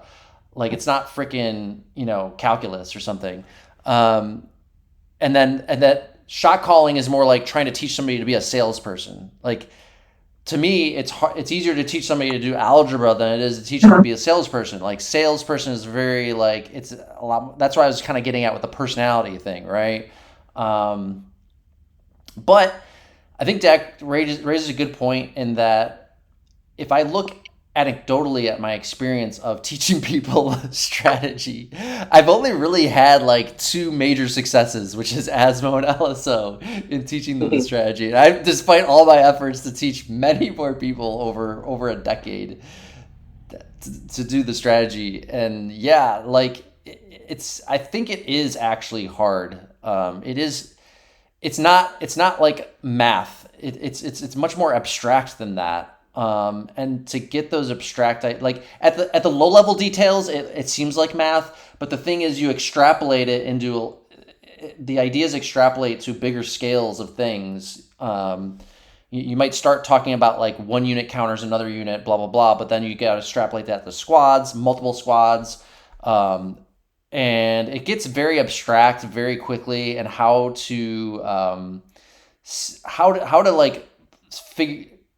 You got to track the dynamics of like multiple different factors in your head going on all at once, and that is probably a lot more difficult to teach than maybe I give it credit for, because it came maybe more natural to me. Although even I took, I wouldn't say I really mastered the strategy of the game until like 2022, 2023 or something like that. So, yeah, I don't know.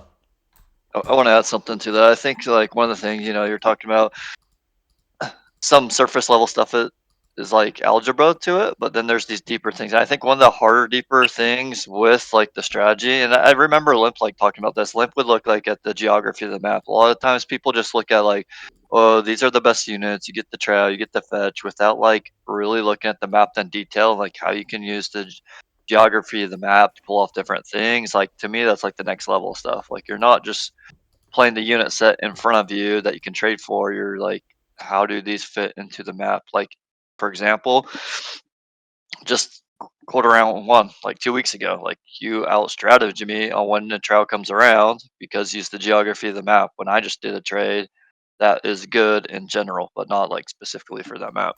Or Yeah. not that it was bad, but I'm glad you recognize that. That's you right. went the extra mile on it, essentially, you know?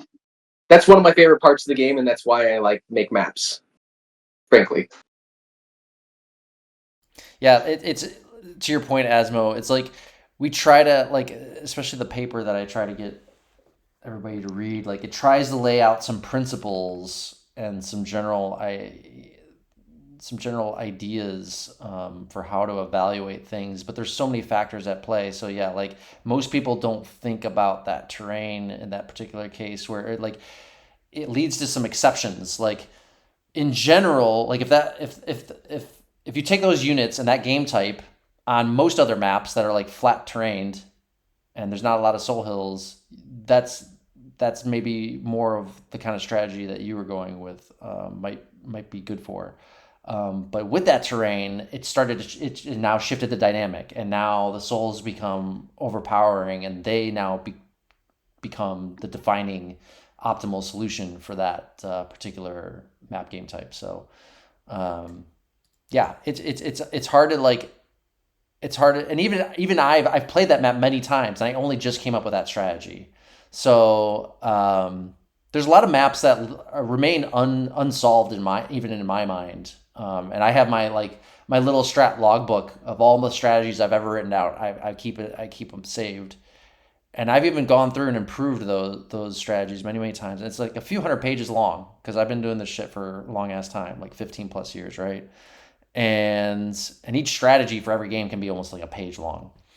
So, yeah, even there still remain some things are unsolved even for me. There's always exceptions to every rule. You can never come up with it. And then execution. Well, execution gets into shot calling. But whenever I think of I guess that's what I lean towards is like whenever I think of like, is strategy harder or execution harder? I always think of execution as being harder than the strategy. But again, maybe it's just because strategy is more my strength. I don't know. I'm good at both, right? But I don't know. That's a tough one. But Dak did mention something about does being good at strategy make you a better shot caller? That's absolutely true. And I think that's fundamentally the problem of captains who are good shot callers but not good strategists is like they will never be fully effective as a shot caller. They might still be good. They have like a general good idea, good eye for the game relative to most other players.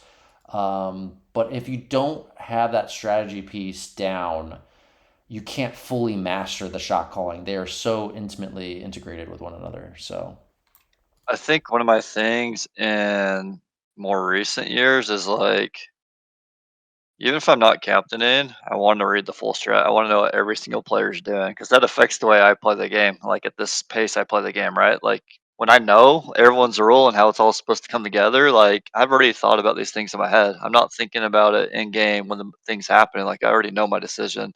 The scenario comes up, I'm probably going to do this.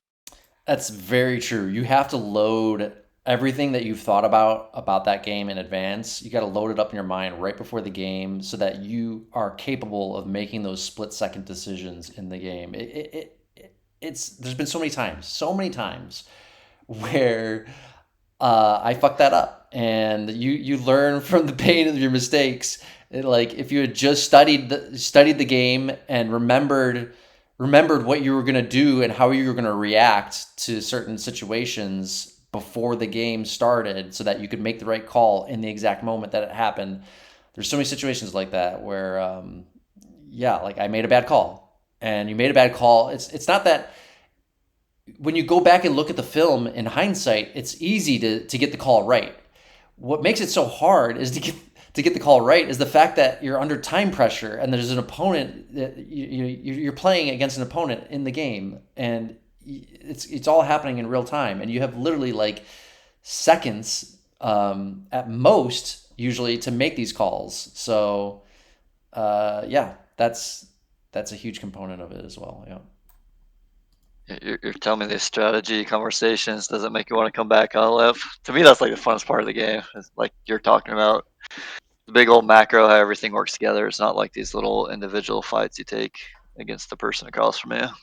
Not really. I mean, honestly, like as I said, there was like something in 2020 where it felt like we reached back like 20 years in time, and we were like back at that place, and it was just like such a perfect end cap for that whole experience for me. Like it just felt so perfect. It was just like it felt like we somehow got the game back to where it was 20 years ago again for like 3 months or something, and it was so much fun, and it just doesn't like feel the same. Even I took a look at the rosters and stuff, and it just all of them are just kind of like that's strange. None of like it just doesn't.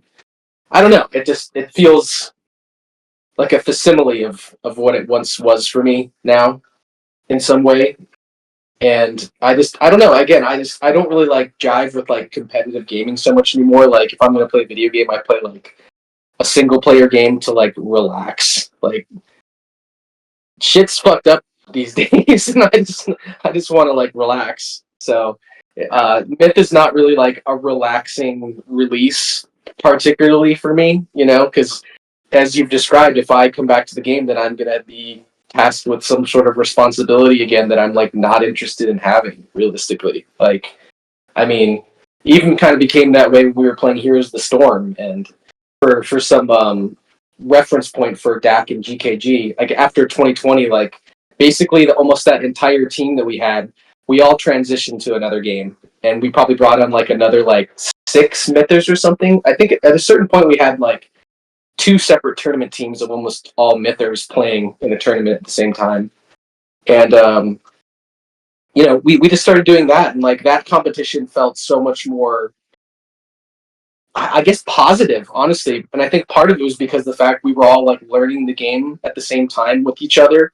So it felt like new and exciting, and it felt like there was so much growth to be had. There was so much to learn about like the synergies of all the different characters and how to all the different counters for everything. It was just like it felt like a whole new world opened up, and there was something that was like invigorating about that. And like I just don't feel that way about the game for myself anymore. Like I can still understand how other people feel that way, and I still have nostalgia for it and stuff, but I just really don't get much like excitement out of it. I think and a large part of it is honestly due to the fact we did play another game that like I don't want to say that there's more nuance to it, because both games have a shit ton of nuance, but it's just so much more like active. Like going from because Myth is realistically a very slow-paced game.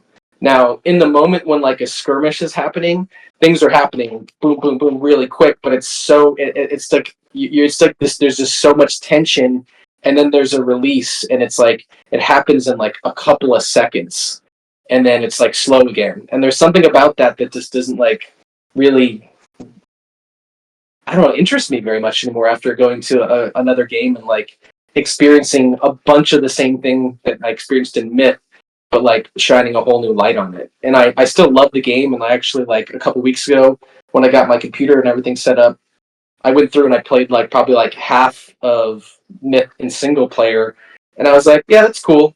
But like the light had like turned off in me for it, I guess. So I don't know, probably not, but I probably have more fun playing World War II at this point, oddly enough. But I don't know. It's hard to say.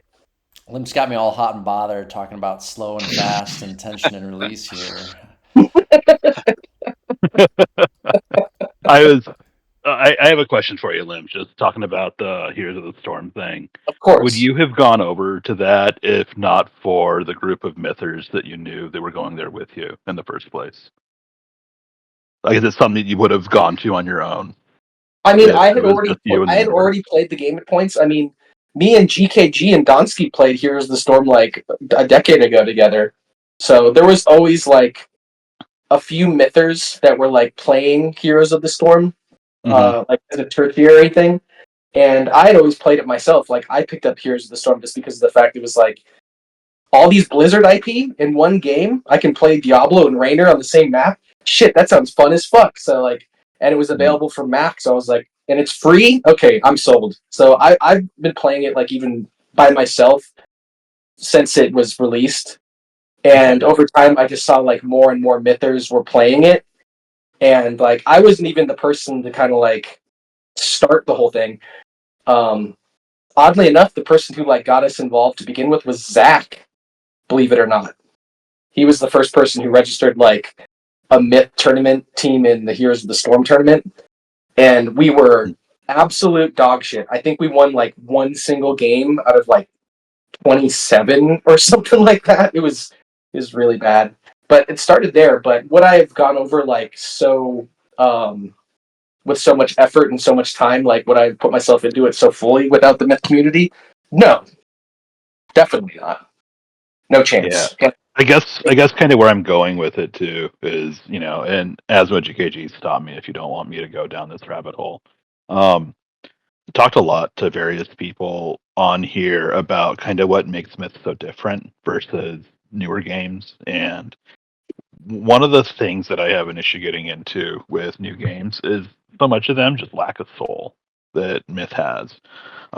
And that's a really generic term. So just to drill down into it a little bit, you don't pay for shaders in Myth. You don't like have restrictions on your username, you know, in large part, good or bad. You can really forge an identity. You talk to people in lobbies. You actually consent to playing against people before you go into a game with them, so you're not match made, right?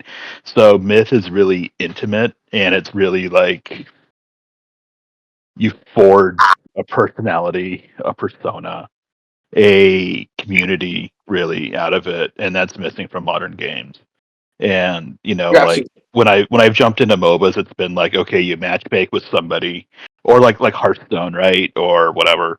It's just like, dude, they disable the chat in all these games because people will grief each other. They don't want to like, you know, filter out N bombs or deal with reporting people or whatever on there. And Bungie was like, nah, man, like make whatever color you want, you know, like your files are on your local thing, so people figured out how to hex edit them. Not intentional, I'm sure, but like you could do all this other shit to stand out, to kind of form a community, to form a persona online. And I feel like that's missing from so many other things. So I guess my question would be, how did you find other mythers on the game? Like, does it have that um community aspect, and does it have anywhere near the community building potential with it? And also, Myth is such a small community at this point; it's pretty easy to know everybody. yeah, so great question. So honestly, there's a lot of similarities to the games, even down to the community and everything. You're totally right. Myth is like a one of one in the way that the multiplayer experience is presented for us, right? Like as you said, having like a lobby where the names are listed, you can join games, you can choose who's going to be in the game. You might like back in the day, like most of us probably joined turn like orders because of the fact we play like for a night for like 6 hours straight with some random person whose name looked cool and had a cool color and they were good at warlocks. So then the Yeah. next you did the Yep. same and with that person, and all of a sudden you were doing that for 2 weeks straight, and then you were like both, and then all of a sudden the two of you made an order together, or one was Right. in it and asked you to join it, and then like all of a sudden there's your path is opened up, and then you're just hooked because of this social element, and that's unique. I've never really experienced that in another game at all, but I will say, Heroes of the Storm does present a very similar tournament community. I don't know if you're familiar with it, but like Heroes of the Storm was more or less like abandoned as an esport, like probably 5 years ago, 6 years ago, and Blizzard put it on like life support, like meaning they just like give like quality of life updates, like maybe once every 6 months or something like that, and there's no more new content for it. So basically, like the entire community, like competitive community, like cratered. Maybe not like yeah, like esport community, not competitive. The esport community cratered, moved on to LOL and Dota and so forth. But the people who really loved the game stuck around. So there's like this whole the tournament community is called Nexus Gaming Series, and they have a Discord and everything. And there's a ton of orders. And you know, the past couple of tournaments that I competed in, there was probably like anywhere between like 100 to 150 teams playing. So very similar to like the original MWCs. That's really similar for like the amount of players playing. There's like tournaments in between the tournament, and the Discord lobby basically turned into the Myth lobby for Heroes of the Storm. And the Discord lobby is super similar to Myth, other than the fact that you can't like choose like your icon and color and stuff. But so there's like a similarity there. And I think that's a big reason a bunch of us got hooked, because there has to be something to the fact that we had like 12 or 14 Mythers or something like that all playing this other game at the same time. And I think it's because we all got that same like dopamine rush together, because it felt like we were reaching back into the past and like into the glory days of populated Myth, you know? And it is similar, you know, the competitive community within NGS is like really positive. Everyone's like kind of like friends with each other. There's like, they're trying to like promote the game. It's really almost like eerily similar, actually. So I know that the reason that we got so attached to it was just the similarity. Based on what I'm hearing from Limp, I really think the answer to this is if Myth ever got more popular, like at least a 2020 level type of event again, at least that or greater, I think Limp would come back. I think Limp likes to be where the party's at, and Myth for a long time hasn't been the party. There's no party scene really here, you know. And if it felt like a party again, I think Limp would come back. That's what I'm hearing. You're not wrong. I mean, part of my disillusionment with the game was just kind of like being bored of the competition, you know? Like, I know what it's going to be to play again. I know like who's going to be playing more or less, like, and that we've just done it like so many times that there's like the lack of newness for me is like just sort of like deflating. But you know, if there were like, again, as you said, if the party happened again and there's like, you know, if we get an MWC and there's like 16 teams registered, sure. I mean, honestly, I saw the run up to this one and I was like, man, I could probably make like a team of like, and I thought about this. I was really close to like reaching out and like doing this. I was like, I could probably form a team with like myself, Tirri, Arsenic, Shy. I would steal Genghis from you, Asmo. Sorry. He doesn't play it anyways. Yeah, Thal and probably like one other guy. And I was like, well, that would be like a fourth team. But then I was like, man, I really don't want to do any of this. I don't want to have to strategize and get the group together, because I don't know. The past year or so has been pretty like demoralizing for me, just in general. And I just like don't have the same like fight in me to like put that together and like organize that. Like this is the most social I've been in months since talking to you guys, honestly. So yeah, I just kind of like, there's just a part of myself that just sort of like got disillusioned and disinterested with like realistically having to be a leader of this group, of a group. I just like got tired of it, you know, like it's hard to do that. As Asmo and GKG, you both know it's not the easiest thing to constantly be doing. It takes a lot of effort and time, and you know, it takes a lot out of you to be an organizer of people. And at a certain point, it just feels like I lost my ability, my inertia, my desire to like be that person for like a large group, I guess. Well, I think one of the reasons that you look back on 2020 so fondly, which I did too, like that was a freaking fun year, Myth, like one of the funnest Myth years ever for sure. Just because, yeah, like you were the organizer and stuff, but like everyone was in it, right? Like it wasn't you having to carry all the way, even you did do the majority of the strategies, but it's fun to do the strategies when everyone wants to be a part of it. Everyone's talking, Yeah, everyone cares, everyone's playing. So that was like a different vibe, and so that you're makes totally it. right. But when you get like a normal year, which is most years, and you have to carry the load of everything as captain, yeah, it can be, you know, And that year just heavyweight took a for lot. sure. That year took a lot. I also organized the tournament. I also released like 12, 16, something like that tournament maps. So I was like in Myth like all day, every day, either in Fear and Loathing or in the game. or in the Discord or trying to like just keep it all together. And it was tough. It took a lot out of me, but it also felt like, as I said, it was like, this is a great way to say goodbye, was that year. But I don't know. I can't say, I can never say never, as GKG's probably right. There were some crazy influx of activity on the game. I can't say that I wouldn't be interested potentially. Like, as I said, there was a part of me that like almost last minute tried to put a team together for this, but I was like, man, I don't think anyone gives a shit. I don't want to like pretend that I'm going to put in the effort because I don't know if I would. I mean, I probably would because it's hard for me to jump into this and then not put the effort in. I'd feel like I'm half-assing it or not giving it my full self. And I didn't want to do that either.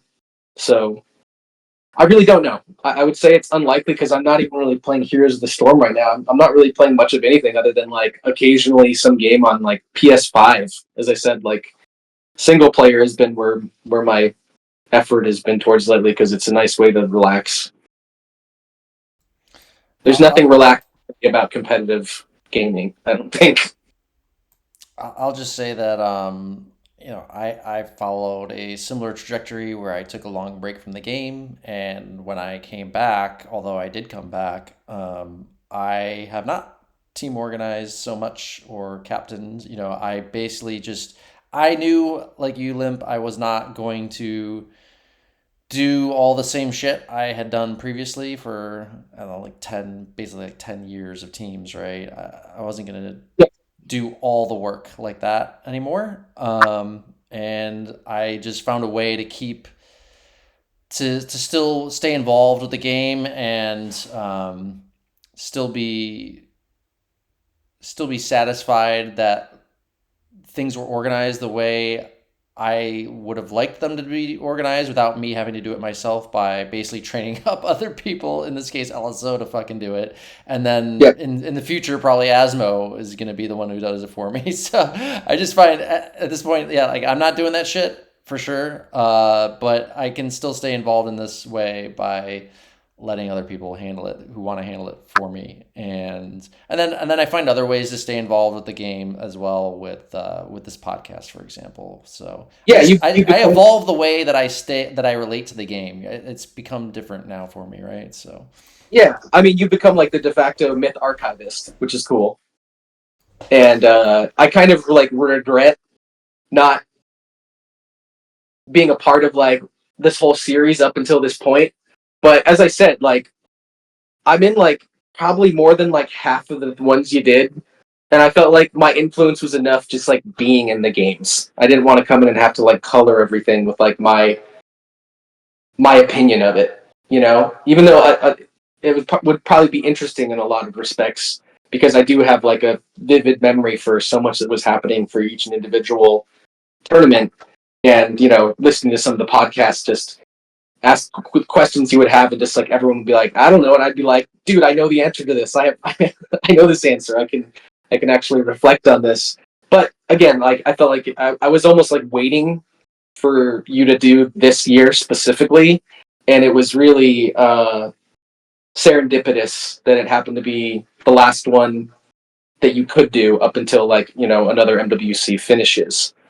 But yeah, it's been cool seeing these things come out because I definitely like would look forward to it, like pop up on YouTube to see the new one, to see what you guys would have to say, who the guest would be to reflect on certain things. And it was definitely interesting to see people reflect on certain years and talk about players with their like current mindset, and then looking back and like understanding that like maybe this player like wasn't even playing at that time and would have like would talk about that player having like no understanding of the player and who they were at the time. Like I thought that was interesting at points because, as I said, like I'm one of the most tenured mythers. You know what I mean? I've been around for a very long time, and I've experienced a lot and seen a lot, and a lot of it's just still up in my memory. And as I said, I kind of regret not being able to just reflect in real time with you guys on some of the things that were happening. But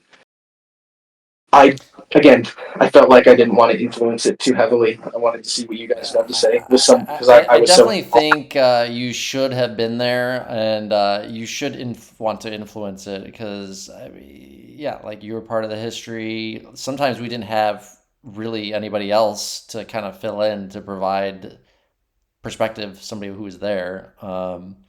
But you know, You still done a great job. We're gonna still do episodes, and maybe you can join us in some future episodes. And I think we are still gonna cover some past matches. May not be finals anymore, but there's still some really interesting matches if you go through. And there's so many off-season tournaments too that can be like. There's probably more off-season tournaments in totality than there were MWCs. Because usually there would be like 2 off-season tournaments per year after MWC in between the next one, sometimes 3 when it was like older times. So it'd be cool to like find those, but for some reason those are way more like vague and mysterious, and like what the names were, who the teams were, because there always was something, like there'd be random stuff like Seeker Star Power Tournament, for instance, all those years ago, and like just shit like that. There were so many tournaments. And it feels like just focusing on the MWC is almost like it's being a little bit like a little tunnel vision towards the tournament scene, because while it was the most important tournament, there were still huge tournaments happening in between, usually with the same people trying to just win. And there's so many of them, but it really is hard to like think about those, because even with my memory for the game, it's really hard to think back about like what was happening in between, because they didn't have the same prestige as MWC, Yeah. To me, it's not so much about the prestige. It's more of, was it a great match or not, right? That's what I'm looking for. Yeah. Even we were talking about doing a series of just upsets. Like, there's a few matches that really come to mind that were like just massive, massive upsets that those probably deserve to be covered at some point. But yeah, I mean, what I was just gonna say is, even if you're not gonna play the game anymore, it'd be nice if you came and joined some of the podcast episodes. I appreciate that, and also I'm curious, since you brought it up, out of with you guys being here, I'm curious what each individually you think is like the top 3 biggest upsets in MWC history are, and like I think I know for my sake what they are.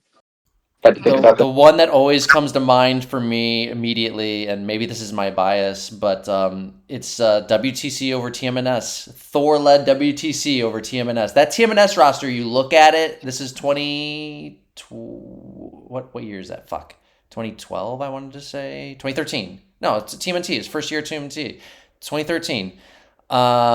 God damn, that TMNS roster was stacked as fuck, dude. It's like one of the most stacked rosters I ever seen. Like Genghis, Tirri, Rabican, like I think Chicken Wire too, Shyster, Adrenaline. Like what the fuck? You know what I mean? Like holy shit. And then Thor, a Thor-led WTC team upsets it. It's like fucking crazy, man. So that's one of them. Give me 2 more. I mean, no, go ahead. You can do yours. I'll throw one out. Go ahead. That's the only one that really sticks out. I got to think longer. It's gonna be the Homer team beating the GKG team, right? Oh, okay. No, Yeah. no. We'll have to do that one at some point. I mean, T Cox making the finals in 06. They beat multiple teams, but specifically BME. Like that T Cox team was probably the 4th best team, and they made the freaking finals. That almost never happens. Yeah, that was really weird that T Cox ended up in that final over fucking Sorcerers and BME. Crazy. Yeah, that's a good one. Yeah, I agree.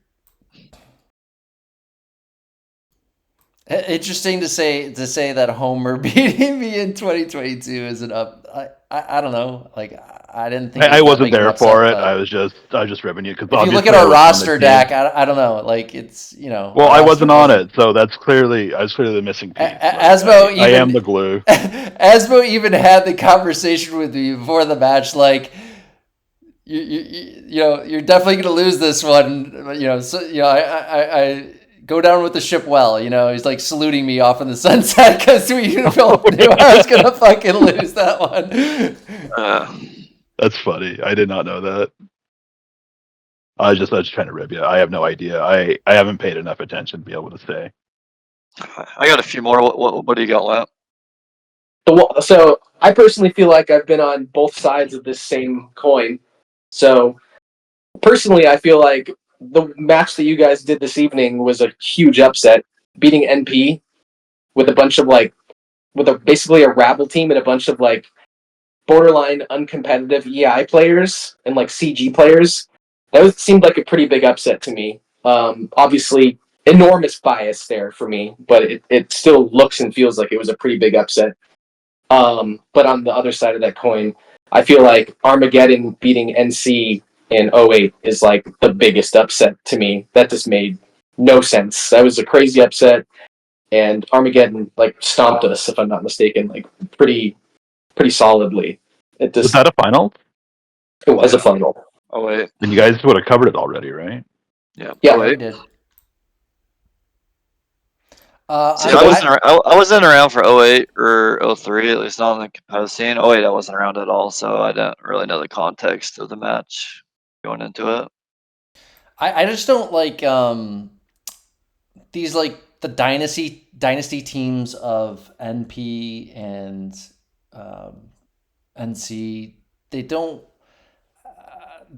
Some people seem to like have a more emotional reaction or nostalgia or whatever to like, oh, they were like so great in their heyday or whatnot. But I look at that Armageddon roster, fucking stacked as fuck. It's not, to me, it's not a big upset. I actually think their roster is stronger than the NC roster.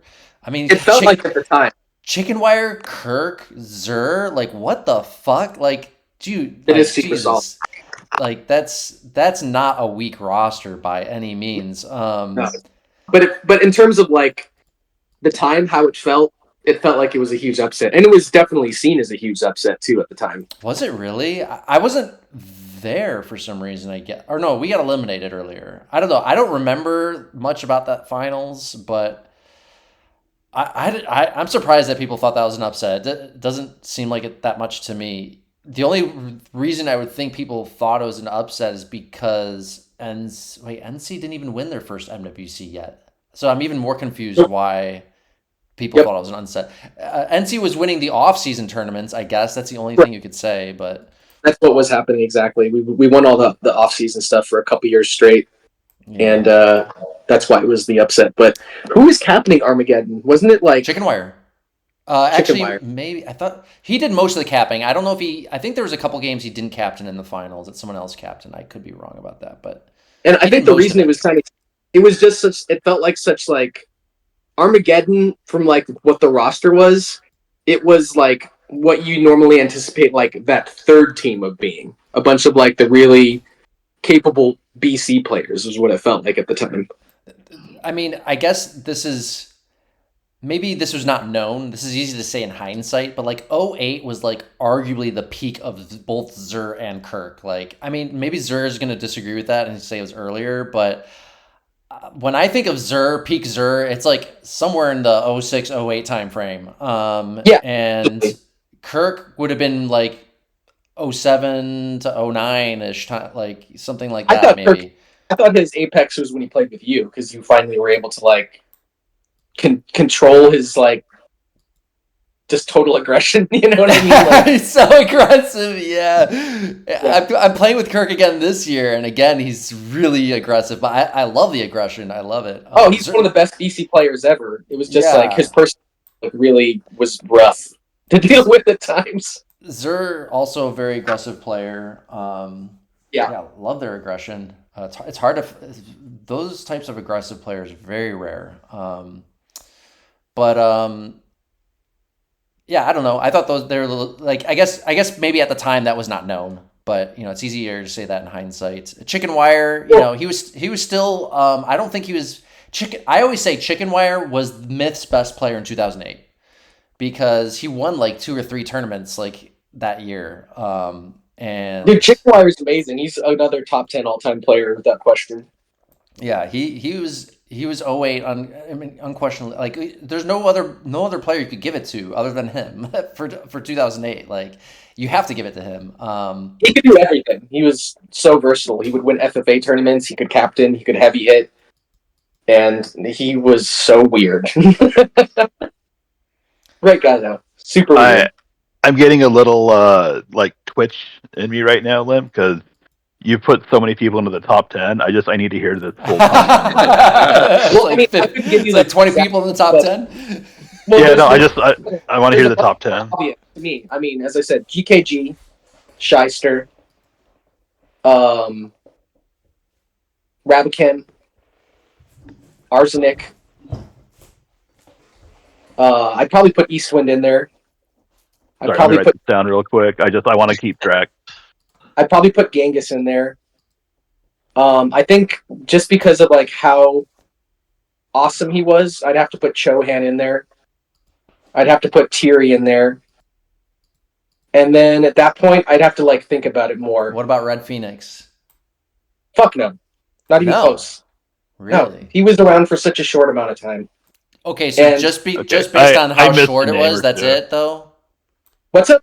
Just based on how short, because the lack of longevity. That's the only reason, right? Why, right? No, even when he was like perceived as being good, like he was super inactive. Like he was not super impressive in 2001 in that win. I don't know. He was never interesting, particularly great to me. I mean, he had such a cool name that I think people thought he was better than he was. He was one of those players, but I mean, he was, for me, he was like kind of like someone who was like, he represents like someone it seems like you would think is like not great. He was just kind of like a player who was good for a second, and then when you look at like the whole scale of myth, he just like was almost unimportant for how much he didn't win. You know, I think he won one tournament, 2001, by being on like one of the best organized myth teams ever in NP. Like, I think that's it, if I'm not mistaken. So no, definitely RedPhoenix. Hey, Limp, I'm not trying to catch in any of this. I legit like missed one or two of the names that you were saying when I tried to type them all down. Can I read you back the ones that I have, and can you fill in the ones that are missing? Yeah. So I got GKG, Shyster. I think I missed whoever you said third. And then I got Arsenic, Genghis, Chohan, Tirri, and Eastwind. Rabican. I'm missing Rabican. That's right. Did you get Chicken Wire? Was Chicken Wire listed? Yeah, Chicken Wire would be top 10 for sure. Okay. And then who else? How many is that? 9? Yep, that's 9. And then from there, I think there's a group of players that all are like fighting around that spot. Personally, Interesting. Because after that, like, who would you say? I know that like GKG would probably say Kirk, but I think Kirk was just a super strong BC player with not much to show for it, other than what Armageddon, and then I think he won once or twice under GKG's tutelage. Really, he's a great player, probably a top 20 player. I wouldn't put him top 10 for sure. Just he was just like, he didn't compete in much. Really, he wasn't in FFA tournaments. He didn't do a lot, but he was a great player. There's no doubt about that. I guess that leads to the other question then, is what are the criteria? So because for RedPhoenix, right, like you're talking about time. I heard you just mention like other tournaments. Like, is this free for all? Is this 2-team? Is this captaining? Is this just it's all general sorts all around? I mean, or obviously this is a super just like it's subjective as fuck, right? Yeah, it's the most subjective thing you can get, but people love lists, so I figured I should dole one out right now. Yeah, that's why I'm asking. That's why I wanted to ask. I think that it really depends. Like Chohan's his actual activity on Myth was such a short window, but he was so fucking dominant in everything that he did that there's no way you can't put him in the top 10, for instance. Like, be it 2-team, be it 1v1, be it FFA, he fucking dominated all that shit. He basically changed the meta of the game for how rushes were supposed to be handled. Everyone had to react to what BME was doing. They were just a total force. And then he disappeared on his own terms. I wasn't around during those years, right? I was gone from 2001 to 2009, so I don't think that I have like enough knowledge to be able to fairly answer the question, right, with people, because I never even knew him, right? He was very much like the original GKG, honestly, if if I were to compare it to a modern day player. Okay. And but yeah, after that, like, what about yourself, man? Like, where would you put yourself on there? I mean, you showed up in what, all these finals, right? Like, I don't know if that's a criteria or not. Being in like 14 MWC finals, probably put myself near the end of the 10 or like 11, 12 around that range. But like, I know there's a bunch of people who are like probably in a similar place. Like, I put like Donsky there with me. I put like Paris there with me. I have to think about it a little bit more, but those are like, I know Paris and Donsky are probably at like a similar place in like where I'd probably put myself, but I'm not sure I'm better than those guys. You know what I mean? I probably have way more of like a resume for how many tournaments I've won and how many tournaments I've been a part of. But like Paris, when he's like hitting on all cylinders, is like a force of nature as a BC player. That's like completely unstoppable. And when he's not completely locked in, he can be like just a complete like wild card in a negative way, where you just like he can cost you a match because he's not like paying attention or like locked in.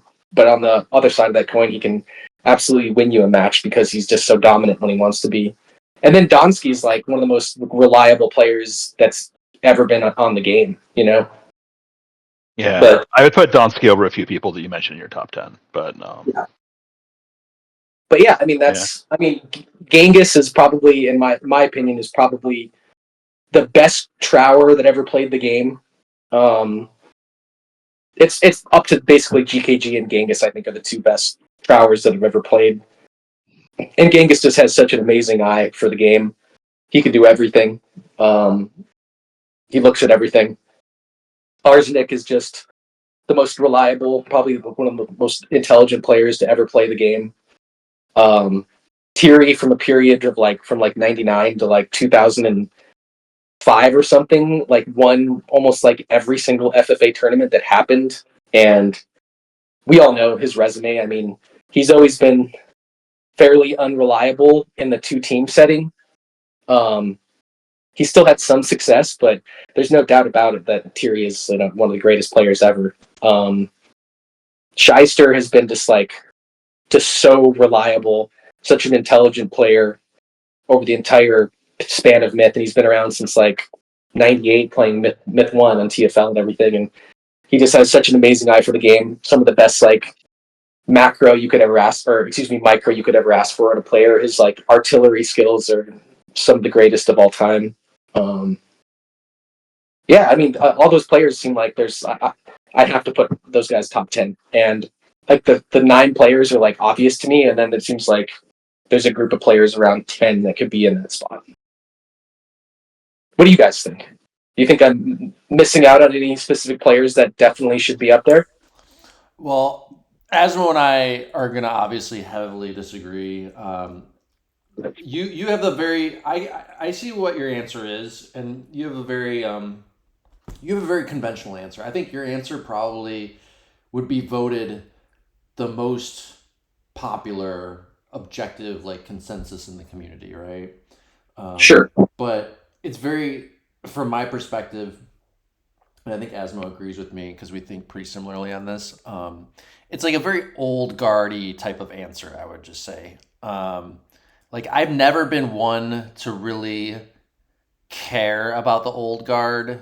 I'm always looking for the next great Myth player, and like Absolute is the prime example of this. Like, when Absolute showed up on the scene, I was ready to put him over so many other old guard players. I don't give a fuck how good they were for how long in the game. And I don't give a fuck how many MWCs they won. Absolute was like, within a year, Absolute was better than almost all of them. Like, that's how I felt, right? Like, I'm so quick to replace people like that. So you're definitely, I understand where you're coming from, but most of those players I listed like have still been playing up to this modern day, with the exception of like Chohan and like Chicken Wire, but he died.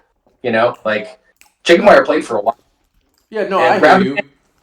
But like Genghis still relevant, Donsky still relevant, Eastwind still relevant. My next point would be that you also put a heavy weighting towards FFA and 1v1, whereas I they almost need to be in separate categories. But if I'm going to pick one category to be the de facto standard of what makes a great myth player, it's going to be large 2-team only. And I do not weigh 1v1 or FFA ability because it's just too different. And so that's the other thing that I would say is different in the way that I evaluate people. But with that being said, you're saying that would Tirri not be in your top 10? Would like Shyster not be in your top 10 probably? Because that seems I mean, this is gonna hurt everybody's eyes and ears, but no, like, and if you look at their NWC record, on the podcast. yeah, look at their NWC record, the large 2-team setting. Like, that's what matters for me, right? And they just don't have that record to show it. They don't. They're great 1v1 players. They're great 1v1 players, and that's what most people think of when they think of how great they are, right? But in a large team setting, their effectiveness massively diminished in a large team setting. Yeah, no, I get what you're saying. Still, though, those guys have seen tons of MWC tournament finals and won them, but I will say that it is surprising that Tirri has not like put it together in like 20 years. I think it sort of just depends on how people weigh a player. Like, if you are counting FFA and 1v1, like, Tirri's unquestionably top 10, right? He's probably near the top of that list. It sort of just depends how a person evaluates a player based on their criteria for what they're putting top 10 on. 1v1 and FFA, obviously, Tirri's up there. Unquestionably, I agree with that. I want to make it very clear. I always say the toughest opponents I ever had in 1v1 was Kirk and Tirri. Kirk and Tirri were phenomenal 1v1ers. And so, in that sense, they're in my top 10 for 1v1s for sure. So you're basically, you have a couple different lists of top 10. I guess I'm just kind of trying to condense it in terms of like pure myth skill and like resume and all that sort of stuff. Like, I'm not really looking at it as just like a 2-team list. That would be different, but still not like a whole lot. You know what I mean? Like, those guys have seen a success. They just necessarily hasn't turned into like the ultimate first place win all the time. Like they have been in so many, but it has for Shyster. Shyster's won plenty of MWCs. Tirri is not. So correct me if I'm wrong, Limp. You're kind of saying like you are putting a certain level of like prestige in their MWC wins and other tournament wins as well. Like, it's not just it's like kind of like their impact on the history of the game to some extent too, like their greatness per se.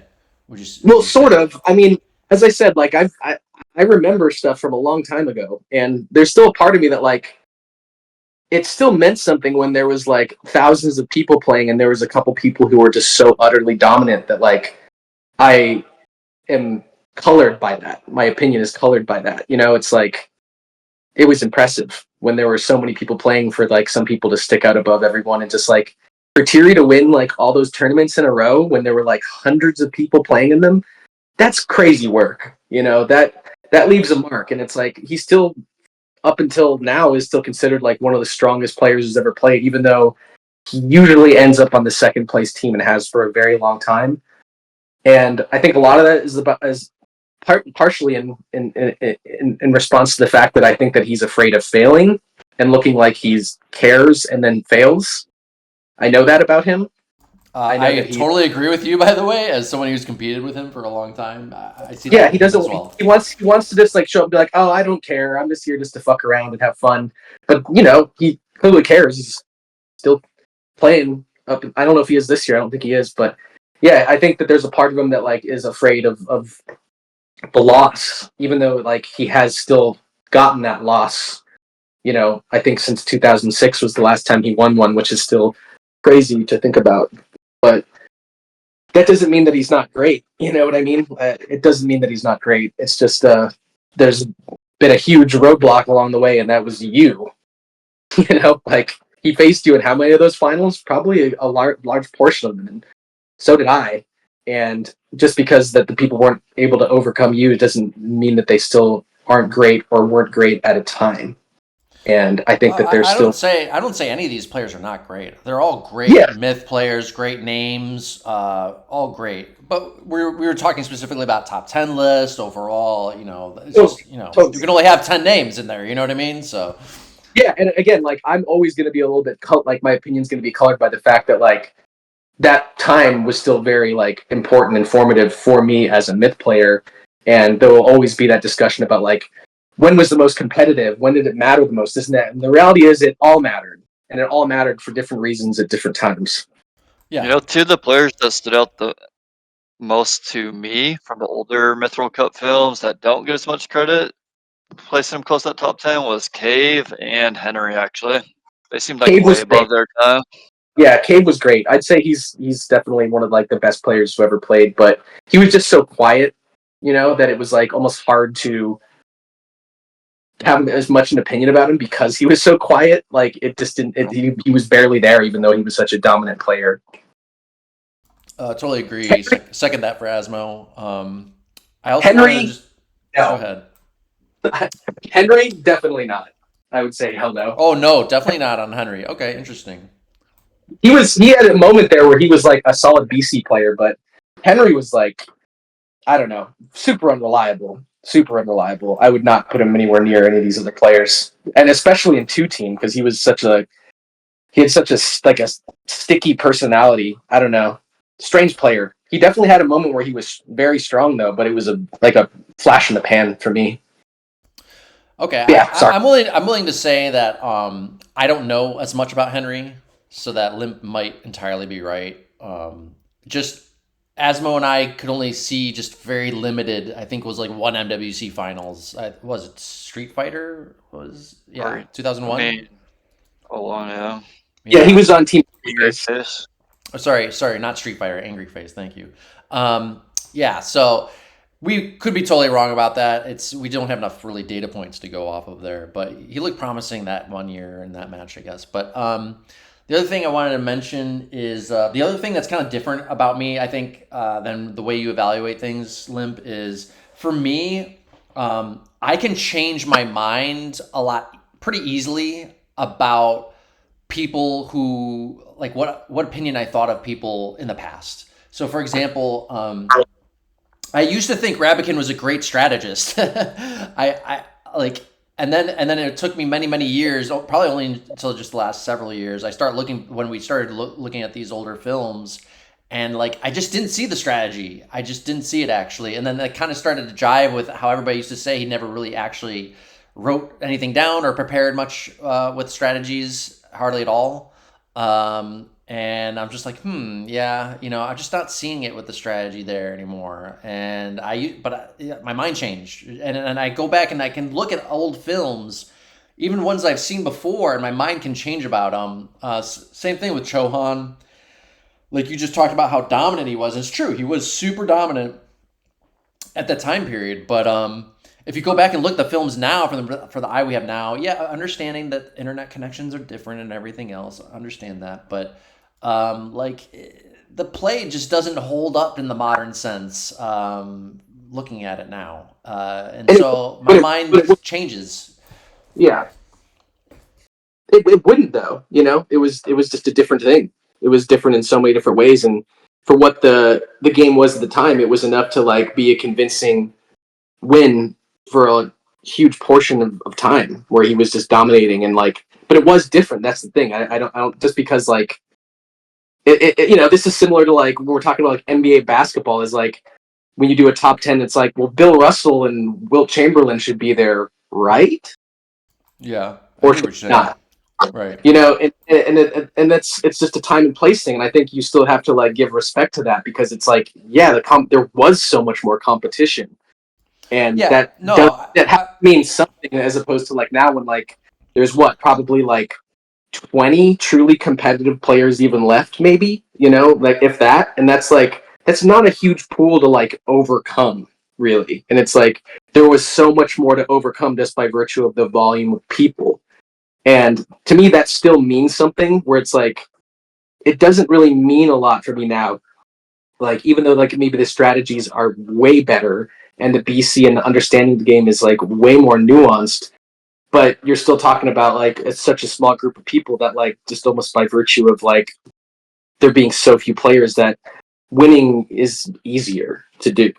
And it seems like that would have to be just mathematically like a truth. But that's not to say that there haven't been great players that have come out over time, even in the past 10 years when Myth has been way less populous. You know what I mean? Like Genghis, for instance, is, as I said, I think he's one of the best players ever, and he became so dominant kind of like after Myth was more populous. And he's clearly one of the best players ever for me. And kind of the same thing even goes for like Domsky. Like he became great really after like all that old guard had gone away. So I still see it, but it's like after physically being there for all these different eras, it's like they all still mean the same thing to me. And it's like, for me, it's like who was a dominant force through all these eras enough to put them in that pantheon. And that's why like I really don't even like have a specific tent, because I feel like there's been so few players who have like earned that, as opposed to just being like a great BC player under a really like under the best captain who's ever played means a lot different to me than someone who like worked themselves all the way up through all this by themselves and didn't necessarily have like someone like you guiding their hand is a different thing to me. Can I throw a name at you, Limp? Just a couple of names real quick. Yeah. So with the old guard versus the current guard conversation, right? Like if you look at people who were good back then and still good in the relative day, you stood up, right? So I'll ball walk you a little bit here. Like you held up, right? Like you were good. Yeah, you were good back then, right? You held up. You were good into the. I mean, you just watched the like, MWC finals in 03 where I was like one of the 3 heavy hitters, so I'd say right, yeah, and you stuck around, right? But if you look at some of these other MWCs, like one name that stands out, I'm not trying to throw shade, but Flatline, you know, great Flatline was considered an old guard back in the day, right? Like he was considered really good in his time, and I don't think he held up over the years, right? So when you kind of look at eras, I think the challenge, and again, I wasn't around for it, so I don't really have a leg to stand on with the comparison, but like how many of those players kind of disappeared and how many of them kind of got passed up by New Guard or whatever? And are they still considered great old timers? Did they just get old? Did they quit? Or did they sort of get beaten down? And did they sort of not maintain their status as not even just the meta changing, but like as was referenced a few times in this recording, like internet speed changing, right? Strategies and being able to keep up with it. Like, were people good back in the day when they had cable and they were playing against people like me on 14K modems, right? or like, you know, were people just legitimately good? And I think that's where you get into trouble with the eras that you're talking about, just because like, how do you define it? And then, you know, was it ever really a fair playing field with a lot of those people? And like the volume is there, but it's kind of like a biomass at some point, you know? There are other players who have held up over time, like you, right? As a good example. Like Merc held up pretty well too, right? Like that was another name that Asmo and GKG had from way back in the day, because Merc was on that was it an 01 finals or whatever? What year was he was on Team Angry Face. Right. And he was like, you know, he was tapping Angry Face in those games, I think, and he was whatever. So he was doing all that shit. And he's held up really well over the years too, you know? Like he's not 5 balls, but like he's not like obviously passed by like literally everybody who showed up. Like he hasn't like fallen into like 2 ball status or something. Sure. So lot there. I'll try and react to all of it. I think one of the main things that kind of deteriorated the pool, first and foremost, was that the server went offline. That killed just a huge portion of the activity of the game, and like the amount of people that came back was just such a small fraction of the people who were involved beforehand. So it's hard to say how many people just had no idea that there was even a new server that went up, and they just never came back because Bungie stopped supporting the game. So I think that's first and foremost is a huge part of it. Flatline is by far like one of the most overrated players who ever played the game. He wasn't even great back then. He just talked a lot and was on good teams. And he had a cool looking name and he was pink. Flatzo was always kind of shit. He was able to like play Trow well in ranked, and I think that was enough to like escalate him to a point where people thought he was good, but Flatline sucked. And like that was evident when he was playing like even in like the late aughts and early 10s where he was just a fucking total liability, just a terrible player. No idea what was going on. But that's also in part because the dude literally suffers from like schizoid personality type, so he just kind of literally lost his mind. So that's kind of maybe a different thing, but super overrated player. Yeah, it's hard to say, right? Like, just exactly why so many people faded out and why some people were able to keep it together, and how much like internet speed affected who started to become better players. But there still are a lot of people who are hanging around. You know, like Arsenic's been here for a very long time. Me and Arsenic would be playing Desert together when he was on Beefeater in like 1999 or something like that. So some people were able to like make that jump over time and remain relevant the entire span of Myth. And maybe there's something to be said for those type of players, but I think more just comes down to being like adaptable and adaptability, and that's like been one of the main factors of being successful in Myth, is being able to adapt your role, being able to adapt your strategy, being able to adapt to the whole meta change as it's changed over time. And I think that represents a lot of who like great players are personally. And some of us are still here. I mean, GKG was around a long fucking time ago. I remember you from like 2000, probably maybe before then.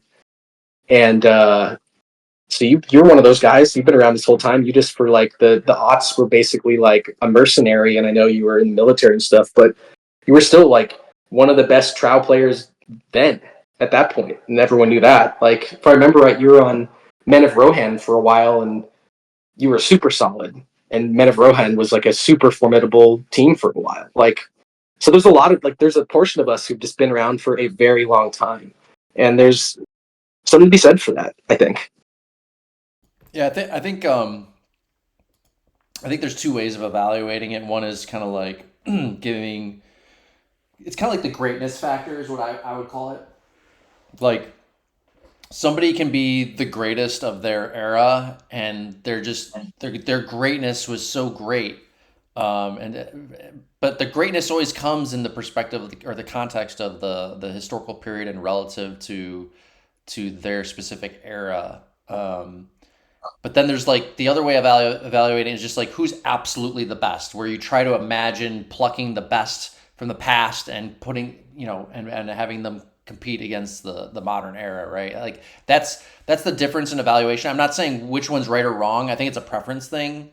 Limp, as you just explained, you and what I, describe as kind of like the old guard way of thinking. And maybe there's a better way, a less condescending way of saying that for me, but maybe a little bit, because you're technically old guard yourself, man. I guess, but I don't think like old guard, right? Like, yeah, I'm from this. I was there back then too, but I don't know what the right term is. I'm not trying to like say anybody's right or wrong. I am pointing out that the differences in the thinking, right? That's all I'm trying to point out.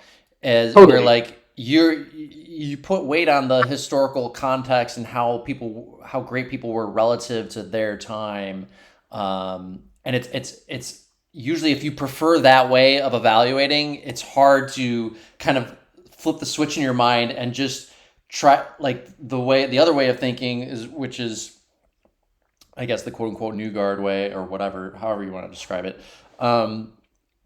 It's the way I think about it is like I try to take those players that were great, but in the past, and I try to evaluate. I try to kind of the only way you can do this is the disadvantage of my way of thinking. I'll just admit it up front. Is like I'm trying to predict how that person who is great in the past would perform today, especially if they had kept playing the whole time, right? So like sure. How would Chohan be today?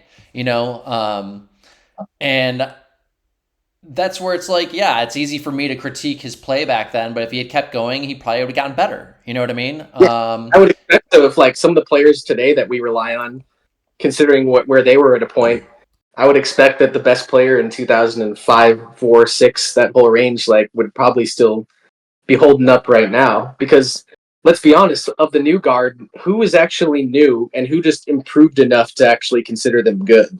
And are those players really that much better? Like, because I don't really see it that much. There's only been like a very, very small group of like quote unquote like new guard players within the past like 15 years. You know, there's a very small group. And I mean, of those players, they are good. There's no doubting that. But yeah, there's not many of them. no, there's not many of them. I agree. You're right. Like most of these players that were quote unquote new are, you know, they played a lot. They were playing at least around the early 2000s. Maybe not like 99. Like, well, actually, let me rephrase this. I'm thinking of Eastwind as an example. Like, so there's a bunch of players who like they were playing Myth, but maybe they're into WW2 or Myth 3 or something else, right? Or they were still on TFL and didn't transition to Myth 2. There's a lot of players like that, right? Especially in the early 2000 time frame, where they just didn't complete the transition to Myth 2 yet. But then they became great. Like, so are they new guard or old guard? They're kind of somewhere in between, basically, right? I forget what else I was going to say about that, but I wanted to say I have a couple names for you if you want, just for the new guard thing. Yeah, the name. Yeah. Hang on, before you go, Dak. The one name that has to come up for new guard is LSO. I mean, of course, he's like the freaking the poster child of fucking new guard. You know what I mean? Like, because he came in so late. He came in so late, and he's so dominant. So like, in fact, you know, this is going to hurt everybody's heads, you know, but if there's one player that's closest to me, in my opinion, it's LSO.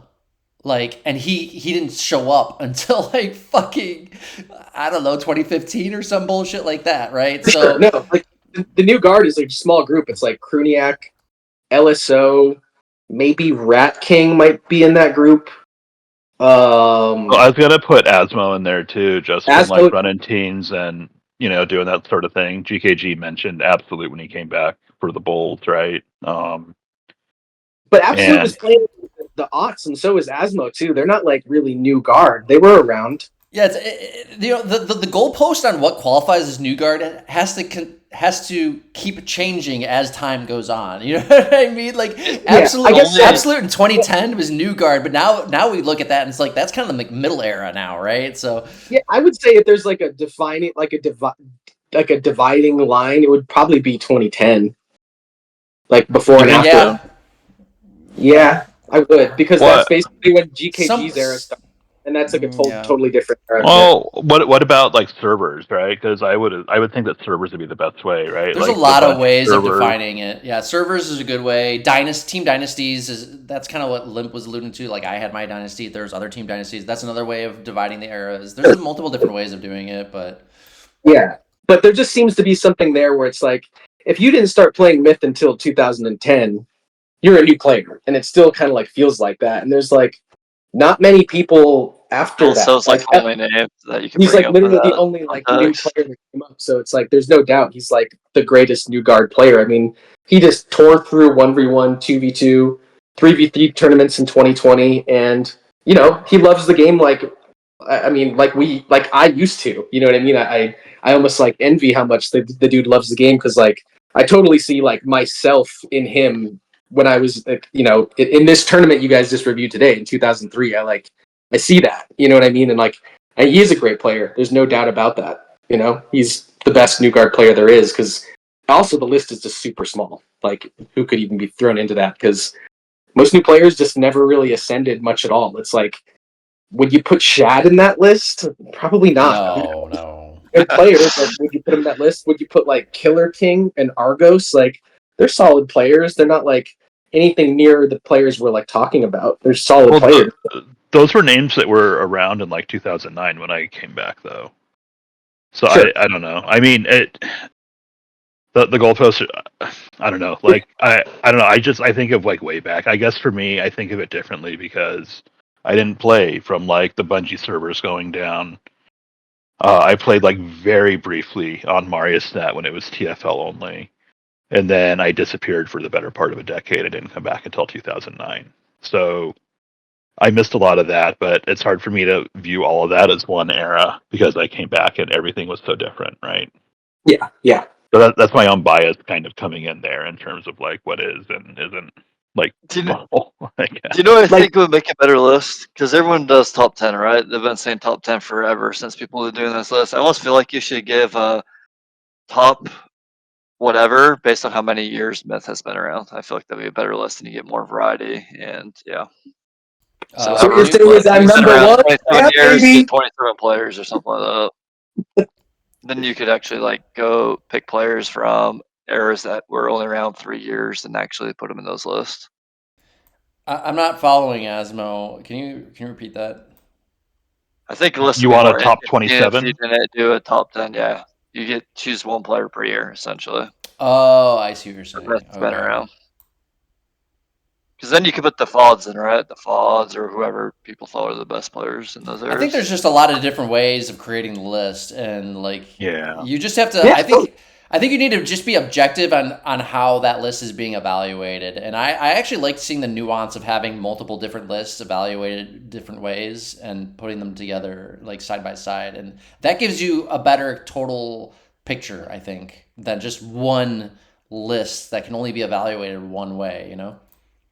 yeah. I mean, mine is definitely trying to draw from like all forms of Myth, as I was stating, with FFA, with 2-team, with 1v1, with strategy, with time that player was competitive and great. Like, so it's again highly subjective, and part of it definitely is probably related to like legacy and so forth that I know you're kind of opposed to, but it still means something to me. You know, it means something more when there's just so much more people playing at a time, and for some people to like assert their dominance in that time, and it still means something. It doesn't mean it's like more important than something else, but it still means something. You know, Yeah, and I don't ever want to say it doesn't mean anything. You know, maybe my younger self when I was having these arguments with Flatline like 10, 15 years ago, you know, maybe, you know, I would have tried to diminish it, but I don't want to say it doesn't, it means something for sure. It's just a different way of evaluating things. absolutely, absolutely, Yeah. and of course, like it's always going to matter to you when you're the most active. You know what I mean? I was the most active in that time, so it felt more meaningful. Your time in Myth was the most active, like post 2010, when for me it wasn't as meaningful. So it's a totally different like way of looking at it. It's a totally different perspective. But even with keeping in mind those perspectives, it just doesn't seem like there are many newer players that I would like look at and be like, yeah, that guy's on the same level as Rabican or Shyster or Chicken Wire or so forth, and like how dominant those individual players were in their times, because I just haven't seen it. I've seen some like solid 2-team play where players have had to be like wrangled into being like a useful combatant. You know what I mean? Like you had to do a lot to make like Kruniak and Kirk and probably Paris to an extent to be like very like good teammates, you know, like, and those are great players, but like I know that it took a bit to get those people onto the same page because it had to, and but they're still great players. There's no taking away from that, but there's just so few of those types that I feel like we can look at past a certain point, you know, like there's just not many newer quote unquote players that come to mind, and not even newer players necessarily, but players who have been active for the past 10 years that really strike me as like great. Like I'd say one of the greatest players ever who doesn't get enough like credit is Thalander for sure. One of the greatest players ever. That dude is so reliable. He's sometimes just the best player when you have a group of like just solid players playing. He understands the game. He can do anything, but he's so chill, and he's just has no ego about it that no one really brings him up. But Thalander is like one of the greatest players ever, and he was on BME I think or OA or one of those teams. Like dude's been through it, and I would say he's one of the quote unquote like newer players. Like even though he's super old, he's one of the people in the past 10, 15 years who stuck out as like one of the most reliable, best players going. I want to bring up a point before I forget that one thing. I'm not saying this is right or wrong. I'm just saying this is how I think about things, and I think Asmo Yeah, and I have discussed this. Is if a player like I still it's the so there's this kind of like there's this saying I don't know if it's from the military or whatever. There's this like this way of thinking where like you have to always keep earning like whatever glory you had in the past. You have to keep earning it every day, right? Like you can never just sit on your laurels, right? That's I guess what I'm kind of getting at. That I think more like that. So what that means in the context of evaluating myth players in the history of myth is that if a player used to be really great, but they start really sucking hard, and there's not like a really good reason for them to suck hard, like they just start randomly starting sucking hard, that really diminishes. That makes me reevaluate their past, and then I go back and reevaluate. Like I would have to go back and look at their old play again with a new eye, and oftentimes when this happens, when I look back at their past, they weren't as good as I thought they were. That's often been the case. Now, there are some exceptions to that. I do think there are some players who genuinely got way worse. But even in that case, like even they used to be good and they became shit, it still diminishes their kind of Their legacy. Their legacy, yeah, exactly. Like it does taint it for me. Whose legacy is diminished specifically then? Because it's we're this is pretty specific. I mean, do we want to bring up names? I don't know. This is where we're at. Yes, you do. Okay, I'll just say I mean, Ravikin's the name on that list. He's a legit -2 balls now. Like, I mean, I guess he had some good moments in 1v1 tournaments, I hear, but like, you go and look at his 2-team play beyond his team winning, and yes, he's a good shot caller, but I feel like shot calling can't get you by as a top 10 player all the time. Like, you gotta have good play to back it up. And does he actually bring good play even in his heydays? I don't know. Go look at those films. His stats aren't showing that. Nothing's showing that beyond his shot calling, if you can read it in chat. Yeah, so Ravikin was definitely the forefront of my mind, but I'll just say this in defense of Ravikin. I don't think he was actually bad back then. He was fucking good. I mean, he beat me in a 1v1 tournament in 2005. Like, I got 8th place. I think he got 7th place. So I'm not saying it's bad, but we're talking about a top 10 list, right? That's the... Oh yeah, no. Yeah, of course. No, it definitely like tarnishes like that argument for if he should be in the top 10 or not. But I just want to say that he's an example of like he's not the example of a player who like they're sucking bad more recently, and then I go back and look at their old play and like they actually weren't good back then either. Like Flatline is more that type of example, right? Where people thought he used to be good, and then you go back and look at it, it's like, no, he was always just bad, actually. But no, Ravikin, I think, was actually good. The dude just doesn't give a fuck. Like I don't know if he's a fucking game for a long time. He's just been forced to play it. He used to be good, but he definitely is not. He somehow like what's hard for me though to stomach, like it's hard for me to wrap my mind around it, is like, to me, myth is like riding a bicycle. And it's like, once I know how to ride the bike, I don't know how you get that bad, honestly. Like, I could see maybe like getting gradually worse over time, but like, man, like he fell off the bike and fucking crashed and fucking broke his arm or some shit. You know what I mean? Well, like, I will say, to his credit, he did bring you to the brink in 2018. I mean, that was more Asmo, I think, than Ravikin, honestly. Where Asmo's the one who brought those strategies, not Ravikin. You know what I mean? His shot calling was great. His shot calling is always good. I like his shot calling. But no, I mean, he was still solid. We still actually were able to like win the first 7 games and lost an SD. So he was still good. You know, I think he was still good. But I mean, yeah, he has been a terrible. He might have been good still in 2018. I don't know when he fell off exactly. It might have been 2020 or post 2020, but somewhere around there, yeah. But yeah, I mean, dude definitely was not a super solid contributor in regards to BC for a very long time, but it also wasn't really asked of him. So I think that those skills kind of like deteriorated a bit just because he was expected to like take the goal pack, tell people what to do. I agree to some extent, but man, like, I don't know how you fall off that bike, man, that hard. I really don't get it, but you know. I know. No, I'd say he's definitely the person on that list I gave that is like the most like shaky, because I have always been like, yeah, Rapikin's not like a great individual player, but like his contribution to team success has always been very important. But he was solid for a moment back in, but a long time ago, and he has been like almost like a viability as a player on the field for like a while. I think even in like most of the 2010s, Rap was always kind of like a pretty unreliable like BC player. But yeah, he's definitely the one that sticks out most. But that's only one name. You got to give us a couple more. Let's just piss everybody off, You want me from your top 10?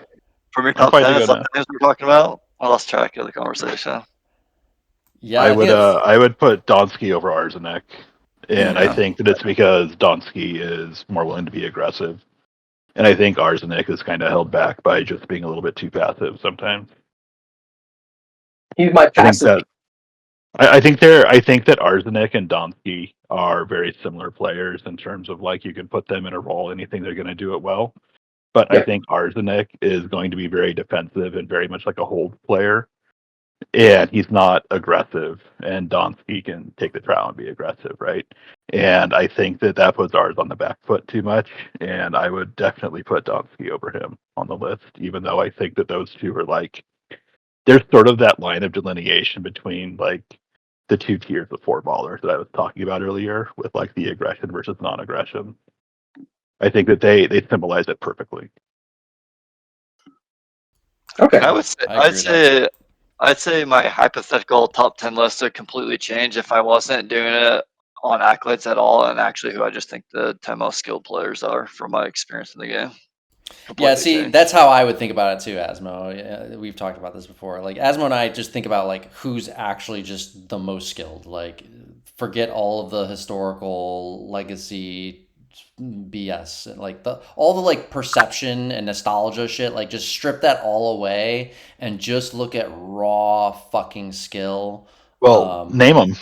Well, I mean, this isn't a person I mentioned last time we talked about, but I've been talking about it like recently, and not just because of the Mythical Cup. Just like I always thought he's been really good at the game and never got the credit for it, which is Samuel. That dude is actually insane at video games, from my experience. Oh, Samuel's great. He's just like super unreliable.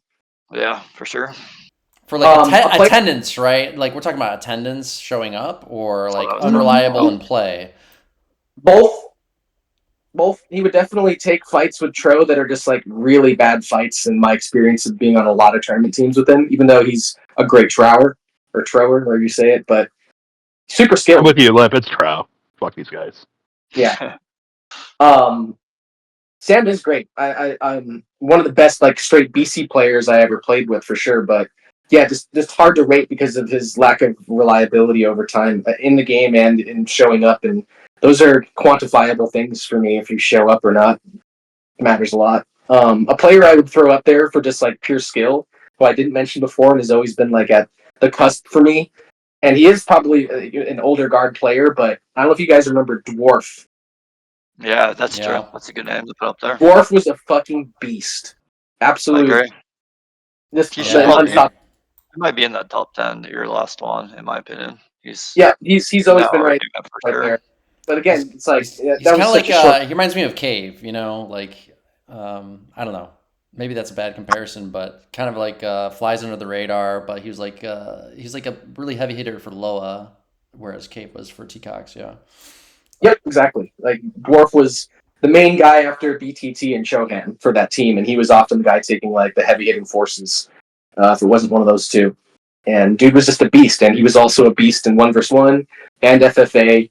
But he was just so quiet and chill that I feel like he kind of gets forgotten. But that dude was amazing. If we're just going on like pure ability, he's totally up there for sure. Yeah, I agree. If we were talking about like pure ability and stuff, I mean, that seems like more if we're talking like straight almost BC at a point. Like, yeah. I mean, Paris is like an absolutely brutal BC player when he's locked in.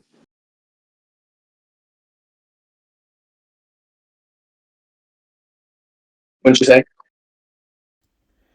Yeah, no, I mean he has his flashes for sure. I think I don't know. I feel like he was more well known for those flashes when he was younger, and maybe we're all getting old now, but We are getting old. I'm turning 40 this year, man.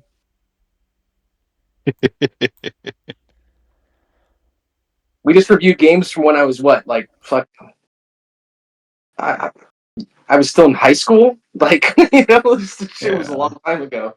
We are getting old. There's no doubt about that. But You're younger than me, sir. I'll put it that way. I figured you were older than me, Dak. I am, yeah. But Yeah, I will be 42 this year. But honestly, it's you said we were gonna piss off. It's like personally, I find that three of us are at least. No, sorry to exclude you, Dak, but the three of us have been like three of the most preeminent captains on Myth for the entirety of the game. So I don't think it's like unusual for us to be talking about something like this because we are the people who have been the captains for all this time. We've seen all these players come and go. We've faced them. We've captained them. And there's a reason why we have these perspectives is because we have so much experience. So I don't think it's like unusual or like it shouldn't make anyone mad. We're just like calling upon our experiences to talk about this stuff, and we are probably more qualified than most to be having this conversation, to be honest. So at least that's my perspective on it. The one person I'm sad I didn't get to play with is Jeff, just based on playing Jeff in HOTS and knowing that he was good before I played in the competitive scene. Like, he probably would have been a top player today, if not the top player. He was amazing, dude. He was probably the reason we won that tournament that you guys did today. No one understood how good he was. I mean, he was one of those players like Ducky or something like that, or like Donsky for so long, where they were just like on a team of like nobodies and they couldn't get anywhere. Like Clan Mac Gaming was a team of nobodies, but Jeff was trying to like keep it together as their like captain. But yeah, that dude was really great. He was one of the best microers of that era. He could really crush people pretty easily. But it's really interesting that he just got so disinterested in the game and we've never been able to get him back even for a second. Yeah. I know a name that GKG brings up is Kurniak, but it sounds like you have the opinion that if they got all their accolades with GKG, they get diminished, right? You got to do something without them. I mean, that's not entirely true. I mean, Kurniak was solid. He's also like this complete wild card, and I don't really trust him to like make a decision on a map, and I think that doesn't put you in the near like a top 10 player, really. I'll just say this, Limp. Kruniak shocked me in 2021, I think it was, which I think that was right after you stopped playing, and he was on Rat King's team in the finals, and the dude was like making smart plays, like shot calling for his team, even when Rat King really wasn't doing it, and I was shocked by it, and like that is shocking. What it made me realize is that Kruniak just kept improving. He just kept getting better at the game over time. And I really saw a glimpse of like the dude was about to form into like a shot caller and a really smart team player. Unfortunately, it was the last year we saw him and he disappeared. So I think what we're remembering of him, like I agree with your assessment. If we're talking about earlier Kruniak, yeah, he was like that for a long, long time, but he just kept getting better. I mean, that's like 1 year, but he did keep getting better. I mean, I've had him on teams of mine. You've had him on teams of yours. He was always like that. He was like a bull that you let loose and hoped he did the right thing because he was one of the best BC players, just like in a raw form. But he was so hard to actually like rely upon in certain situations. But yeah, great BC player, no doubt about it. Him and Kirk, I think, are cut from a super similar cloth. Yeah. Where I mean, they're definitely some of the best players ever from a pure BC standpoint, but it's just it just feels different when it feels like a player has to like yourself has to basically like point them at their target because they don't know what the target is otherwise. It feels a little bit different when trying to like rank types. I'll just say in defense, I don't. Kruniak definitely had that in the earlier years. I'll say I don't think I ever had that issue with Kirk. Kirk is smarter than we get than I think you're giving him credit for. Limp. Probably so. It's just a lot he of his knew what to persona. do. I never felt like I had to hold his hand.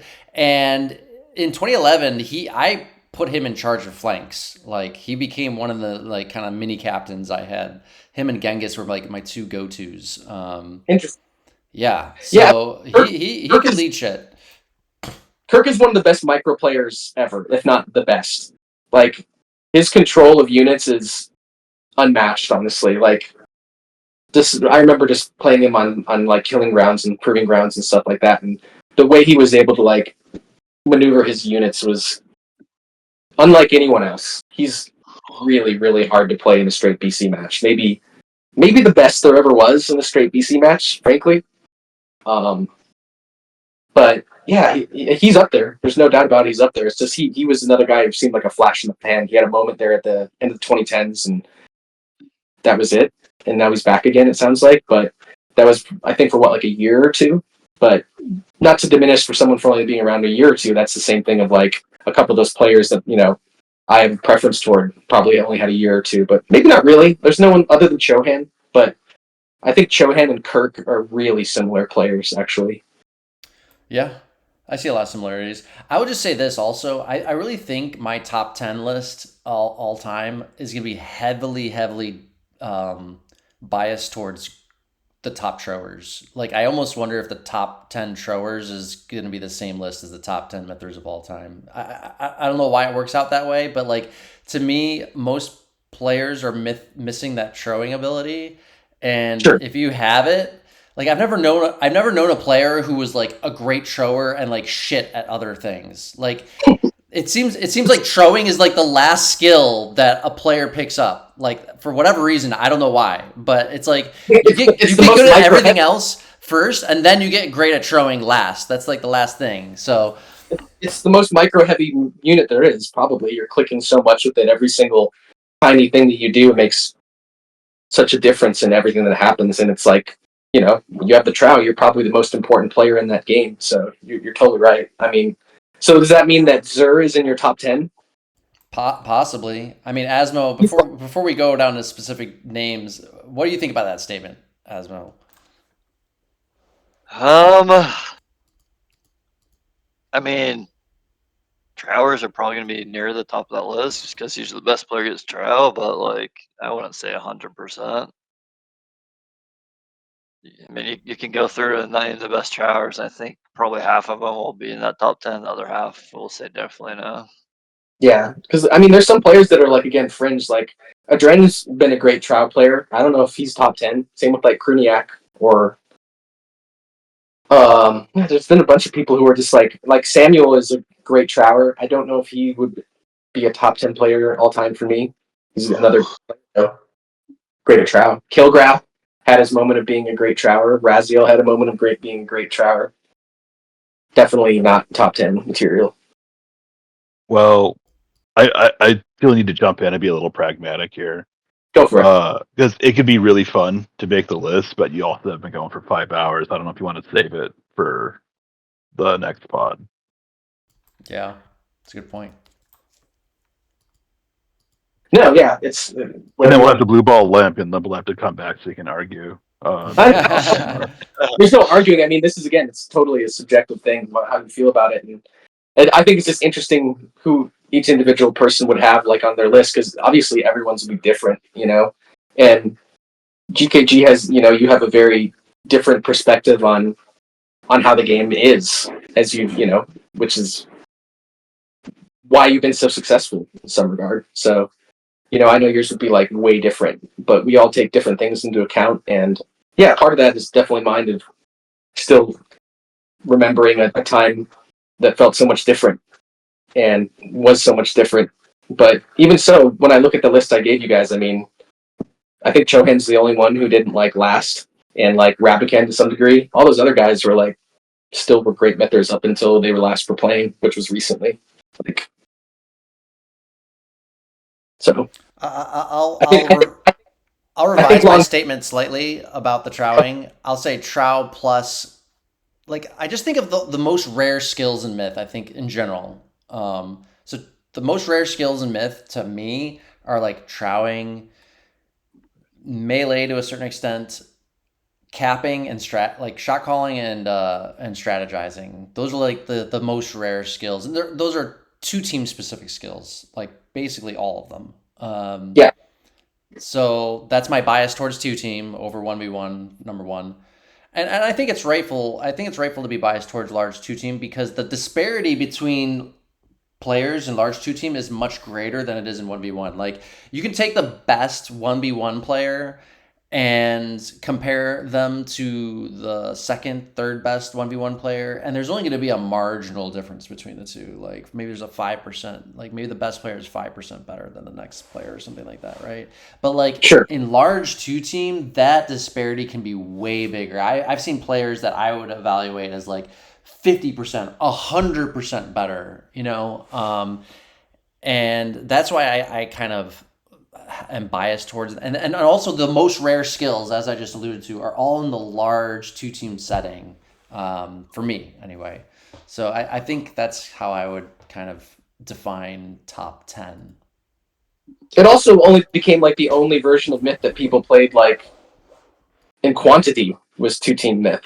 You know, like FFA tournaments fell by the wayside. So did 1v1 tournaments. They just people don't sign on Myth usually just to like play FFA games. They're trying to get into 2-team games. That's like what the game is to people and what it kind of coalesced into. So that's understandable.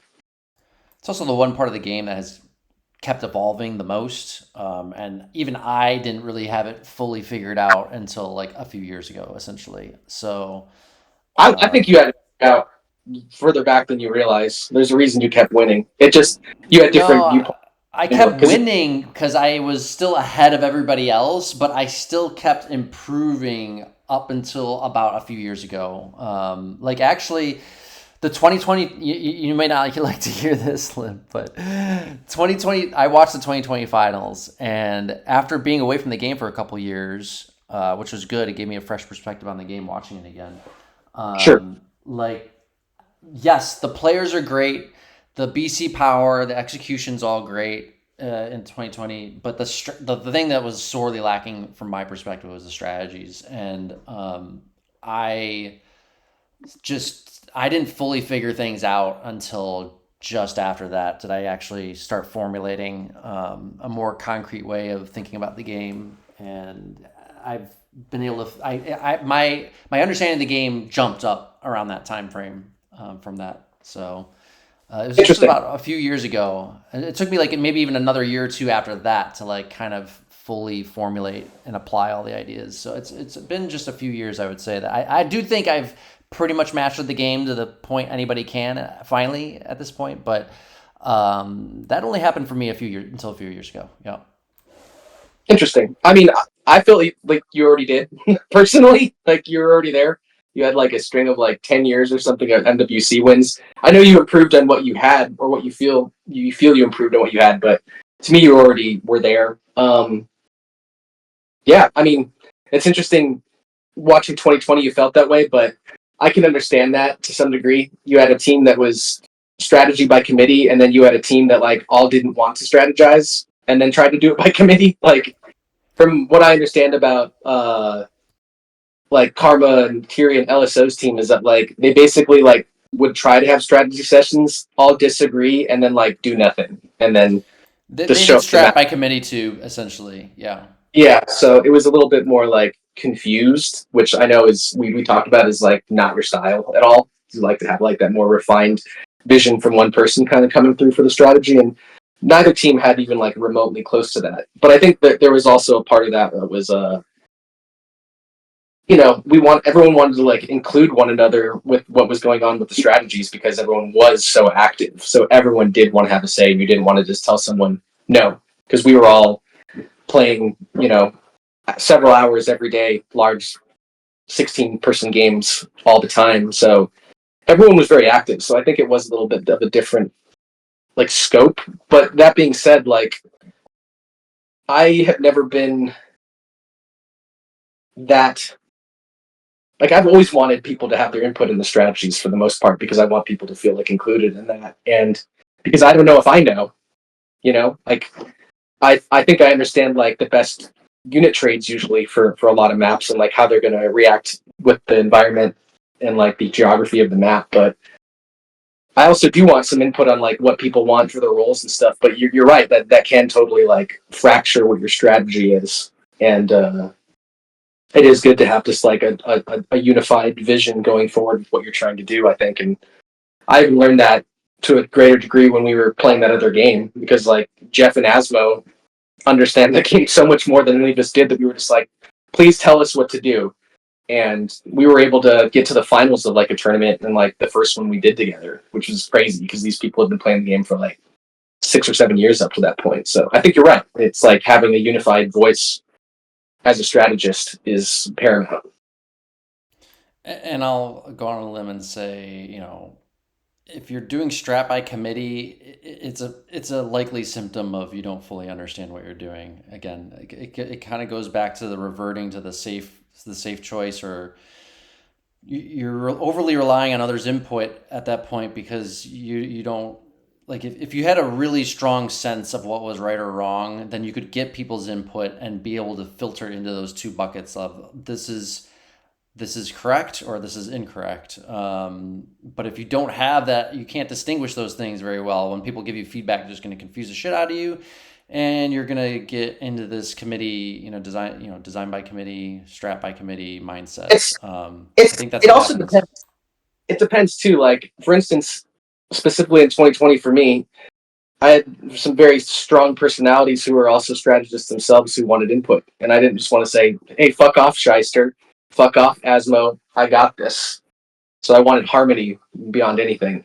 So, I didn't want, and I wanted their input. And I think part of that is like, I straight up like enjoy strategy sessions. Like, I want to get on the game, open up a map, look around at everything, look at all the different choke points, look at all the different things, get an understanding of what the maps are like. And do that. There's some part of that that's like therapeutic for me. I enjoy it, and I don't know. There's something about that I just enjoy. But I think it depends. I mean, as I said, like Asmo is a strong-willed captain himself with his own view on how things should be handled. And Shyster is that way as well too.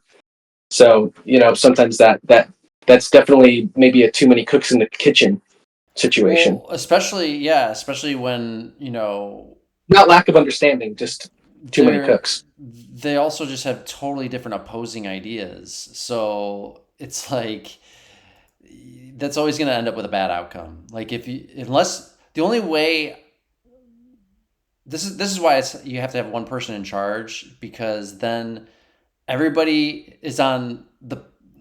has to be on the same page as the person in charge. Like if I'm stratting, like, so that's why like me and Shyster and me and Raziel couldn't work out. Like we think too differently about the game. There's literally no point in trying to put us together in a strat session. We're just gonna butt heads the entire time, and it's not gonna be helpful at all. You have to essentially say who gets final say here. It's got to be one or the other. It can't. That's where the too many cooks in the kitchen thing comes in. Yeah, but you can have Asmo and I could strat together, even though we both have strong opinions. Our opinions are very aligned. So at least now they are. Yeah, maybe that wasn't always true historically, but LSO and I, for example, now like we can strat together just fine because we're on the same page. So even when we disagree, we have a unified framework to achieve consensus through discussion and debate, right? Yeah, I mean, me and you got there in 2014 ourselves. Yeah, I mean, and it's been easy for me. I'm super I'm super biased, as Dak was alluding to before. Like nobody gives me pushback on fucking strategies ever. In fact, I just had a discussion with LSO, and I think we've had this discussion multiple times, where I'm like telling LSO to disagree with me more because he's actually the one putting in more time into the strats recently than me, so he's actually getting shit right probably as much or more than me now on a couple things. I sometimes figure out some really weird stuff like that whirlwind strat you were talking about, Asmo, like stuff like that. That's like very niche use case stuff. Like I'll figure that stuff out. That's kind of where I'm best suited. But also will get like the basics right a lot more than me, just because I'm not spending any time, hardly any time with the strategies, and so like I have to tell him like, yo, you need to disagree with me more because you've been right about all this shit than I have been. And so I actually have the opposite. That's like a very unusual problem to have. Most people aren't gonna experience that, right? Everybody else gets pushback pretty much for the most part on their strategies. I've been fortunate to. I guess that's what happens when you keep winning, right? Like, if you keep winning, people will start just listening to you. So that's nice, I guess. True. And you did. You've won a lot. So I think it's warranted, and there's a lot of merit there. I mean, that single time that we teamed, like I mostly just listened to what you're like. All right, whatever you say, that's for me. Yeah. But part of it is like, I don't know. There's a lot of times where I like have not wanted to be the captain. It just defaults to me. Like it's strange. I think okay, so let's go back to this. When you say captain, do you mean the team organizer, the strategist, or the shot caller? Shot calling I'm always fine with. I'm always paying attention. That's what I thought. That's what I thought. I thought like you. I think you would be. That's what I came to the same conclusion. That's like I don't want to do all the other work, but I'll just show up because when you show up and you can then you can just be the shot caller. Like that's easy. You know, it doesn't do any extra. It's not required to do any extra work beforehand. Very minimal anyway. So I mean, I remember sitting in like my what must have been like high school, maybe even junior high. No, high school classes, and like while people are like teaching and like getting out like a piece of paper and like putting out like and like working out mathematically all the different traits I could do for different maps and like the points that were allotted and who I was going to give what and like all the different ways I could disperse the units and stuff. So it's like something that's been on my mind almost like forever, dude. And there's a part of that just becomes at a certain point like kind of exhausting, I feel. There's times where I've loved it and times I've wanted to do it and times where I just had like wanted no part of it. But shot calling is something that I've always liked. As I used to say, I just want to like show up, play, and like direct what I can. We should put a caveat on that. Actually, shot calling is fun. We all talked about this already. It's fun as long as you're not having to do it full time for the entire team. You know what I mean? Like you want to have enough other people that are either know what the fuck they're doing or can help with the shot calling. They either know what they're doing, so they don't need any shot calling, or they can help with the shot calling themselves. You got to alleviate that burden, otherwise it does become not fun. And then you get into this position where you can't really focus on your own play and being able to catch any good fights yourself, right? So. Yeah, no, that's definitely what it came down to. I mean, like, I remember Genghis being like upset with me because I couldn't be like he wanted me to be BCing because he like believed in me as a BC player. I mean, he was like, but you're always focused on captain. And I was like, that's what it is, man. There's no one else who wants to do this. And like, you know, everyone kind of gets fed up with it at a point. Like, Asmo, you yourself, like, I think you didn't captain once in 2020, right? I've actually captained a lot less than I thought I have, at least in terms of Mithril Cups. I haven't captained that many Mithril Cups. You've always been like a co-captain to some degree. You know what I mean? You were definitely, I would say co-captain in that in 2020 with me. But yeah, it's like it's a lot of responsibility. You know, basically at a certain point, it feels like the fun of the group is falling on your shoulders. Not even winning, but like having fun. Feels like it's some like your responsibility. Like you become like the host of everybody's like the party and I did that for 20 years straight, dude. You know, from Mything Under the Influence, and then EI, and then TWF, and then BIA, and then name changers into like the teams that I would captain in the 2010s and stuff. Like, there's just been so many iterations, and there's been so much effort. It's a lot. It becomes kind of exhausting, realistically. Like, and like it becomes exhausting almost like emotionally, because it does feel like you're kind of like hosting the party, you know, and it just feels tiring at a certain point. And like, I only know like if I were to come back, it would still be so similar. I know I would be on like Asmo's team or like your team or like Homer's team or something like that. And it's like I just feel like I know how it would go to some degree, and I don't know. As I said, I'm looking for like some like excitement if I'm going to do some multiplayer gaming, and I want to like learn something. Like, there's not. That's not to say that there's nothing to learn about myth, but there's a lot less. There's a lot less to be learned. For me, after so much time. Well, the thing about myth is, I don't think the learning can ever truly stop. What's happened is that there's been no new unit types and maps and things that would add more spice to the equations, right? Oh, there's been some new maps, my friend. There's been some new maps, sure. We go But from the shoulder. it's slowed down. Like the last big Yeah. batch of maps you did in 2020, those were great, obviously. But you know, there's not a whole lot of people like making a bunch of new, like we to feed that like newness, you would need lots of like a regular batch of new maps just constantly coming in. You know what I mean? Yeah. Because we can pick them apart pretty quick nowadays. That's where the fun comes from, though. For me, that's why 2020 featured so many new maps, because I was like, dude, we can't just roll back like DE and fucking like Trow and Barbarian Valley again for the millionth time. I want like newness, because I feel like the newness is where you have to adapt as a player and a captain and a strategist and like figure it out in real time. And that was what was fun for me. I mean, I will admit I was catering to myself by making all those maps.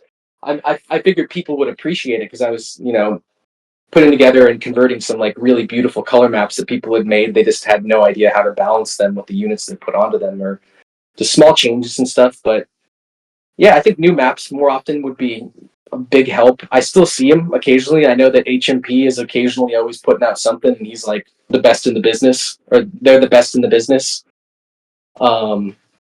Yeah, it's hard. I imagine like if Myth ever got re-released, remade, whatever, or another game like it, another spiritual successor to it, I could imagine a future where like imagine if you had Myth, but like the maps and the units were like procedurally generated, and like the trades were procedurally generated, like just like a roguelike. Yeah, you could just like randomize it, and then it's just like so new every time. Like there's nothing that's going to be repeated in a sense. Like even now, no two Myth games are repeated exactly the same, with the exact same settings. But like if you could randomize the settings too, then now the game like kind of transcends itself in a sense even further than it already is, where like it's every game is a new game. Like you have to refigure out all the units because it's maybe they all got different stats now and shit like that, and you're gonna have to figure it out, and that's gonna totally change the strategy and the dynamics of the game, and it's gonna be completely that would be new. cool. You have to learn on the fly exactly what's going on. Yeah, exactly. Jon God could probably make that for us right now, I bet. There's probably a way, but I mean, I still think that there's like a way that can happen. It's just, I mean, I don't know if you guys are familiar, but like there was a formal group of mythers that actually like sat down in a meeting with, I think Take-Two in 2020. Are you guys familiar with that happening? Yeah, I am. Vaguely. I didn't get the whole story. It was, if I'm not mistaken, it was like, I think it was Karma, Genghis, and Blade were the three that like were a part of that meeting. And I think they did actually give them some sort of like concrete number. I can't be positive, but it was something that was like outlandish for what you would expect the Myth IP to be. So, but they just seemed pretty uninterested in doing anything with it. What's the number? Also, can they share what the number was? I'm sure one of them, I mean, Genghis could tell you for sure. So go ahead, Limp, if you want to say it. If you know. If I'm not mistaken, it was definitely in the hundreds of thousands. I can't say exactly Yeah, what, but it was definitely in the hundreds of thousands of dollars. For the Myth IP, that's dirt cheap, I would say. I would think it's in the millions, the low millions. Okay, well, this is the caveat to it. So my understanding was 500,000, but the thing is, it wasn't the Myth IP they were going to give them. They were essentially going to lend them the IP for like 5 years. Right. Yeah. And after those 5 years, freaking Take-Two is going to take it all back if they wanted to. That makes sense to me. Yeah, that makes sense to me. I understand. So the people involved in that meeting, that's why they pulled out. It's like, well, we're going to pay you 500,000, do all this work. If something works out, we have, we get no gains. Like, It's gone. Yeah, They're gonna take if it's successful. They take it back from 'em. Yeah, that's the story I heard too. Yeah, and that's I'm actually encouraged by that because that number still gives you an idea of what the Myth IP is worth to buy outright. And I think I'm right. The number I always put on it was like 3 million. And I think if it's 500,000 to license it for 5 years, that probably extrapolates out to 3 million to buy it outright. So yeah, I think that's about right. And it's people think that's an outrageously high number, but I think that's, especially if you're in Take Two's position, I think that is the correct number. Like you have to remember I think they bought the IP for like 1.5 million back in early 2000s or whatever the hell it was, right? So like they're not going to sell it for like less than what they paid for essentially, and then you extrapolate the inflation over all these years basically, right? So that's the way I kind of look at it. Yeah, it seems reasonable. I just wish there was a way, like the HD unit set is great. Looks wonderful. To me, like playing with it through the single player that I did recently, it was like it didn't feel like any different in regards to like how the game felt. It just like felt fresher. But yeah, I just wish there was a way to get it to more people. That's why I was talking about Twitch earlier. It seems like that would be a way just to maybe get something on it, and it would only probably cost a couple $100 to get someone to do a sponsored stream for it. It doesn't seem like it'd be super hard either to get it going. There's so many people who are down for sponsored streams of retro games and having the prestige of being like a Bungie game. Like, seems like it's just like ripe for the taking for us to do something. It's just the problem with the community has been that we just don't unify and do anything, really. Like, real quick, guys. Well, I see you see it as Jon God's offering to add more context if you want to have him join the call. Well, I don't know if he offered to join. He might be confusing it with Jon God might be confusing it with a different meeting. Yeah, I don't think Jon God would. I don't know how Jon God would know about what Genghis and Karma did, but he might be though. I know they hooked up with Magma a little bit for some like context within legalities of like the source code and stuff. So he might know. He very well might. Jon God's involved with everything. Yeah, Cool. I think he was talking about the earlier meeting of the Take Two. Yeah. But yeah, it feels like there are ways that the community could come together to like put more light on it. I think that would be. I've always said that people don't need to buy the fucking IP. You could just make the spiritual successor to this game. There's nothing like you could do similar mechanics, just change the names, change the skins, make things look a little different, whatever. Like, just you could make a clone of this game. I really don't think people think that they could just sue you into oblivion if you did that. But there's the bottom line is the game industry is full of game clones of other games, right? And of course, I think there's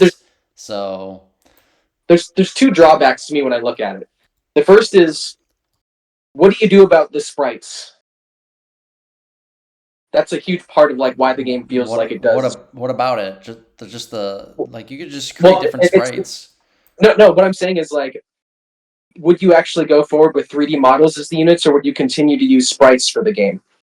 I don't know. I see pros and cons to both. I guess I don't know. Is the most recent models, the new HD models, are those true 3D? Can anybody answer that? No, they're still sprites. That's right. So they're still sprites. Oh, okay. So yeah, I don't know the answer to that. There's pros and cons to both. I see, but that's a separate issue. Like you could make a new game with 3D models or sprites. Like, but that changes some of how like we're familiar with how it plays. That's why Myth 3 is like a different game, is because it's using like real. Yeah, I agree. Yeah. So I think that's one of the biggest steps is like deciding how you continue with 3D models or sprites. Can you make sprites? I think you have to use sprites and you have to make them look unbelievable, and you have to have like almost make them 3D units within the sprite context where they just have so many angles to them that there's almost no way to differentiate between the two. Why do you say that? Why do you say you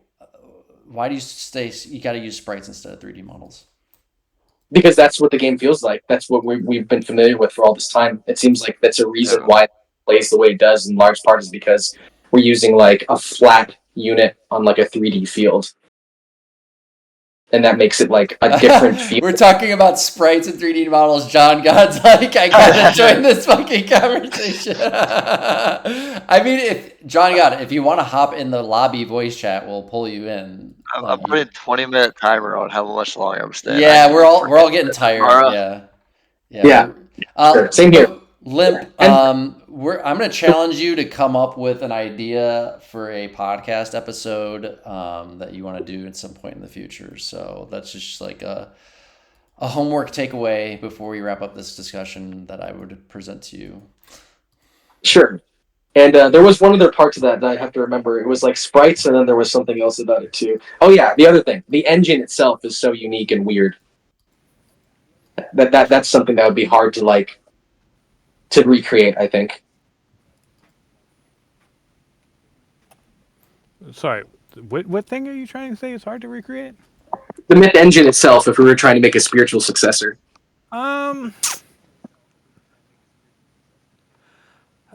I don't know that I would totally agree with that. I think that oh wow, I'm hearing myself loop. 1 second. No worries. I had the stream still open. It was driving me crazy. Okay, so I think that you know, it depends on what you're trying to get out of the engine, right? Because like if you were to make a new game, I would not suggest using the original myth engine at this point because it's held together with staples and duct tape and trying to make super limited, right? It's not just super limited, but it's more like imagine trying to move a cart around in a house made out of balsa wood. Yikes. And you bump one thing and it could all fall apart. And I feel like that's the myth engine where it's been upgraded and kept alive over a lot of things that would doom most engines. And so like that's really impressive, especially with the compatibility. But like it's not really great forwards, right? So like if you want to be like, I want to include moving 3D models on the map. So like let's say a minecart or something for some reason, just to have an example. Doing something like that is like would be impossible with the current engine. It would require a significant amount of work to just do something as basic as that. And so it depends, again, really what you're looking for in a sequel. In the regards to what you're saying earlier with having it to be sprites, I would disagree with that, but I think that there is a point in that the sprites definitely interact with how the game looks and feels to play. But I think that a lot of that could be mimicked outside of sprites. Like, one thing I always thought would be an interesting take on it if you were to make a clone of Myth would be to have it look almost like a tabletop RPG or something where you have miniatures and such, but then animate them like stop motion. Because that's Myth 1, for example, was animated in stop motion just with 3D models. They didn't have actual animations. And so if you did that with just more frames of animation, it would still have the same sort of feel to it, even if it was fully 3D. Interesting. It's fighting games do that actually. It's because the fighting games started in 2D, and when they went to 3D, it changed the timing of everything. So they went, okay, well let's do it in 3D, but we then have hold frames and stuff so that it still has the same feeling as the 2D game, despite not being in 2D anymore. And so right. So I don't fully follow that, I guess. So you're still at the end of the day have frames, like whether they're 2D and like the 2D sprites, they have animations, and then so you switch to 3D, but you still have you split it up into like lesser frames because it's like otherwise the 3D is animated to a finer resolution or something, or what? That's kind of exactly how it works. Like I don't know if you guys ever it's an anime fighting game called Guilty Gear. I don't know if you guys have heard of that. Yeah. But, one of the things they did, which was just from a technological perspective and an artistic perspective, really fantastic, was with Guilty Gear Xrd that came out in like 2014. They went, let's try and do something in 3D that looks like it's in 2D. So they did things like lowering the frame rate so that it has the same thing as if it was 2D animated. It's rendered, the animations render at 14 frames a second or 12 frames a second instead of 24. and stuff like that. And so they did a lot of stuff specifically to not make it overly smooth 3D looking. And so like when you're trying to mimic something that's 2D, you don't just go, all right, let's just have this automatically do the animation and it'll smooth out in between, and then you start losing what made the timing and everything of the 2D animation work, and it looks like something very different. And I think that's often the issue you see with stuff like Myth 3, where it was like, everything felt slow or whatnot. Even if it was moving at the exact same speed, it felt really sluggish. And it's like, I don't like this. It doesn't feel satisfying. Everything feels less punchy. And and that's kind of why, and that's kind of what I was pointing out. Like, you could do it in 3D, but you can't just do it easily in 3D. You'd have to specifically go from the start and go, this is what we're doing, and this is how we're doing it, so that it's readable in the same way that Myth is, and with a 2D, 3D engine that Myth has. So the lower frames for the animation in 2D, that's kind of just like a historical convention due to the nature of like graphics started out as 2D on lower end computers, so they tended to have less frames. Like you could, in theory, animate a 2D animation with more frames, right? Oh, absolutely. So the Yeah. reason that it happened the way that it did was Myth 1 came out and they had, much less units, right? And one of the big criticisms of Myth 1 was it looked like you were playing with wind-up toys because the animation, there's so few frames of animation, right? And so they went, all right, well, with Myth 2, we're going to double the animation frames, make it so everything moves smoothly. And they ran into the problem of, back then, like all of the sprite sheets are not stored in a very archivable format, so they're all raw images essentially, like similar to like a .bmp or something like that. And so quickly you run into space issues, and so they ended up rendering some of the units in Myth 2 at a higher resolution, and then after making the renders, they downsampled them to a lower resolution so that they would fit on the CD. So you end up in a situation where Myth 1 had higher resolution images, and Myth 2 did not have higher resolution images, but it had more frames, and that was kind of the trade-off to make it work at all. And so when you go, oh, it could have infinite amount of frames, it's true it could, but back then it was not really realistic to have something that had a ton of frames. Like the units that have the most frames of animation are stuff like the Trow, because that has like I think 12 frames of animation for a walk, where most units have 4 to 6 depending on the unit. Which makes sense because the trow is bigger, so if you had less Yeah. frames, it would look more janky probably when it moved, right? Absolutely. So like if the warrior has a smooth walk cycle, that's 6 frames of animation, if I remember correctly. And the Trow in Myth 1 also has 6 frames of animation. But if you've played Myth 1 recently and looked at the way that Trows move, they look really stop motion-y. Mm-hmm. And it's like, that's just kind of... Yeah, I do remember that, yeah. Yeah, so that's kind of, it's perspective of how you kind of hide all of these things. And that's... working on the HD project, and which turned into Twice Born Edition, there's a lot of that going through, of like figuring out as I worked on things like, oh, this is what they were doing. Oh, this is how they hid this. Okay. So like, you have no idea how many times I had to go through like, okay, so on the white, there was an issue with the pants that there was no easy way to fix because of the program that it was made in, being that you would have to redo the fix on the 3D model for each separate animation individually.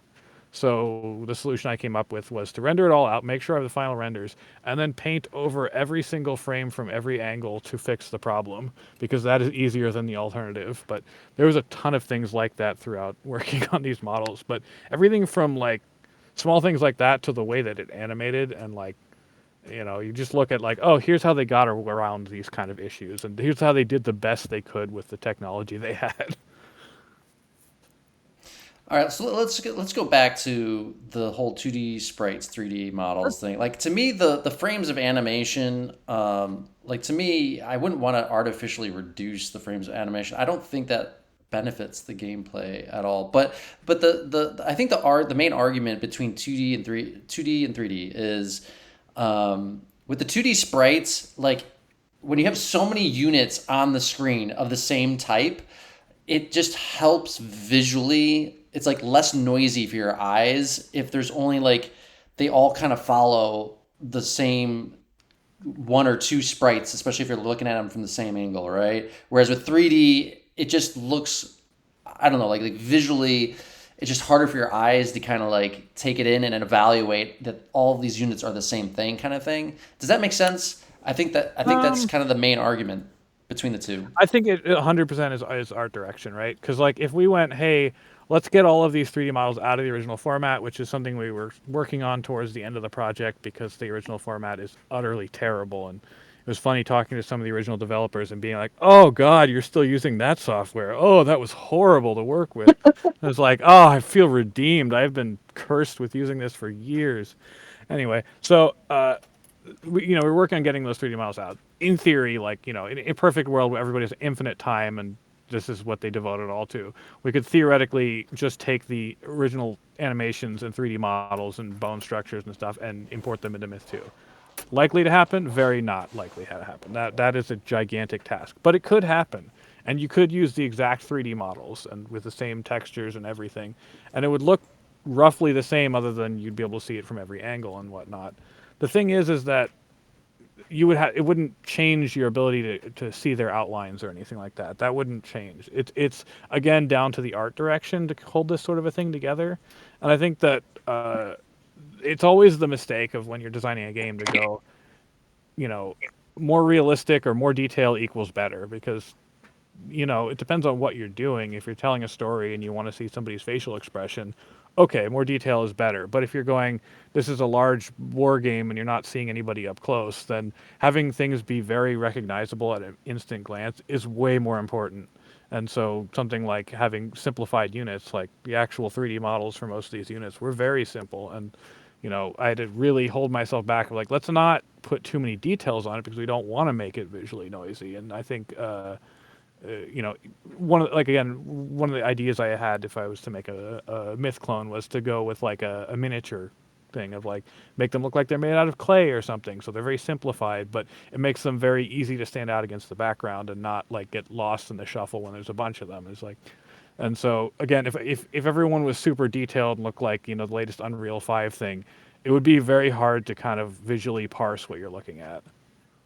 All right, so Limp, let's get this little discussion going here. So Limp, you said that you prefer 2D sprites.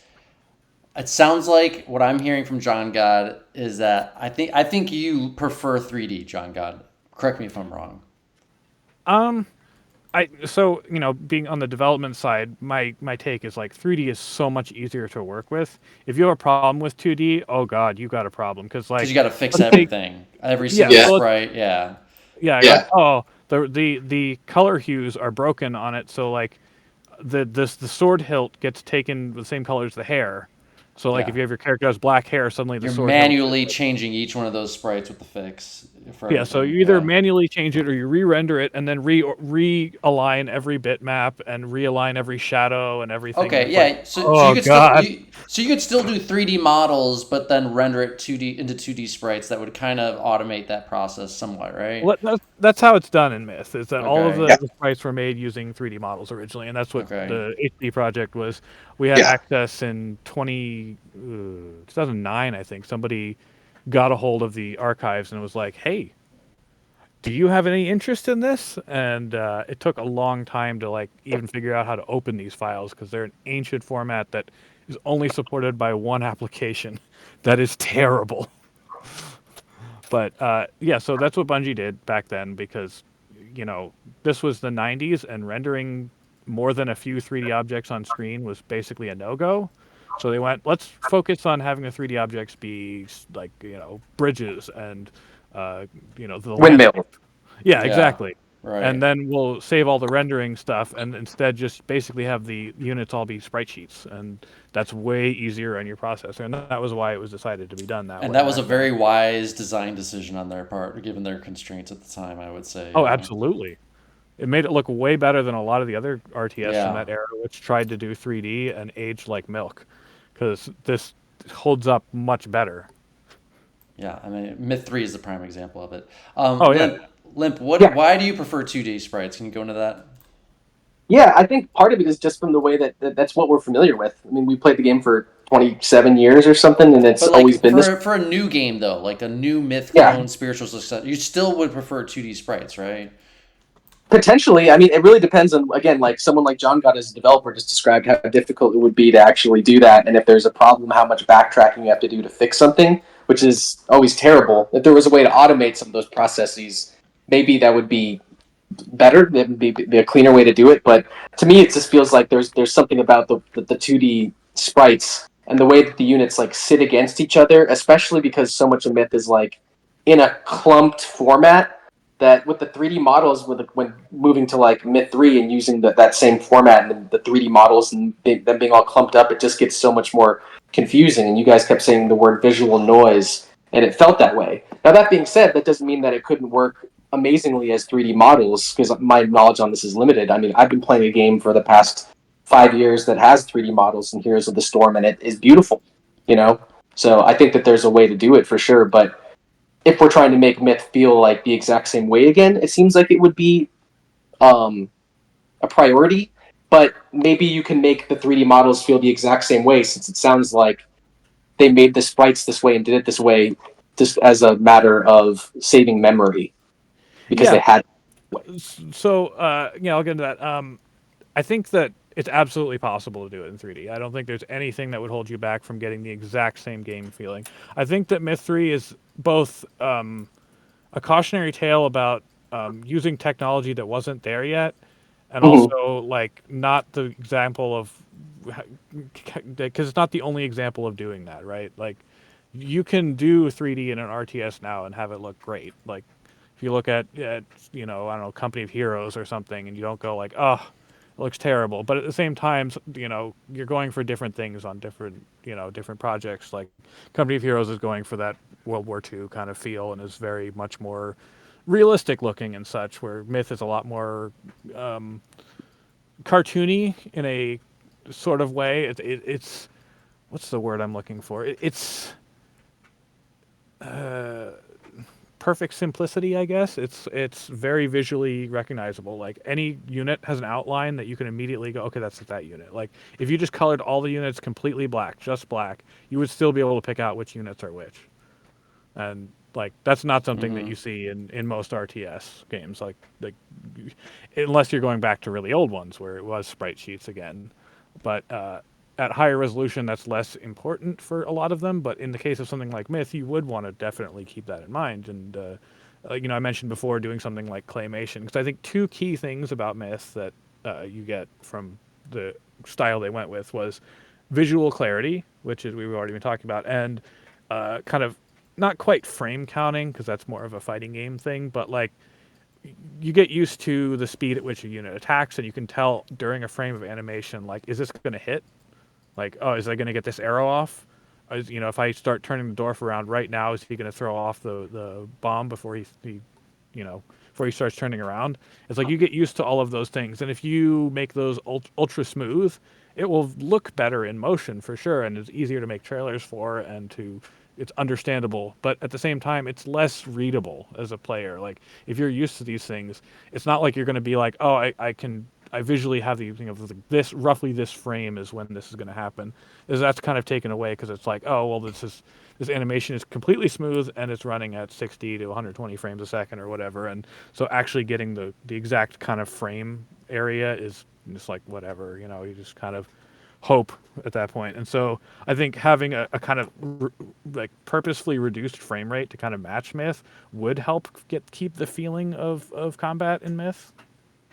Okay, I see your point. So Yeah. yeah, like this reminds me of like if I'm tro fighting and you know, so okay, so just to tie this, so what Jon God was describing there is like pro gamers in a lot of older games with lower frame rates, they would get really good at like achieving frame perfect timings on their attacks, basically, right? This is very big in street fighting games. I think it's also big in like Mario, like the original Mario.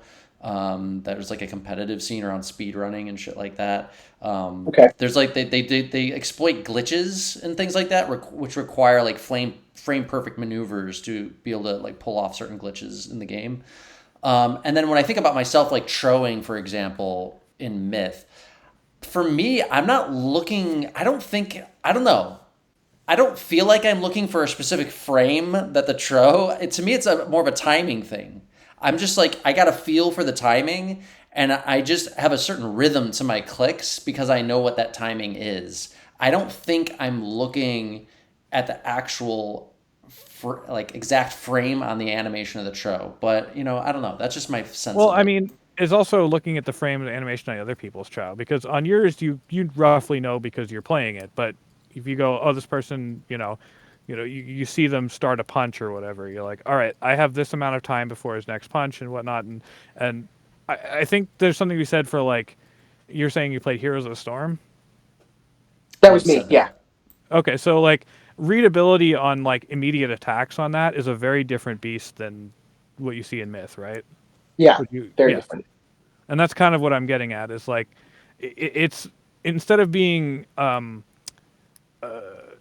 visual noise, it's sort of more timing noise, where it's like, okay, well, there's a lot of stuff going on and the animations are way smoother, so it's harder to kind of get that timing down because you have a lot more information being thrown at your face all the time. And that's kind of why I was saying, if you artificially slow down the animations, or specifically design them in a way to not look like somebody just slowed down the frame rate, but to have it like I said before, like if you did it stop motion, then if that was the entire art style, it would look correct stop motion. And I see.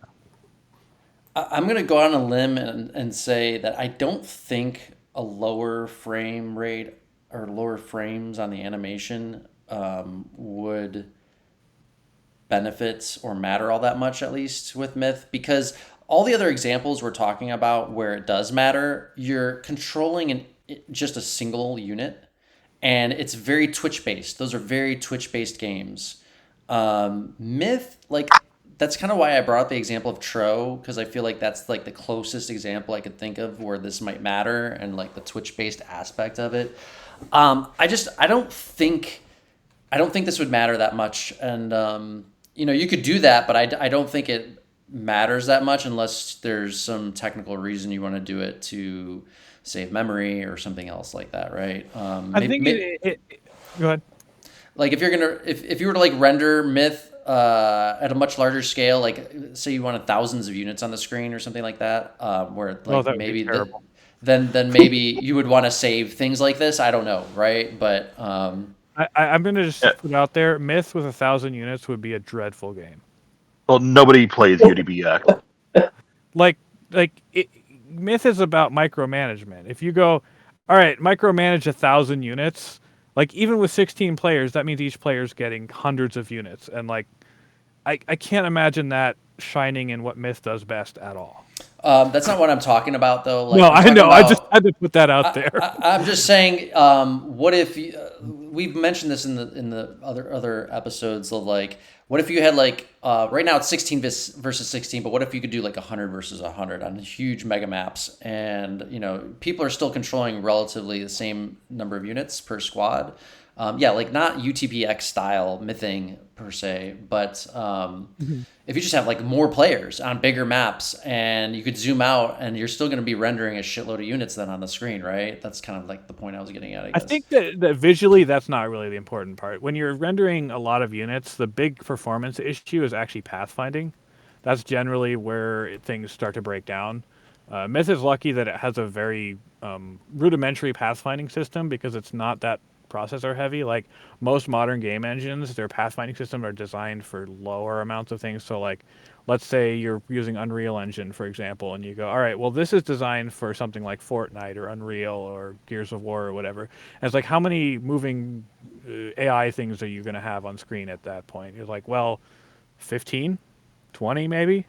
And so it works on having really nice pathfinding for 15 to 20 units. But when you go, oh, there's 100 units in this game, then the game starts to like really, the engine is like, I can't do this. This is really hard. And yeah, so I got you. And that's why modern RTS games like StarCraft 2, even though it's a more recent game, it has limitations. There's engine limitations to the number of units they want to be able to handle on the screen with, or even and players in the game, etc. But yeah, I mean, I get it. I just think personally, I think 2D versus 3D with Myth is. I think I might agree with Jon God in that it's more of an artistic decision to be made.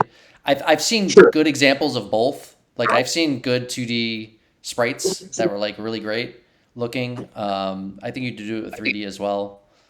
I think it just depends what you want to do. Yeah. Ultimately, what the myth community would want for like a spiritual successor is like probably the least important thing Yeah, to consider. that's what I agree. Because you have You to know? consider, you want to bring new blood into the game, right? You don't want to Exactly. just make it for the old players. You So make it modern, and what actually Well, makes it for the community now. Whatever we want for it is like the least important thing because there's like 200 of us. Like that's doesn't even matter. that's the thing is like, you know me, I try and please everyone. If I made a game, I'd be like, I'm not limiting this to new players. Like, I would try and make sure everybody's happy. And like, you know, I know coming from somebody that worked on a game that the community somewhat rejected, that's kind of silly, but that's always been the way that I felt. Like, I don't know if I know none of you probably play much World War II, but if you ever Oh, I get played a ton. well, no, like modern, like these days. But Like, what you mean, like Call of Duty and stuff? no. So I made World War II Heroes, a plugin for Myth that's got it comes with 400 add-ons that you can just basically like think mutators from Unreal Tournament, but for like every aspect of it, you can just tweak all sorts of things. Cool. So one of the things I did was I basically remade the 3D model that was used to make the World War II soldiers. Like I didn't have access to it. I am in contact with Santa's Head's family, and I was trying to get a hold of the original documents because he had planned to send them to me before he passed away. Which I'm so sad because he was the nicest dude, and it's just super depressing. But anyway, I basically frame by frame reanimated a new 3D model, like set it up, rigged it, everything, and I was like, okay, well I have this now. Like, why don't I just experiment? So I made a version of it that has 36 views, so it almost looks 3D, but it's just and it's higher resolution as well. So you know, if you want to see what that looks like a super like I don't think anybody else has made a unit that's 36 views. So if you have that interest, it's there. But Definitely. all right, Jon God, we're gonna have to wrap up this episode. yeah, I'm pretty so soon, sorry we've got but way off topic. But before we end it, I do want to get you had mentioned that you and Punk User and some Project Magma folks did meet with Yes. Take Two. Just really quick, did they ever give you a number? If so, what was that number? No, so they didn't give us a number. So we essentially, back in 2015, I was just I went, you know what? Like, I'm watching as all these games get re-released. It was kind of starting to become in vogue to re-release old games. And I said, you know, Night Dive Studios at the time was like the premier name. That was the company that everybody wanted to see bring back old games. And so I just went, you know, this is a bad, you know, Ice Cube's chance in hell. But I emailed, hey, this is our situation. Do you have any interest in this? And Night Dive apparently had already been looking into it, and so we went, hey, well, it seems like our interests align, and so I got on a call with them and talked to them for a while, and then I brought it back to other members of Project Magma and say, hey, this is kind of where we land, and this is the thing. Like, what are we looking for? What would we like to see happen? And there was a bunch of conversations back and forth for a while, and Night Dive acted as our kind of intermediary for this because they had contacts. One of them was friends with somebody high up in Take Two, and so you know they brought up the idea of like, hey, look, we have the source code, we've got you know these people working on it, we could re-release it, and you know. And so initially they're okay, yeah, that sounds great, you know. And the person's like, not only do we want it to get re-released, but we feel like you know maybe you guys should be compensated for it, and maybe we should figure out what the best way to distribute it and everything. We want it on all the platforms, not just one, and stuff like that. And it was like, oh, all of this sounds amazing. And then one day it was like, it's not happening. It's like, well, what happened? It's like, well, we're not allowed to tell you what happened.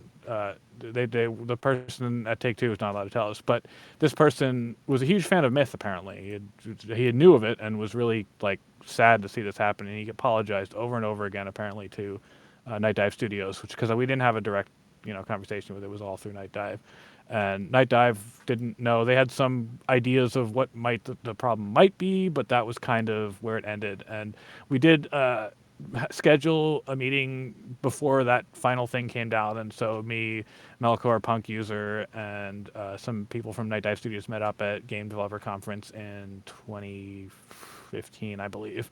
And so there was some talk about it then. So maybe 2016. God dang, I can't remember. It's been a whole decade since then at any rate. So that was kind of where it went. I know that Night Dive asked for if they were willing to sell the rights at the time, and at the time they said no.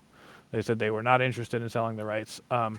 That being said, from my understanding, there was a few people looking into Myth at that point. I think Fizz and some old members of Vista Cartel were kind of poking around at it. I know from having talked to him now that Tuncer Denise was also looking at it. Oh, cool. He was at the exact same time as us talking to the exact same person at Take-Two, which is a weird coincidence nowadays. Oh, wow, okay. We just had no idea that we were both barking up that same tree. And so, so I assume maybe it was all of the action at that point that the IP was generating from random sources that they went, maybe we shouldn't sell this.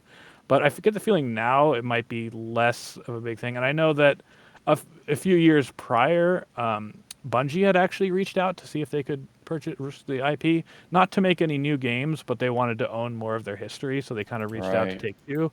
One of my contacts at Bungie told me about this, and they said they were asked an astronomical price, and they went, no, it's not worth owning our history for that, and that was the end of it.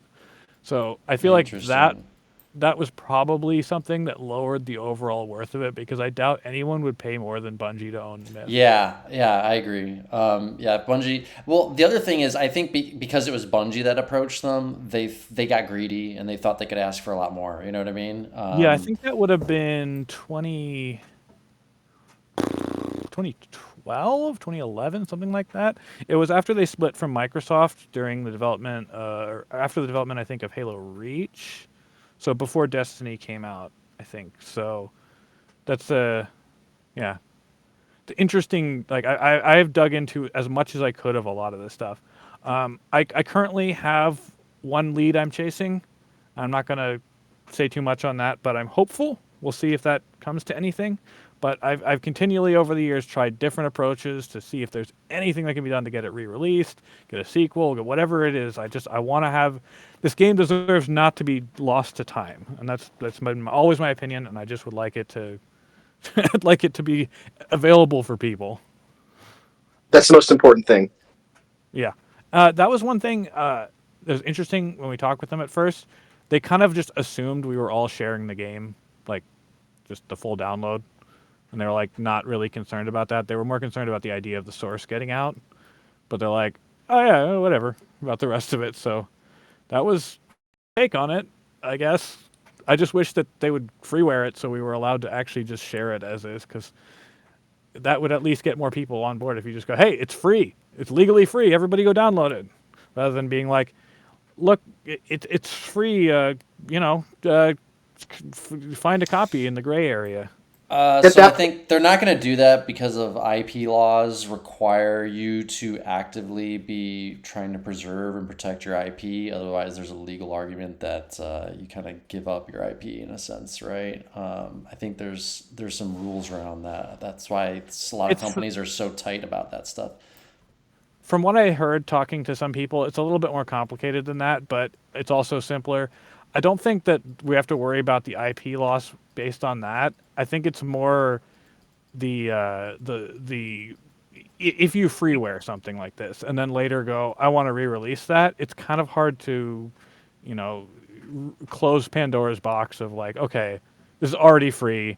It's not like you can suddenly start charging for the thing that's been legally deemed as free for this long. So it's kind of a thing that most companies are unless somebody gives them a good reason, they often don't want to do it. And I've had people I know at work at GOG talk about that and getting old games re-released and stuff like that. And like sometimes a way to get around rights issues and licensing and stuff like that is to just have them freeware it and such. So it is a viable thing and requires less paperwork and legal matter to do that. It's just finding the right person that will okay that.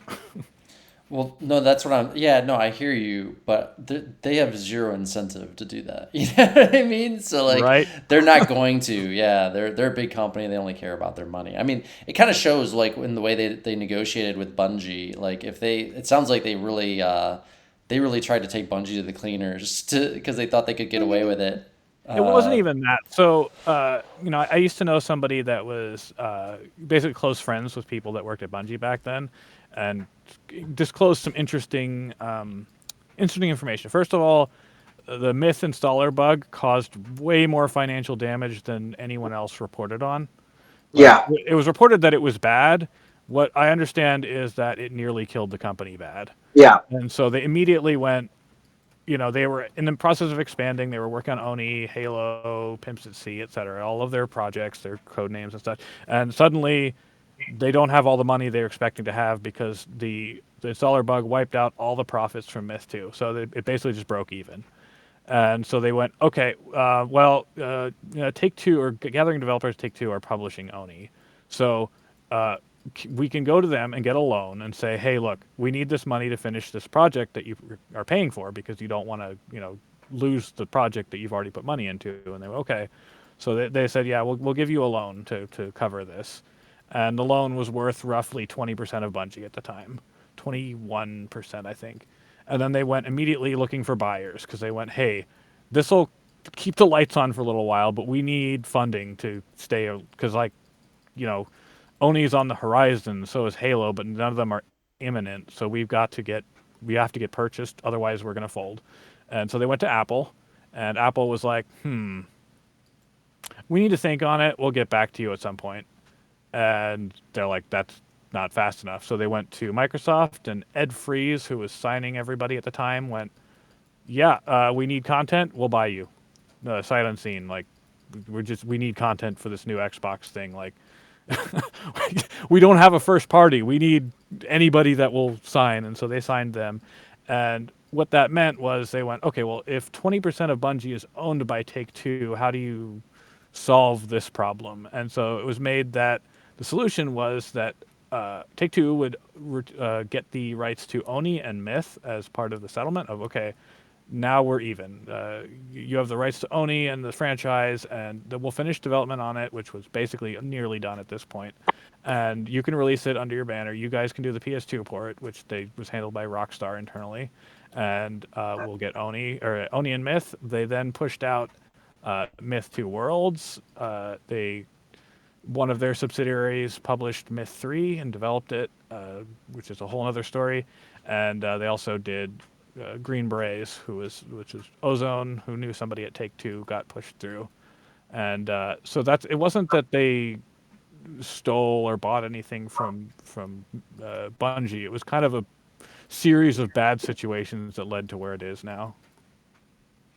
I was always under the understanding that the Myth 2 installer bug had basically almost bankrupted the company because the thing is they had to reprint all those CDs and repackage them by hand and everything. So I always understood it that way. Yeah. If I remember correctly, the number I got was $800,000 was what it cost. And that's 90s money, so you have to do the math for inflation at this point. But that wiped out all the profits of Myth 2. And like I said, at that point, they were bankrolling development of Oni, Halo, and a few other projects. And they had expanded. They had opened Bungie West in San Jose. And so, suddenly they have all these employees and projects and no money coming from anywhere for the foreseeable future, which is what led to the big problems. All right. Well, that's unbelievable. I mean, if I'm not mistaken, too, wasn't Halo originally supposed to be a Mac-only release, too? No, that was definitely something that people assumed because it debuted at Macworld. But per the people I've talked to at Bungie, it was never planned to be Mac only. In fact, the Macworld demos were running on PCs at the time. Oh, that's great. They also had planned to make fact. a PS2 version as well, which would never see the light of day. So, fun fact about the Halo thing: I went to Bungie Fan Fest in 2001, which was right before E3. They did it in Los Angeles that year, and they debuted Halo, and they had a hollowed out computer that was basically the pre-Xbox thing on there, where they were showing us everything. They had like the Warthog out in front of the hotel and everything too. It was pretty cool. That's awesome. I thought they said that it was intended to be a Mac thing until they got bought by Microsoft. Well, it was definitely intended to be a Mac thing, but it was also, at that point, Bungie had gone fully multi-platform, and so like Myth 2, Marathon Infinity, and Oni, it was going to also be on Windows. It's just that plans shifted when they got bought by Microsoft. And one of the things they put in their purchase agreement was that Halo 1 also had to be ported to Mac, which it eventually did in 2003. So that's just a funny little thing. All right. I just can't believe in all this time that there's been no way possible to get this like on GOG with the permission of Take-Two in some way, even in the way the game is already like in the state it's in. It's unbelievable to me that they just won't allow that. I'll just say that Twiceborn Edition wasn't just made for the hope that, you know, people that are playing it will enjoy it. I'm trying to get, you know, I'll say that the folks that I know said the best thing you could hope for right now would be to drum up attention. And I think Twiceborn Edition does a pretty good job of that. Another thing everyone said to do is please vote for it on Dreamlist for GOG, or Night Dive has their own list, because that is helpful to anybody trying to get it re-released, because it shows some level of interest. Like we had Breath of Fire 4 or whatever get re-released on PC. I saw that. It was like an old, I don't know, like Saturn game or something. PS1. Yeah, I guess PS1 game that got re-released on PC because 20,000 people voted for it. It's like, okay, well, can we get those votes for Myth? Because I would like that to get re-released. But like, if right now you go on the Discord for Night Dive Studios, Myth has like 16 votes. So it's like, oh shit. I know on the GOG website, if you combine all the different SKUs for Myth, it's at like near 20,000, but it's like between Myth 2 Worlds, Myth the Fallen Lords, Myth 3, Green Berets, Myth, and whatnot. And it's like, okay, well, it's not all in one place, but it is a sign that there are people interested. But I try and always hawk, like, if you could vote, it would be great.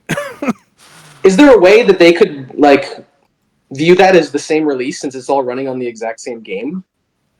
I would love to say that, but I think that for the sake of people, like, you know, if you got Myth for the first time, like back in the day, and you got the Total Codex, right?